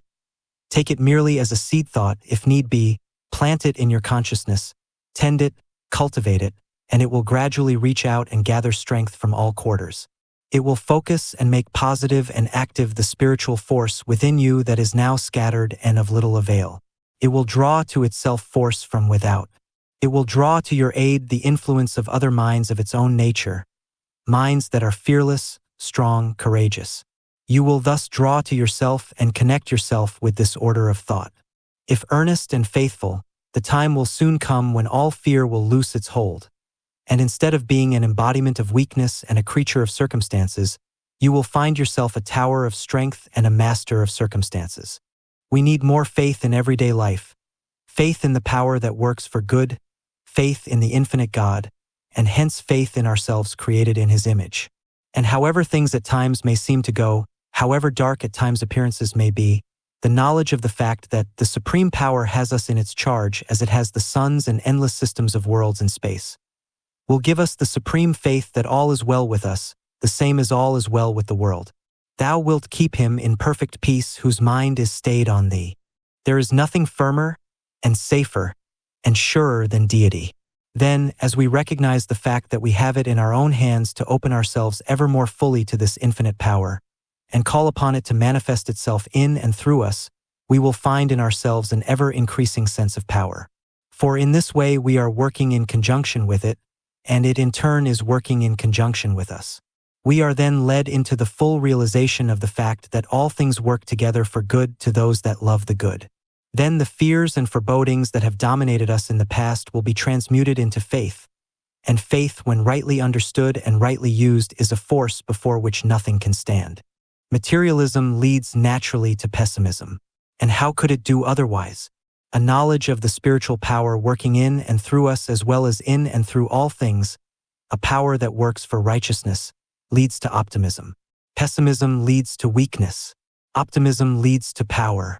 The one who is centered in deity is the one who not only outrides every storm, but who through the faith, and so the conscious power that is in him, faces storm with the same calmness and serenity that he faces fair weather, for he knows well beforehand what the outcome will be. He knows that underneath are the everlasting arms. He it is who realizes the truth of the injunction. Rest in the Lord, wait patiently for him, and he shall give thee thy heart's desire. All shall be given, simply given, to him who is ready to accept it. Can anything be clearer than this? In the degree, then, that we work in conjunction with the supreme power do we need the less to concern ourselves about results. To live in the full realization of this fact and all that attends it brings peace, a full, rich, abiding peace. A peace that makes the present complete, and that, going on before, brings back the assurance that as our days, so shall our strength be. The one who is thus centered, even in the face of all the unrest and the turmoil about us, can realize and say, asterisk, asterisk, asterisk, asterisk. I stay my haste, I make delays, for what avails this eager pace? I stand amid eternal ways, and what is mine shall know my face. Asleep, awake, by night or day, the friends I seek are seeking me. No wind can drive my bark astray, nor change the tide of destiny. Asterisk, asterisk, asterisk, asterisk. The waters know their own, and draw the brooks that spring in yonder height. So flows the good with equal law unto the soul of pure delight. The stars come nightly to the sky, the tidal wave unto the sea, nor time, nor space, nor deep, nor high, can keep my own away from me, coming into fullness of power. This is the spirit of infinite power, and in the degree that we open ourselves to it does power become manifest in us. With God all things are possible, that is, in conjunction with God all things are possible. The true secret of power lies in keeping one's connection with the God who worketh all things, And in the degree that we keep this connection are we able literally to rise above every conceivable limitation. Why, then, waste time in running hither and thither to acquire power? Why waste time with this practice or that practice? Why not go directly to the mountain top itself instead of wandering through the byways in the valleys and on the mountainsides? That man has absolute dominion, as taught in all the scriptures of the world, is true not of physical man but of spiritual man. There are many animals, for example, larger and stronger, over which from a physical standpoint he would not have dominion, but he can gain supremacy over even these by calling into activity the higher mental, psychic, and spiritual forces with which he is endowed. Whatever can't be done in the physical can be done in the spiritual. And in direct proportion as a man recognizes himself as spirit, and lives accordingly, is he able to transcend in power the man who recognizes himself merely as material. All the sacred literature of the world is teeming with examples of what we call miracles. They are not confined to any particular times or places. There is no age of miracles in distinction from any other period that may be an age of miracles. Whatever has been done in the world's history can be done again through the operation of the same laws and forces. These miracles were performed not by those who were more than men, but by those who through the recognition of their oneness with God became God-men, so that the higher forces and powers worked through them. For what, let us ask, is a miracle? Is it something supernatural?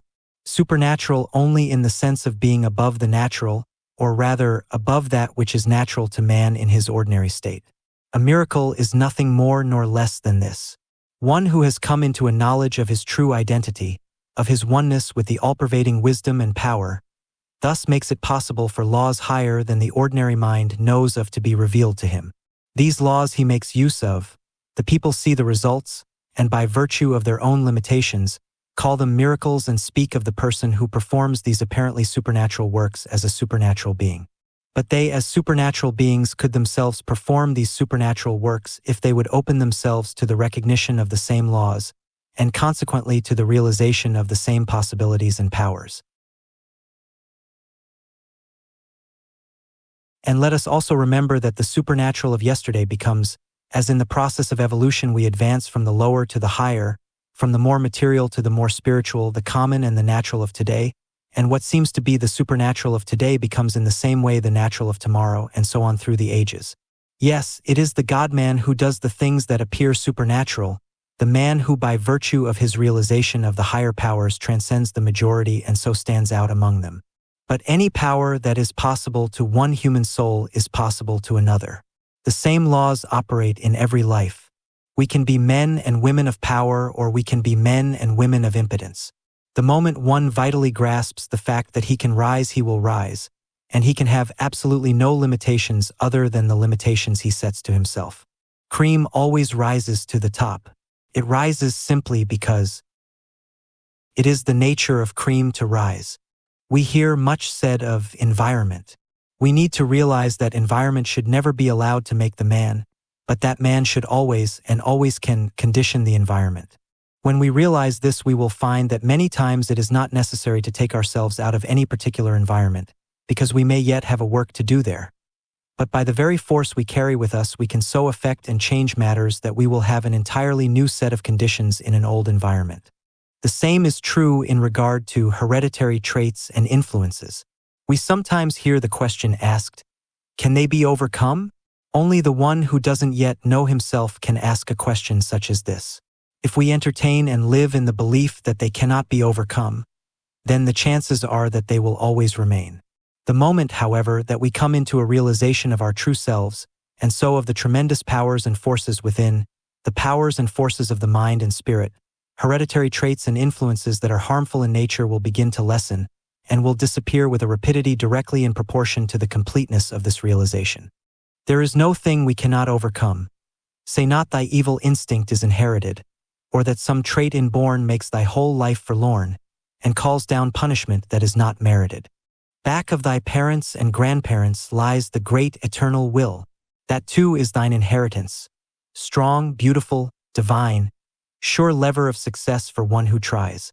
Asterisk, asterisk, asterisk, asterisk, asterisk, asterisk. There is no noble height thou canst not climb. All triumphs may be thine in time's futurity. If, whatsoe'er thy fault, thou dost not faint or halt, but lean upon the staff of God's security. Earth has no claim the soul cannot contest. Know thyself part of the eternal source. Naught can stand before thy spirit's force. The soul's divine inheritance is best. Again, there are many who are living far below their possibilities because they are continually handing over their individualities to others. Do you want to be a power in the world? Then be yourself. Don't class yourself, don't allow yourself to be classed among the secondhand, among the they say people. Be true to the highest within your own soul, and then allow yourself to be governed by no customs or conventionalities or arbitrary man-made rules that are not founded upon principle. Those things that are founded upon principle will be observed by the right-minded, the right-hearted man or woman in any case. Don't surrender your individuality, which is your greatest agent of power, to the customs and conventionalities that have gotten their life from the great mass of those who haven't enough force to preserve their individualities. Those who, in other words, have given them over as ingredients to the mush of concession, which one of our greatest writers has said characterizes our modern society. If you do surrender your individuality in this way, you simply aid in increasing the undesirable conditions. In payment for this, you become a slave, and the chances are that in time you will be unable to hold even the respect of those whom you in this way try to please. If you preserve your individuality, then you become a master, and if wise and discreet, your influence and power will be an aid in bringing about a higher, a better, and a more healthy set of conditions in the world. All people, moreover, will think more of you, will honor you more highly for doing this than if you show your weakness by contributing yourself to the same mush of concession that so many of them are contributing themselves to. With all classes of people you will then have an influence. A great style of hero draws equally all classes, all extremes of society to him, till we say the very dogs believe in him. To be oneself is the only worthy, and by all means the only satisfactory thing to be. May it not be good policy, says one, to be governed sometimes by one's surroundings? What is good policy? To be yourself first, last, and always. This above all, to thine own self be true, and it must follow as the night the day, thou canst not then be false to any man. When we appeal to the supreme and our life is governed by a principle, we are not governed either by fear of public opinion or loss of others' approbation, and we may be sure that the supreme will sustain us. If in any way we try to live to suit others, we never shall suit them, and the more we try, the more unreasonable and exacting do they become. The government of your life is a matter that lies entirely between God and yourself, and when your life is swayed and influenced from any other source, you are on the wrong path. When we find the kingdom within and become centered in the infinite, then we become a law unto ourselves. When we become a law unto ourselves, then we are able to bring others to a knowledge of laws higher than they are governed or many times even enslaved by. When we have found this center, then that beautiful simplicity, at once the charm and the power of a truly great personality, enters into our lives. Then all striving for effect, that sure indicator of weakness and a lack of genuine power, is absent. This striving for effect that is so common is always an indicator of a lack of something. It brings to mind the man who rides behind a dock-tailed horse. Conscious of the fact that there is not enough in himself to attract attention, in common with a number of other weaklings, he adopts the brutal method of having his horse's tail sawed off, that its unnatural, odd appearance may attract from people the attention that he of himself is unable to secure. But the one who strives for effect is always fooled more than he succeeds in fooling others. The man and the woman of true wisdom and insight can always see the causes that prompt, the motives that underlie the acts of all with whom he or she comes in contact. He is great who is what he is from nature and who never reminds us of others. The men and the women who are truly awake to the real powers within are the men and women who seem to be doing so little, yet who in reality are doing so much. They seem to be doing so little because they are working with higher agencies, and yet are doing so much because of this very fact. They do their work on the higher plane. They keep so completely their connection with the infinite power that it does the work for them and they are relieved of the responsibility. They are the careless people. They are careless because it is the infinite power that is working through them, and with this infinite power they are simply cooperating. The secret of the highest power is simply the uniting of the outer agencies of expression with the power that works from within. Are you a painter? Then in the degree that you open yourself to the power of the forces within will you become great instead of mediocre. You can never put into permanent form inspirations higher than those that come through your own soul. In order for the higher inspirations to come through it, you must open your soul, you must open it fully to the supreme source of all inspiration. Are you an orator? In the degree that you come into harmony and work in conjunction with the higher powers that will speak through you will you have the real power of molding and of moving men. If you use merely your physical agents, you will be simply a demagogue. If you open yourself so that the voice of God can speak through and use your physical agents, you will become a great and true orator, great and true in just the degree that you so open yourself. Are you a singer? Then open yourself and let the God within pour forth in the spirit of song. You will find it 1,000 times easier than all your long and studied practice without this, and other things being equal. There will come to you a power of song so enchanting and so enrapturing that its influence upon all who hear will be irresistible. When my cabin or tent has been pitched during the summer on the edge or in the midst of a forest, I have sometimes lain awake on my cot in the early morning, just as the day was beginning to break. Silence at first, then an intermittent chirp here and there, and as the unfolding tints of the dawn became faintly perceptible, these grew more and more frequent, until by and by the whole forest seemed to burst forth in one grand chorus of song. Wonderful, wonderful! It seemed as if the very trees, as if every grass blade, as if the bushes, the very sky above, and the earth beneath had part in this wonderful symphony. Then, as I have listened as it went on and on, I have thought, what a study in the matter of song! If we could but learn from the birds. If we could but open ourselves to the same powers and allow them to pour forth in us, what singers, what movers of men we might have. Nay, what singers and what movers of men we would have. Do you know the circumstances under which Mr. Sankey sang for the first time the 90 and 9? Says one of our able journals.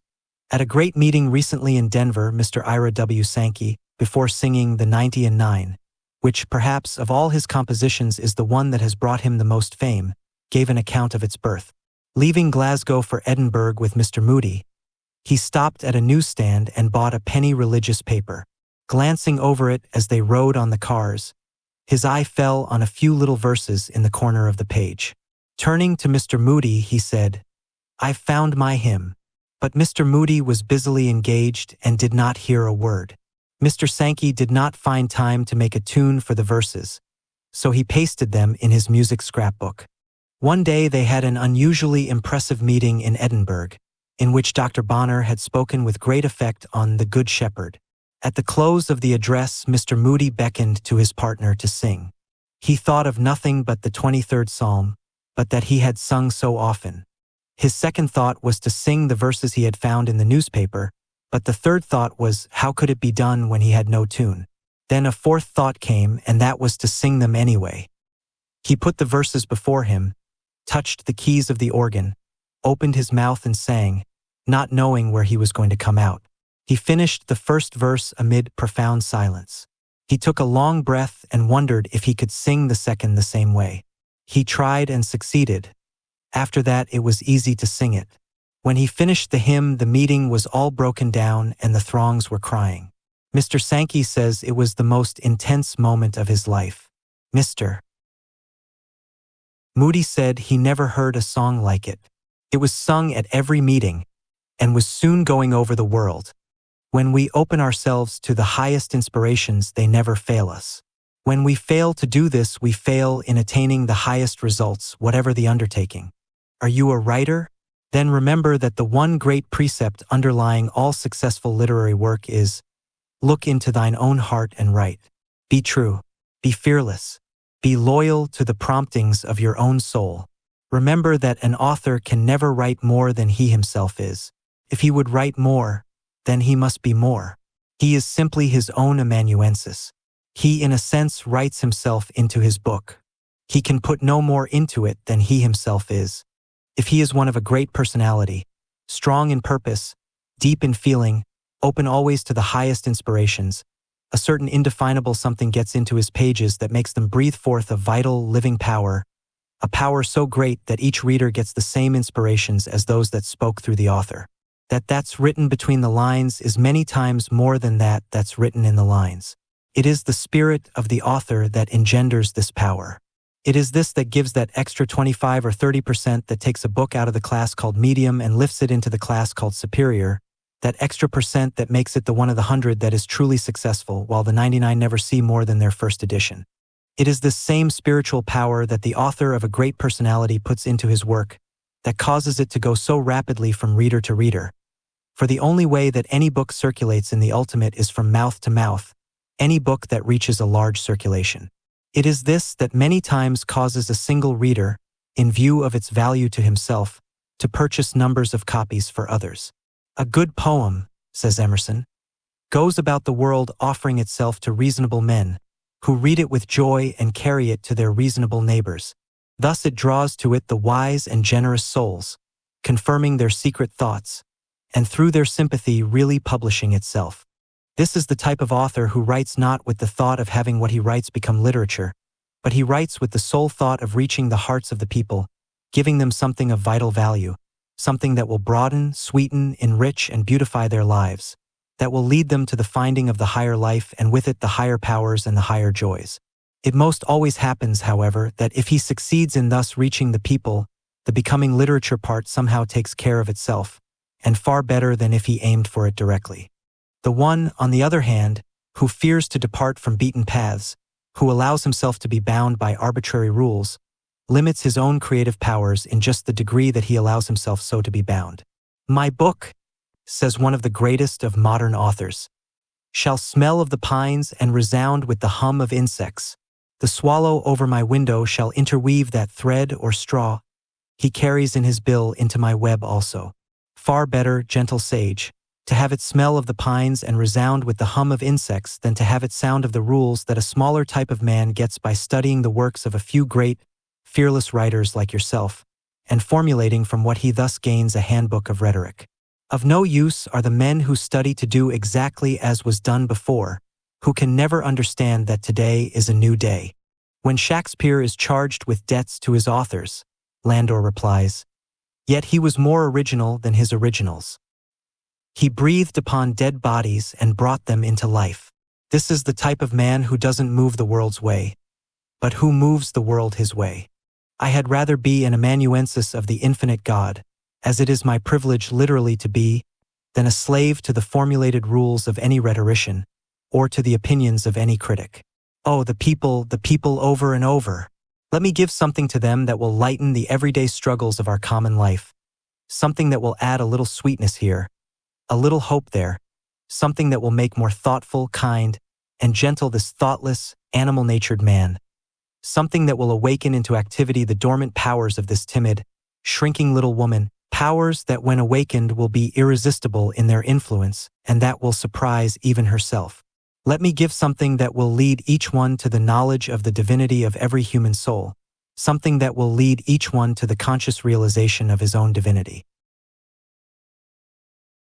With all its attendant riches and glories and powers, let me succeed in doing this, and I can then well afford to be careless as to whether the critics praise or whether they blame.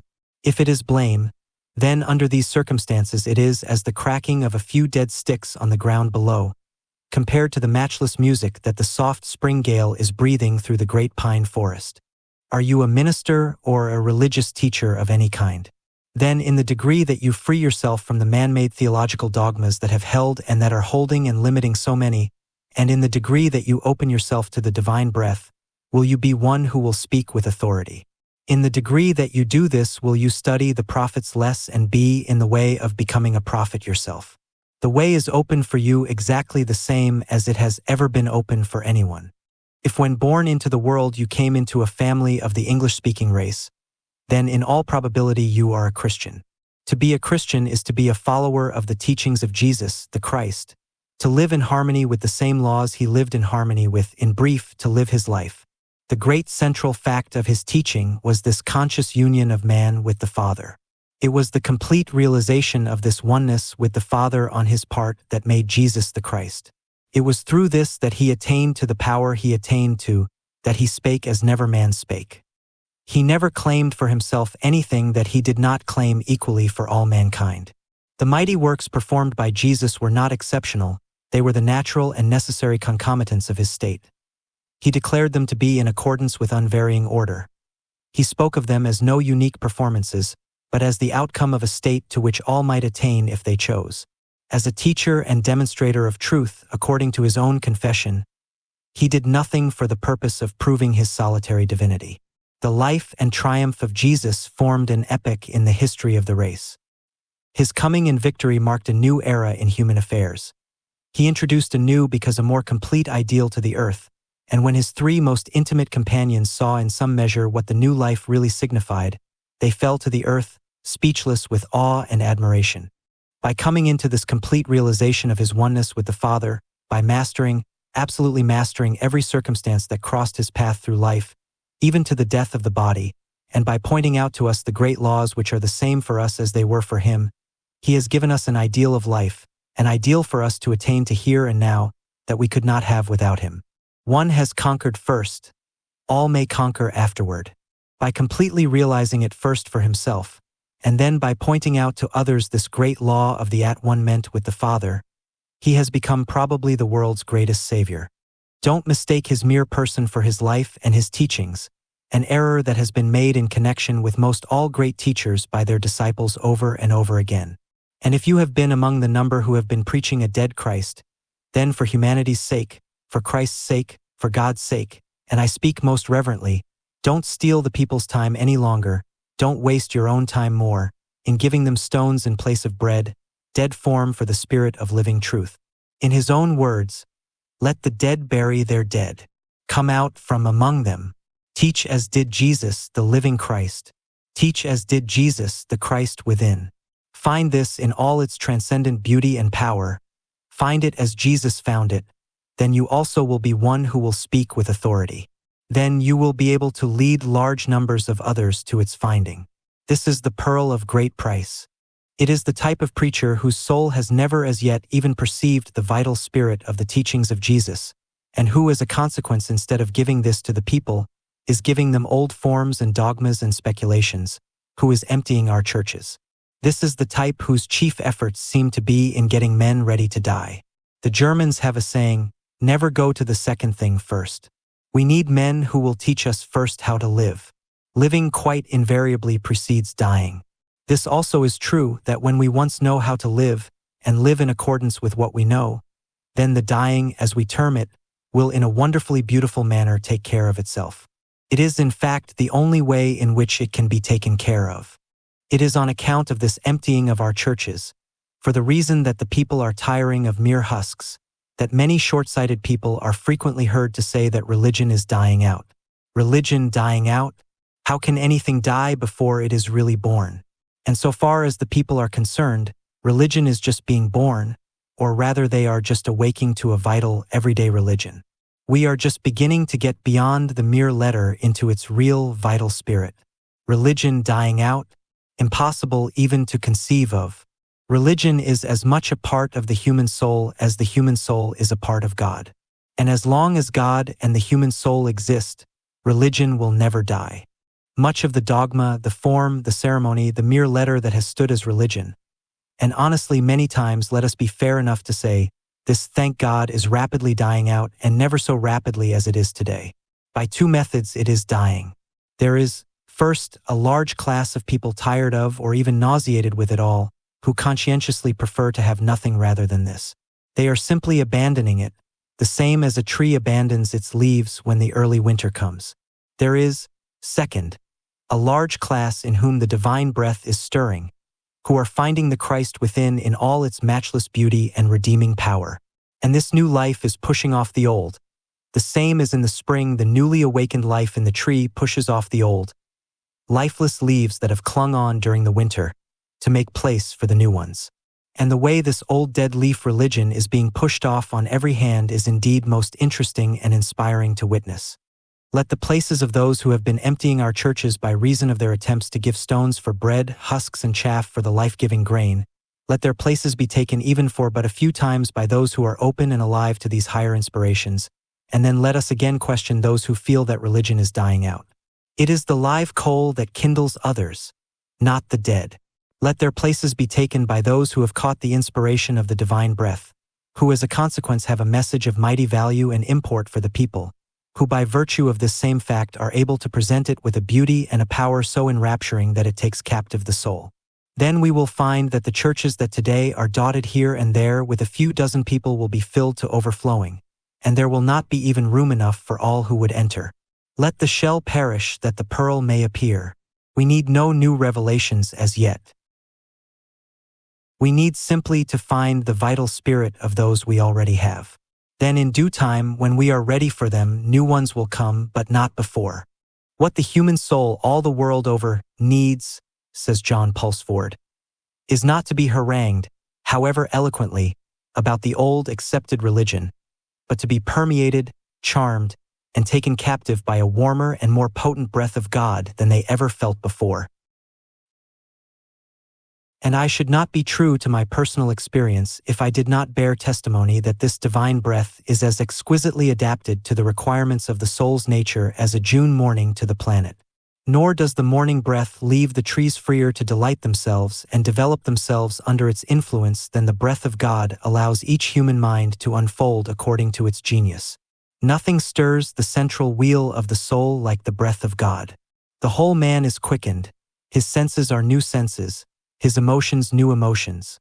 His reason, his affections, his imagination are all newborn. The change is greater than he knows. He marvels at the powers in himself which the breath is opening and calling forth. He finds his nature to be an unutterable thing. He is sure, therefore, that the future must have inconceivable surprises in store. And herein lies the evidence, which I commend to my readers, of the existence of God and of the eternal human hope. Let God's breath kindle new springtime in the soul, start into life its deeply buried germs, lead in heaven's summer. You will then have as clear evidence of God from within as you have of the universe from without. Indeed, your internal experience of life and illimitable hope in God will be nearer to you and more prevailing than all your external and superficial experience of nature and the world. There is but one source of power in the universe. Whatever then you are, painter, orator, musician, writer, religious teacher, or whatever it may be, know that to catch and take captive the secret of power is so to work in conjunction with the infinite power, in order that it may continually work and manifest through you. If you fail in doing this, you fail in everything. If you fail in doing this, your work, whatever it may be, will be third or fourth rate, possibly at times second rate, but it positively never can be first rate. Absolutely impossible will it be for you ever to become a master. Whatever estimate you put upon yourself will determine the effectiveness of your work along any line. As long as you live merely in the physical and the intellectual, you set limitations to yourself that will hold you as long as you so live. When, however, you come into the realization of your oneness with the infinite life and power, and open yourself that it may work through you, you will find that you have entered upon an entirely new phase of life, and that an ever-increasing power will be yours. Then it will be true that your strength will be as the strength of 10 because your heart is pure. O God, I am one forever with thee by the glory of birth. The celestial powers proclaim it to the utmost bounds of the earth. I think of this birthright immortal, and my being expands like a rose, as an odorous cloud of incense around and above me flows. A glorious song of rejoicing in an innermost spirit I hear, and it sounds like heavenly voices, in a chorus divine and clear. And I feel a power uprising, like the power of an embryo god. With a glorious wall it surrounds me, and lifts me up from the sod. Plenty of all things, the law of prosperity. This is the spirit of infinite plenty, the power that has brought, that is continually bringing all things into expression in material form. He who lives in the realization of his oneness with this infinite power becomes a magnet to attract to himself a continual supply of whatsoever things he desires. If one hold himself in the thought of poverty, he will be poor, and the chances are that he will remain in poverty. If he hold himself, whatever present conditions may be, continually in the thought of prosperity, he sets into operation forces that will sooner or later bring him into prosperous conditions.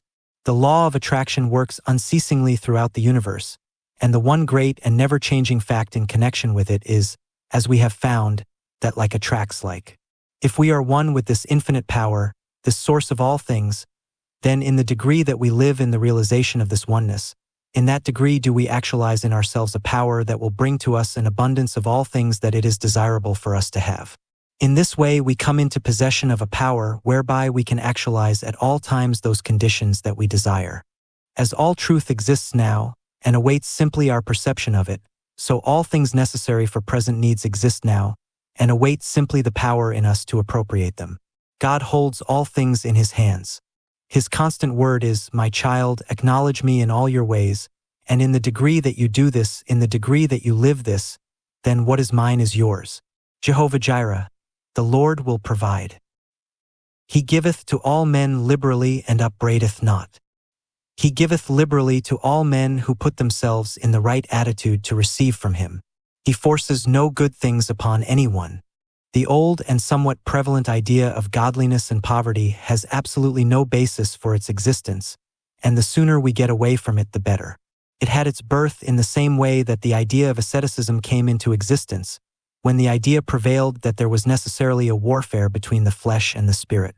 It had its origin, therefore, in the minds of those who had a distorted, a one-sided view of life. True godliness is in a sense the same as true wisdom. The one who is truly wise, and who uses the forces and powers with which he is endowed, to him the great universe always opens her treasure house. The supply is always equal to the demand when the demand is rightly, wisely made.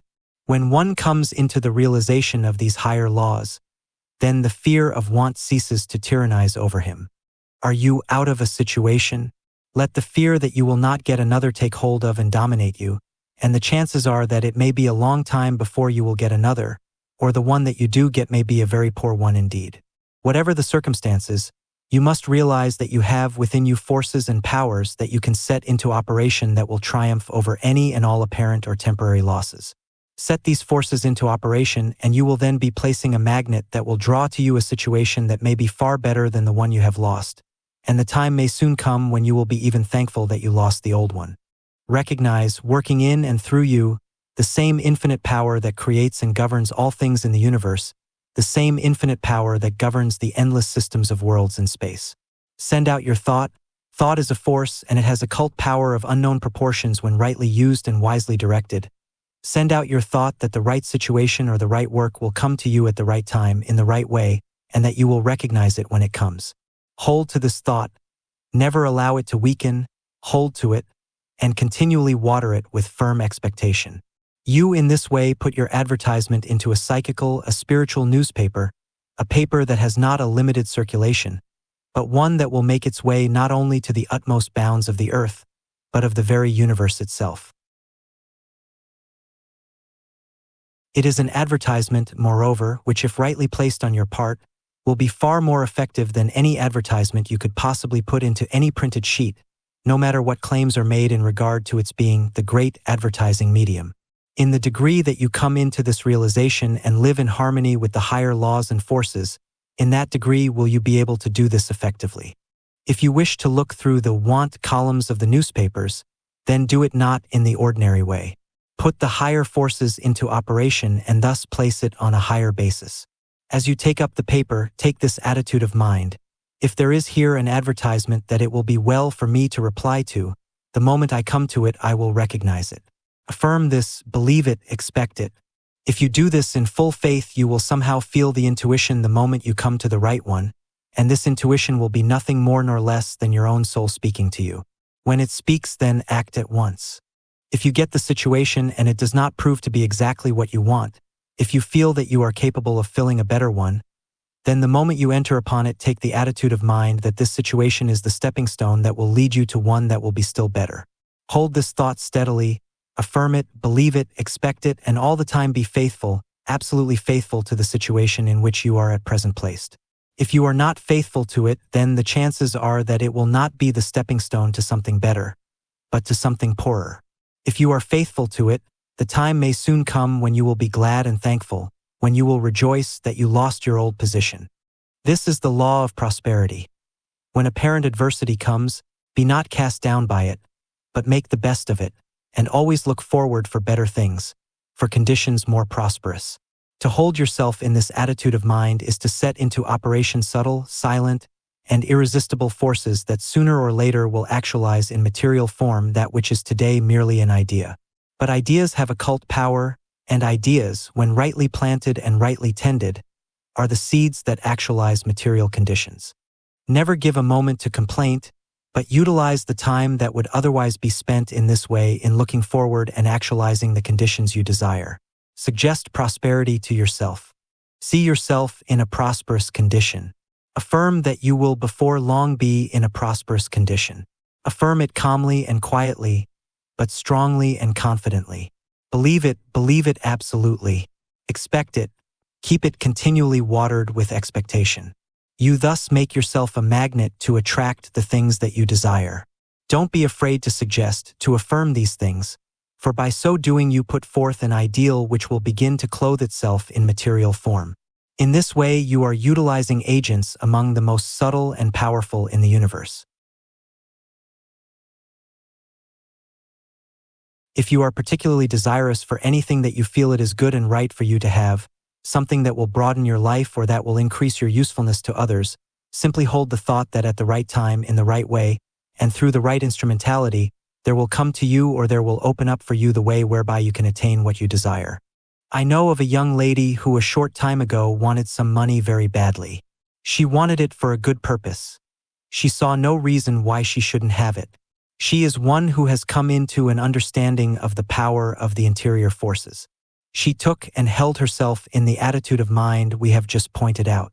In the morning she entered into the silence for a few moments.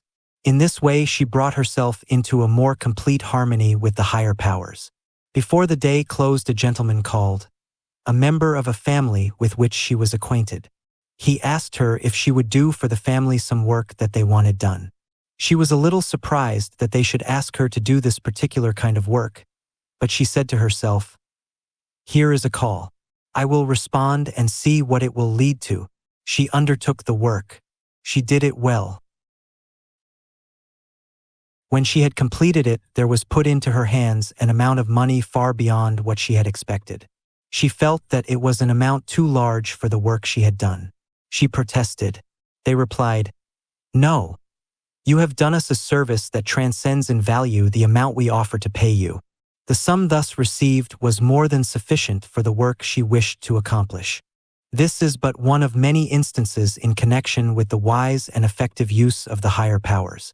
It also carries a lesson. Don't fold your hands and expect to see things drop into your lap, but set into operation the higher forces and then take hold of the first thing that offers itself. Do what your hands find to do and do it well. If this work is not thoroughly satisfactory to you, then affirm, believe, and expect that it is the agency that will lead you to something better. The basis for attracting the best of all the world can give to you is to first surround, own, and live in these things in mind, or what is falsely called imagination. All so-called imaginings are realities and forces of unseen element. Live in mind in a palace and gradually palatial surroundings will gravitate to you. But so living is not. Pining or longing or complainingly wishing. It is when you are down in the world, calmly and persistently seeing yourself as up. It is when you are now compelled to eat from a tin plate, regarding that tin plate as only the certain step to one of silver. It is not envying and growling at other people who have silver plate. That growling is just so much capital stock taken from the bank account of mental force. A friend who knows the power of the interior forces, and whose life is guided in every detail by them, has given a suggestion in this form. When you are in the arms of the bear, even though he is hugging you, look him in the face and laugh, but all the time keep your eye on the bull. If you allow all of your attention to be given to the work of the bear, the bull may get entirely out of your sight. In other words, if you yield to adversity, the chances are that it will master you, but if you recognize in yourself the power of mastery over conditions, then adversity will yield to you and will be changed into prosperity. If when it comes you calmly and quietly recognize it, and use the time that might otherwise be spent in regrets and fears and forebodings, in setting into operation the powerful forces within you, it will soon take its leave. Faith, absolute dogmatic faith, is the only law of true success.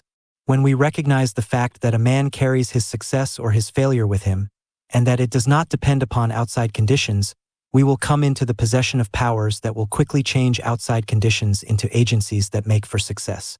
When we come into this higher realization and bring our lives into complete harmony with the higher laws, we will then be able so to focus and direct the awakened interior forces that they will go out and return laden with that for which they are sent.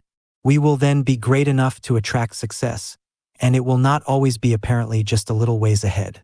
We can then establish in ourselves a center so strong that instead of running hither and thither for this or that, we can stay at home and draw to us the conditions we desire. If we firmly establish and hold to this center, things will seem continually to come our way. The majority of people of the modern world are looking for things that are practical and that can be utilized in everyday life. The more carefully we examine into the laws underlying the great truths we are considering, the more we will find that they are not only eminently practical, but in a sense, and in the deepest and truest sense, they are the only practical things there are. There are people who continually pride themselves upon being exceedingly practical. But many times those who of themselves think nothing about this are the most practical people the world knows. And, on the other hand, those who take great pride in speaking of their own practicality are many times the least practical. Or again, in some ways they may be practical, but so far as life in its totality is concerned, they are absurdly impractical. What profit, for example, can there be for the man who, materially speaking, though he has gained the whole world, has never yet become acquainted with his own soul? There are multitudes of men all about us who are entirely missing the real life, men who have not learned even the ABC of true living. Slaves they are, abject slaves to their temporary material accumulations. Men who, thinking they possess their wealth, are on the contrary completely possessed by it. Men whose lives are comparatively barren in service to those about them and to the world at large. Men who, when they can no longer hold the body, the agency by means of which they are related to the material world, will go out poor indeed, pitiably poor. Unable to take even the smallest particle of their accumulations with them, they will enter upon the other form of life naked and destitute. The kindly deeds, the developed traits of character, the realized powers of the soul, the real riches of the inner life and unfoldment, all those things that become our real and eternal possessions, have been given no place in their lives, and so of the real things of life they are destitute. Nay, many times worse than destitute. We must not suppose that habits once formed are any more easily broken off in the other form of life than they are in this. If one voluntarily grows a certain mania here, we must not suppose that the mere dropping of the body makes all conditions perfect. All is law, all is cause and effect. As we sow, so shall we also reap, not only in this life but in all lives. He who is enslaved with the sole desire for material possessions here will continue to be enslaved even after he can no longer retain his body. Then, moreover, he will have not even the means of gratifying his desires. Dominated by this habit, he will be unable to set his affections, for a time at least, upon other things, and the desire, without the means of gratifying it, will be doubly torturing to him. Perchance this torture may be increased by his seeing the accumulations he thought were his now being scattered and wasted by spendthrifts. He wills his property, as we say, to others, but he can have no word as to its use. How foolish, then, for us to think that any material possessions are ours. How absurd, for example, for one to fence off a number of acres of God's earth and say they are his. Nothing is ours that we cannot retain. The things that come into our hands come not for the purpose of being possessed, as we say, much less for the purpose of being hoarded. They come into our hands to be used, to be wisely used. We are stewards merely, and as stewards we shall be held accountable for the way we use whatever is entrusted to us. That great law of compensation that runs through all life is wonderfully exact in its workings, although we may not always fully comprehend it, or even recognize it when it operates in connection with ourselves. The one who has come into the realization of the higher life no longer has a desire for the accumulation of enormous wealth, any more than he has a desire for any other excess. In the degree that he comes into the recognition of the fact that he is wealthy within, external wealth becomes less important in his estimation.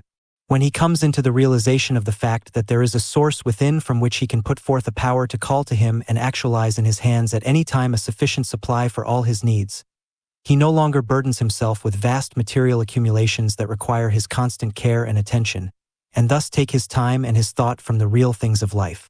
In other words, he first finds the kingdom, and he realizes that when he has found this, all other things follow in full measure. It is as hard for a rich man to enter into the kingdom of heaven, said the Master, he who having nothing had everything, as it is for a camel to pass through the eye of a needle. In other words, if a man give all his time to the accumulation, the hoarding of outward material possessions far beyond what he can possibly ever use, what time has he for the finding of that wonderful kingdom, which when found, brings all else with it? Which is better, to have millions of dollars, and to have the burden of taking care of it all.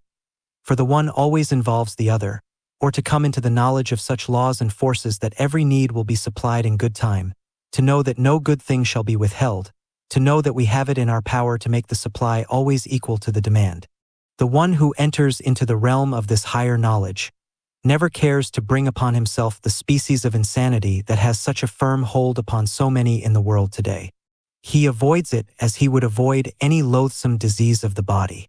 When we come into the realization of the higher powers, we will then be able to give more attention to the real life, instead of giving so much to the piling up of vast possessions that hamper rather than help it.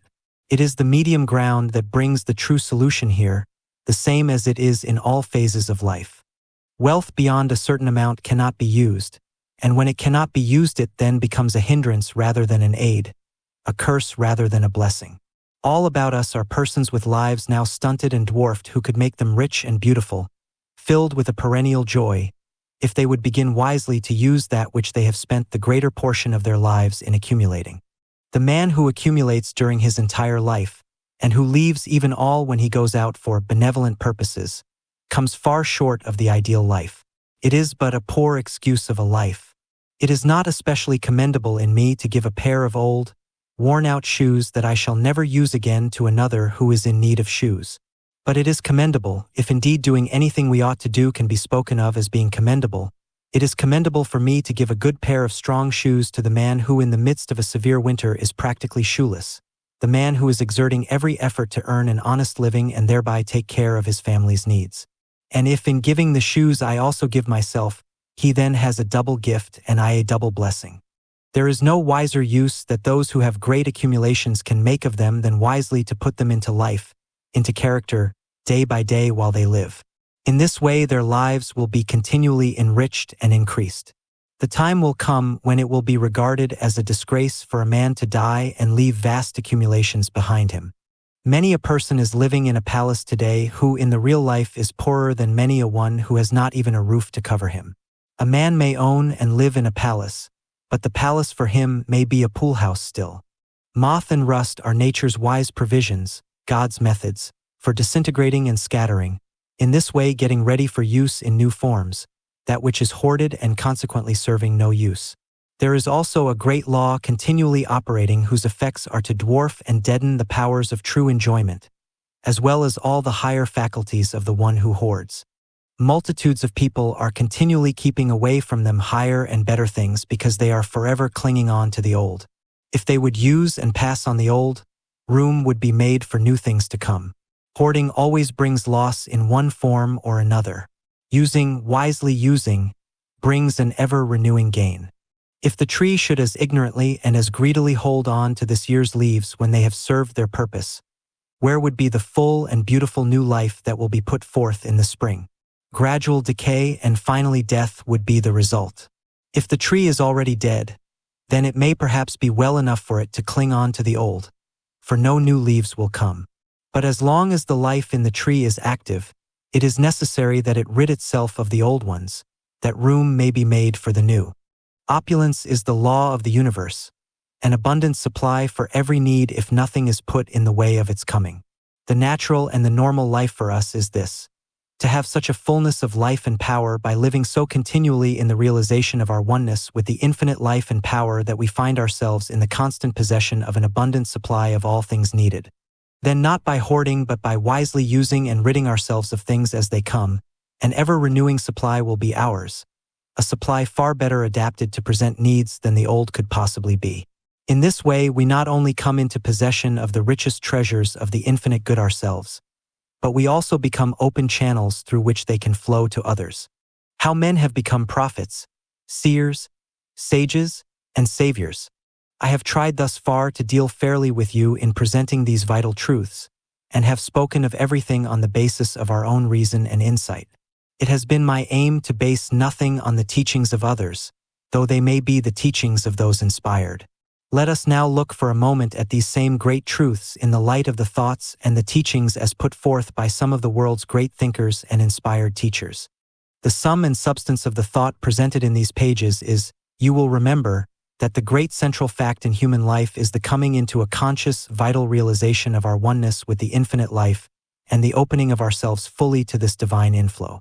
I and the Father are one, said the Master. In this we see how he recognized his oneness with the Father's life. Again he said, the words that I speak unto you I speak not of myself, but the Father that dwelleth in me, he doeth the works. In this we see how clearly he recognized the fact that he of himself could do nothing, only as he worked in conjunction with the Father. Again, my Father works and I work. In other words, my Father sends the power, I open myself to it, and work in conjunction with it. Again he said, seek ye first the kingdom of God and his righteousness, and all these things shall be added unto you. And he left us not in the dark as to exactly what he meant by this. For again he said, say not lo here nor lo there. Know ye not that the kingdom of heaven is within you? According to his teaching, the kingdom of God and the kingdom of heaven were one and the same. If then his teaching is that the kingdom of heaven is within us, do we not clearly see that, putting it in other words, his injunction is nothing more nor less than, come ye into a conscious realization of your oneness with the Father's life. As you realize this oneness you find the kingdom, and when you find this, all things else shall follow. The story of the prodigal son is another beautiful illustration of this same great teaching of the Master.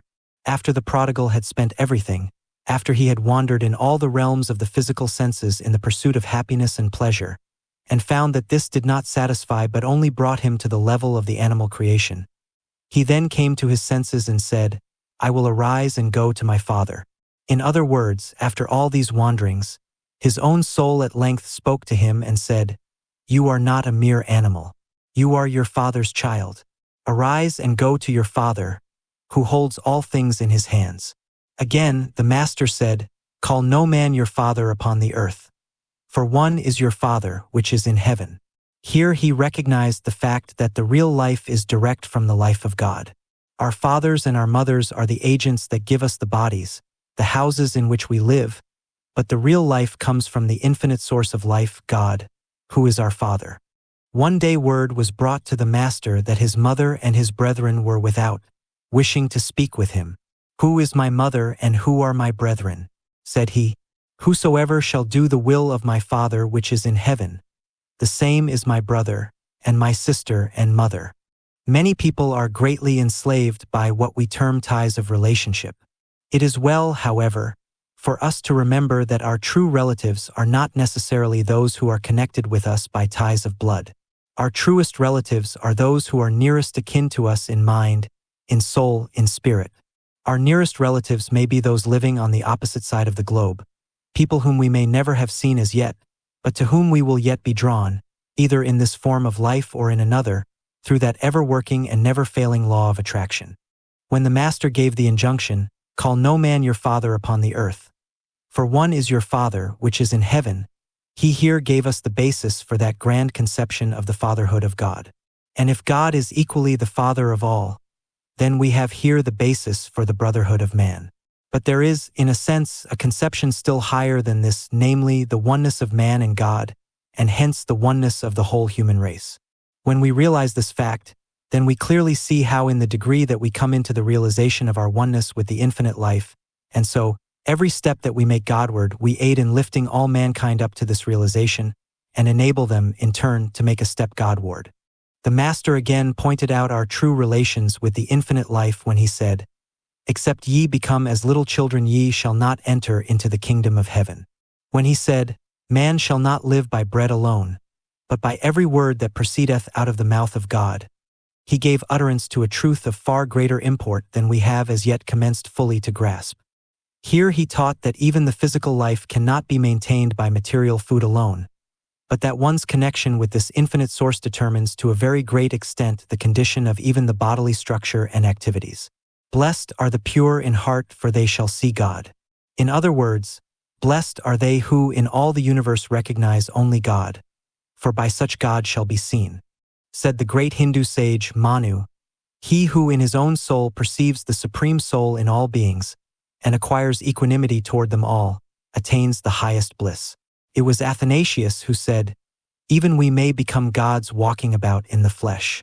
The same great truth we are considering is the one that runs through the life and the teachings of Gautama, he who became the Buddha. People are in bondage, said he, because they have not yet removed the idea of I. To do away with all sense of separateness, and to recognize the oneness of the self with the infinite, is the spirit that breathes through all his teachings. Running through the lives of all the medieval mystics was this same great truth, union with God. Then, coming nearer to our own time, we find the highly illumined seer Emanuel Swedenborg pointing out the great laws in connection with what he termed the divine influx and how we may open ourselves more fully to its operations. The great central fact in the religion and worship of the Friends is the inner light, God in the soul of man speaking directly in just the degree that the soul is open to him. The inspired one, the seer who when with us lived at Concord, recognized the same great truth when he said, we are all inlets to the great sea of life. And it was by opening himself so fully to its inflow that he became one inspired. All through the world's history we find that the men and the women who have entered into the realm of true wisdom and power, and hence into the realm of true peace and joy, have lived in harmony with this higher power. David was strong and powerful, and his soul burst forth in praise and adoration in just the degree that he listened to the voice of God and lived in accordance with his higher promptings. Whenever he failed to do this, we hear his soul crying out in anguish and lamentation. The same is true of every nation or people. When the Israelites acknowledged God and followed according to his leadings, they were prosperous, contented, and powerful, and nothing could prevail against them. When they depended upon their own strength alone and failed to recognize God as the source of their strength, we find them overcome in bondage or despair. A great immutable law underlies the truth. Blessed are they that hear the word of God and do it. Then follows all. We are wise in the degree that we live according to the higher light. All the prophets, seers, sages, and saviors in the world's history became what they became, and consequently had the powers they had, through an entirely natural process. They all recognized and came into the conscious realization of their oneness with the infinite life. God is no respecter of persons. He doesn't create prophets, seers, sages, and saviors as such. He creates men. But here and there one recognizes his true identity, recognizes the oneness of his life with the source whence it came. He lives in the realization of this oneness, and in turn becomes a prophet, seer, sage, or savior. Neither is God a respecter of races or of nations. He has no chosen people. But here and there a race or nation becomes a respecter of God and hence lives the life of a chosen people. There has been no age or place of miracles in distinction from any other age or place. What we term miracles have abounded in all places and at all times where conditions have been made for them. They are being performed today just as much as they ever have been when the laws governing them are respected. Mighty men, we are told they were, mighty men who walked with God. And in the words who walked with God lies the secret of the words mighty men. Cause effect. The Lord never prospers any man, but the man prospers because he acknowledges the Lord and lives in accordance with the higher laws. Solomon was given the opportunity of choosing whatever he desired. His better judgment prevailed and he chose wisdom. But when he chose wisdom, he found that it included all else beside. We are told that God hardened Pharaoh's heart. I don't believe it. God never hardens anyone's heart. Pharaoh hardened his own heart and God was blamed for it. But when Pharaoh hardened his heart and disobeyed the voice of God, the plagues came. Again, cause effect. Had he, on the contrary, listened, in other words, had he opened himself to and obeyed the voice of God, the plagues would not have come. We can be our own best friends or we can be our own worst enemies. In the degree that we become friends to the highest and best within us, we become friends to all. And in the degree that we become enemies to the highest and best within us, do we become enemies to all. In the degree that we open ourselves to the higher powers and let them manifest through us, then by the very inspirations we carry with us do we become in a sense the saviors of our fellow men, and in this way we all are or may become the saviors one of another. In this way you may become, indeed, one of the world's redeemers. The basic principle of all religions, the universal religion, the great truth we are considering is the fundamental principle running through all religions. We find it in every one. In regard to it all agree. It is, moreover, a great truth in regard to which all people can agree, whether they belong to the same or to different religions. People always quarrel about the trifles, about their personal views of minor, insignificant points. They always come together in the presence of great fundamental truths, the threads of which run through all. The quarrels are in connection with the lower self, the agreements are in connection with the higher self. A place may have its factions that quarrel and fight among themselves, but let a great calamity come upon the land, flood, famine, pestilence, and these little personal differences are entirely forgotten and all work shoulder to shoulder in the one great cause. The changing, the evolving self gives rise to quarrels. The permanent, the soul self unites all in the highest efforts of love and service. Patriotism is a beautiful thing. It is well for me to love my country, but why should I love my own country more than I love all others? If I love my own and hate others, I then show my limitations, and my patriotism will stand the test not even for my own. If I love my own country and in the same way love all other countries, then I show the largeness of my nature, and a patriotism of this kind is noble and always to be relied upon. The view of God in regard to which we are agreed, that He is the infinite spirit of life and power that is back of all, that is working in and through all, that is the life of all, is a matter in regard to which all men, all religions can agree. With this view there can be no infidels or atheists. There are atheists and infidels in connection with many views that are held concerning God, and thank God there are. Even devout and earnest people among us attribute things to God that no respectable men or women would permit to be attributed to themselves. This view is satisfying to those who cannot see how God can be angry with His children, jealous, vindictive. A display of these qualities always lessens our respect for men and women, and still we attribute them to God.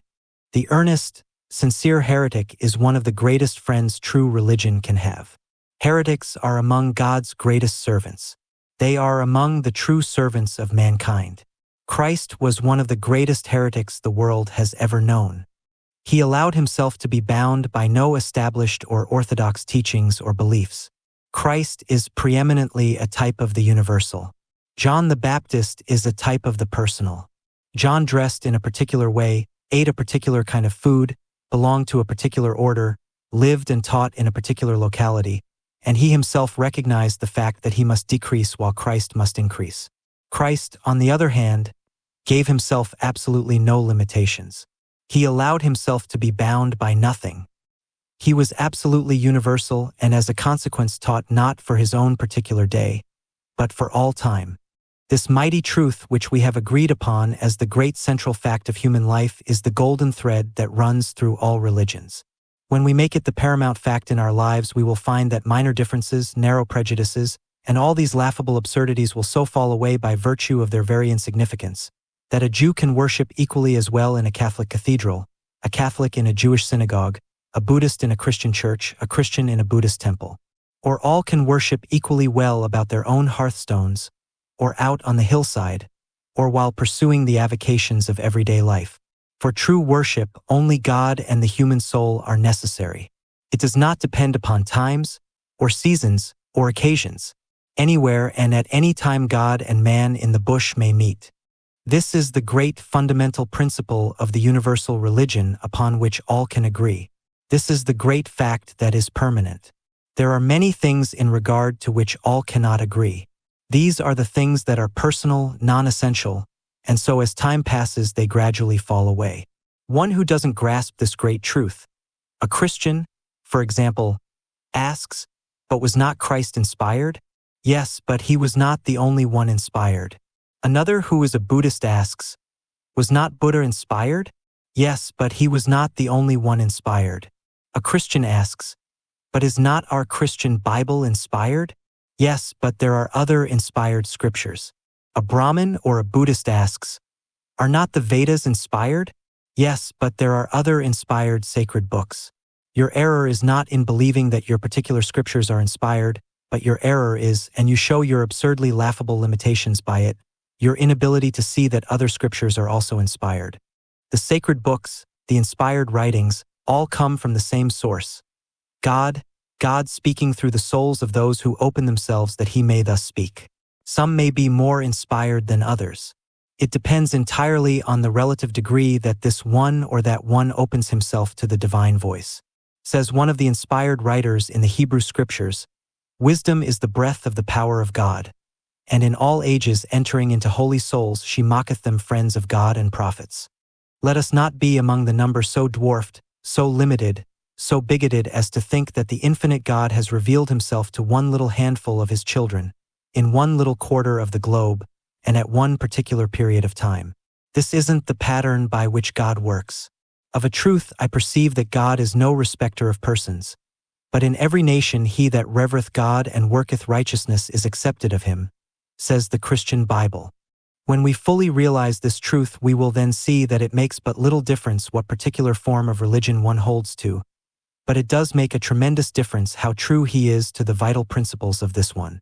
In the degree that we love self less and love truth more, in that degree will we care less about converting people to our particular way of thinking, but all the more will we care to aid them in coming into the full realization of truth through the channels best adapted to them.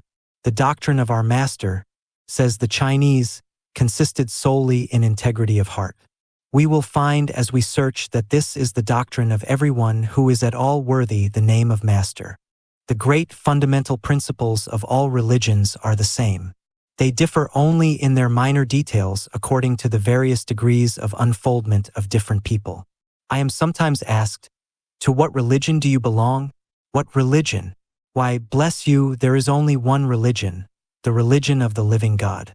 There are, of course, the various creeds of the same religion arising from the various interpretations of different people, but they are all of minor importance. The more unfolded the soul, the less important do these minor differences become. There are also, of course, the various so-called religions. There is in reality, however, but one religion. The moment we lose sight of this great fact, we depart from the real, vital spirit of true religion and allow ourselves to be limited and bound by form. In the degree that we do this, we build fences around ourselves which keep others away from us, and which also prevent our coming into the realization of universal truth. There is nothing worthy the name of truth that is not universal. There is only one religion. Whatever road I take joins the highway that leads to thee, says the inspired writer in the Persian scriptures. Broad is the carpet God has spread, and beautiful the colors he has given it. The pure man respects every form of faith, says the Buddhist. My doctrine makes no difference between high and low, rich and poor. Like the sky, it has room for all, and like the water, it washes all alike. The broad-minded see the truth in different religions. The narrow-minded see only the differences, says the Chinese. The Hindu has said, the narrow-minded ask, "Is this man a stranger, or is he of our tribe?" But to those in whom love dwells, the whole world is but one family. Altar flowers are of many species, but all worship is one. Heaven is a palace with many doors, and each may enter in his own way. Are we not all children of one Father?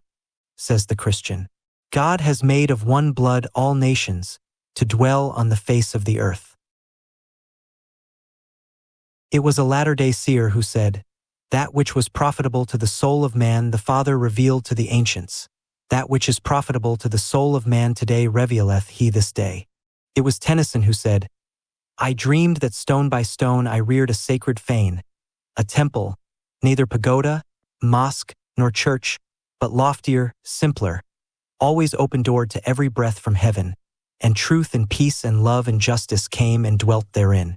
Religion in its true sense is the most joyous thing the human soul can know, and when the real religion is realized, we will find that it will be an agent of peace, of joy, and of happiness, and never an agent of gloomy, long-faced sadness. It will then be attractive to all and repulsive to none.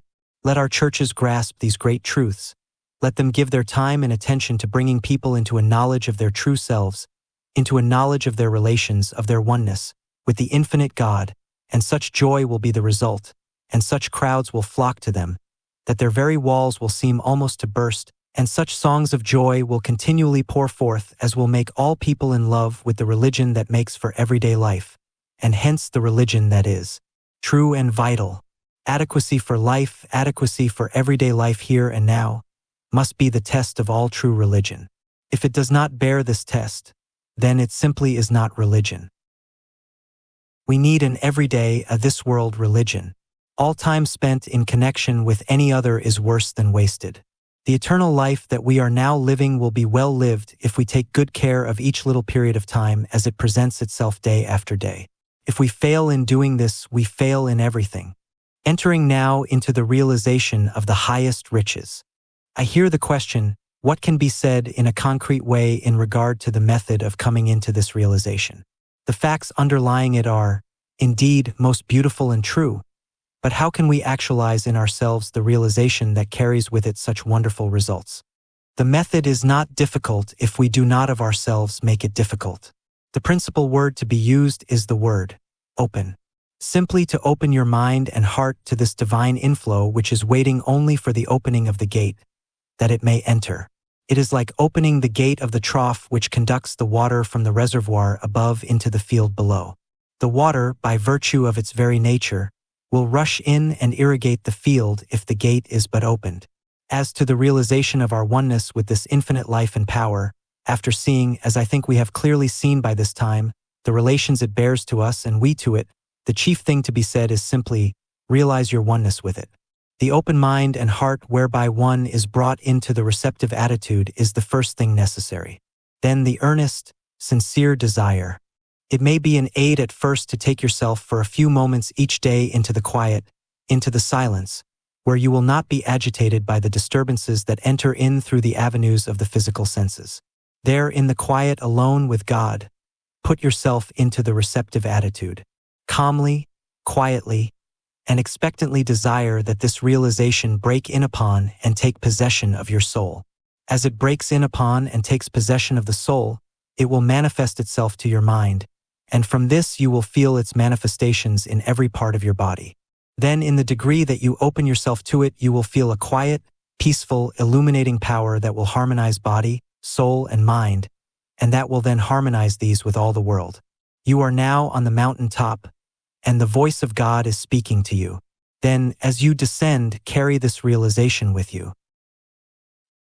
Live in it, waking, working, thinking, walking, sleeping.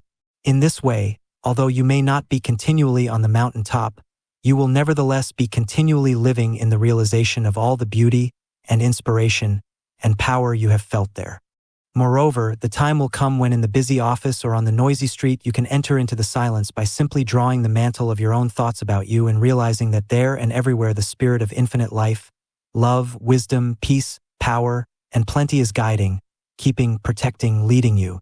This is the spirit of continual prayer. This it is to pray without ceasing. This it is to know and to walk with God. This it is to find the Christ within. This is the new birth, the second birth. First that which is natural, then that which is spiritual. It is thus that the old man Adam is put off and the new man Christ is put on. This it is to be saved unto life eternal, whatever one's form of belief or faith may be. For it is life eternal to know God. The sweet by and by will be a song of the past. We will create a new song, the beautiful eternal now. This is the realization that you and I can come into this very day, this very hour, this very minute, if we desire and if we will it.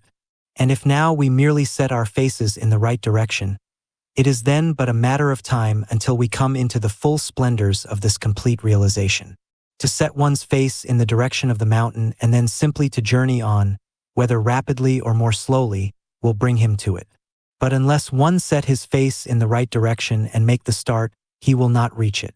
It was Goethe who said, "Are you in earnest? Seize this very minute. What you can do or dream you can, begin it.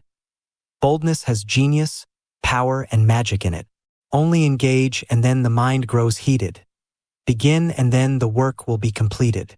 Said the young man, Gautama Siddhartha, "I have awakened to the truth and I am resolved to accomplish my purpose. Verily I shall become a Buddha." It was this that brought him into the life of the enlightened one, and so into the realization of nirvana right here in this life. That this same realization and life is within the possibilities of all here and now was his teaching. It was this that has made him the light bearer to millions of people. Said the young man, Jesus, know ye not that I must be about my Father's business? Making this the one great purpose of his life, he came into the full and complete realization. I and the Father are one.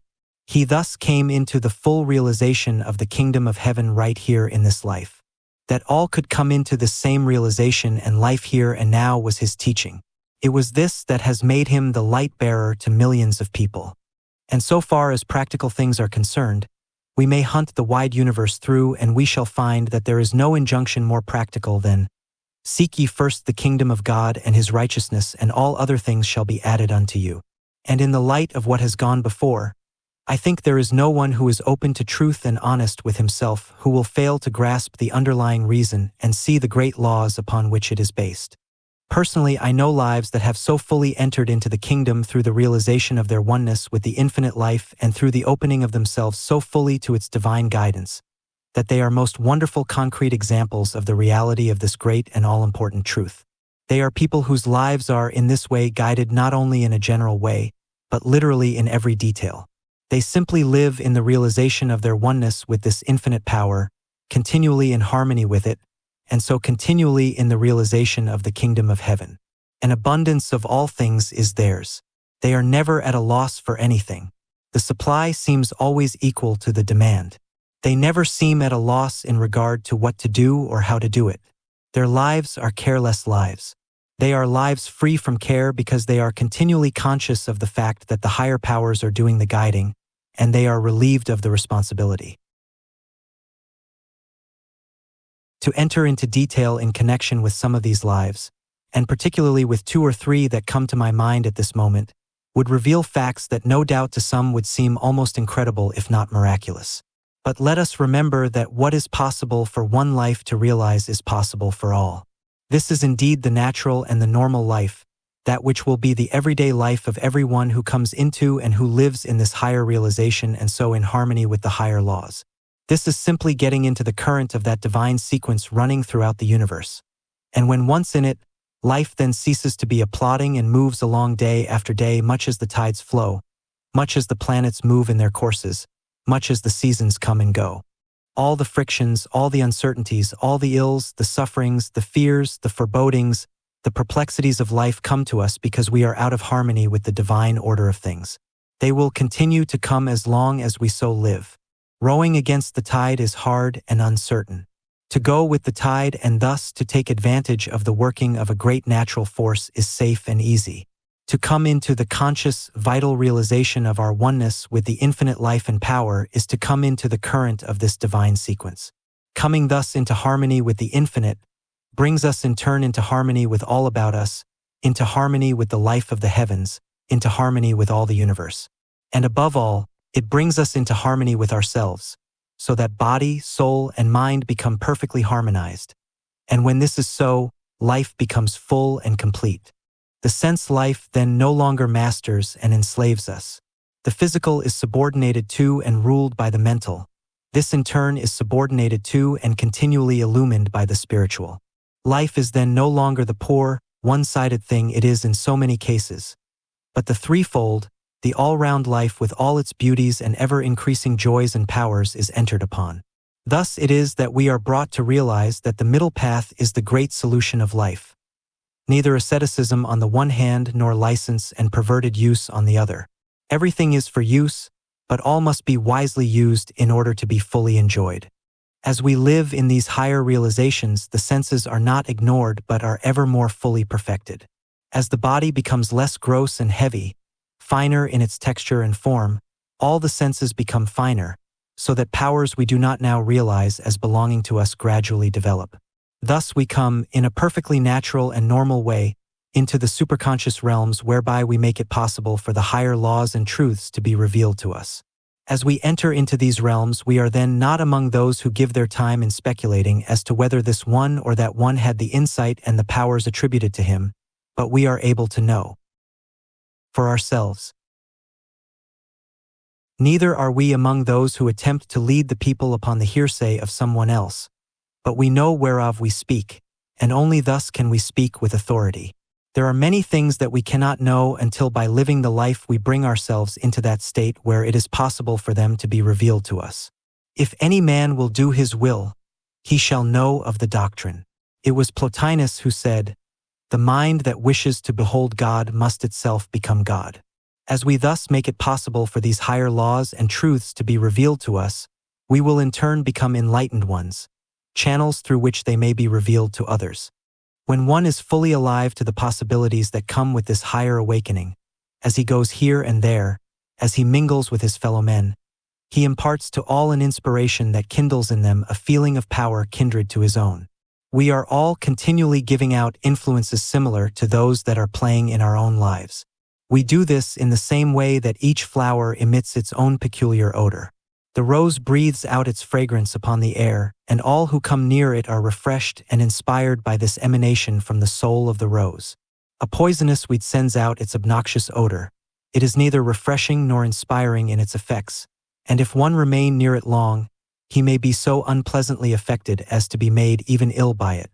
The higher the life, the more inspiring and helpful are the emanations that it is continually sending out. The lower the life, the more harmful is the influence it continually sends out to all who come in contact with it. Each one is continually radiating an atmosphere of one kind or the other.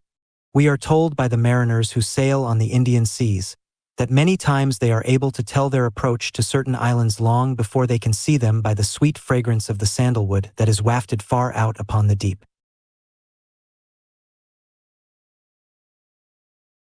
Do you not see how it would serve to have such a soul playing through such a body that as you go here and there a subtle, silent force goes out from you that all feel and are influenced by, so that you carry with you an inspiration and continually shed a benediction wherever you go, so that your friends and all people will say, "His coming brings peace and joy into our homes, welcome his coming," so that as you pass along the street, tired and weary, and even sin-sick men and women will feel a certain divine touch that will awaken new desires and a new life in them, that will make the very horse as you pass him turn his head with a strange, half-human, longing look. Such are the subtle powers of the human soul when it makes itself translucent to the divine. To know that such a life is within our living here and now is enough to make one burst forth with songs of joy. And when the life itself is entered upon, the sentiment of at least one song will be, "Oh, I stand in the great forever, all things to me are divine. I eat of the heavenly manna, I drink of the heavenly wine. In the gleam of the shining rainbow the Father's love I behold, as I gaze on its radiant blending of crimson and blue and gold. In all the bright birds that are singing, in all the fair flowers that bloom, whose welcome aromas are bringing their blessings of sweet perfume. In the glorious tint of the morning, in the gorgeous sheen of the night, oh, my soul is lost in rapture, my senses are lost in sight." As one comes into and lives continually in the full, conscious realization of his oneness with the infinite life and power, then all else follows. This it is that brings the realization of such splendors, and beauties, and joys as a life that is thus related with the infinite power alone can know. This it is to come into the realization of heaven's richest treasures while walking the earth. This it is to bring heaven down to earth, or rather to bring earth up to heaven.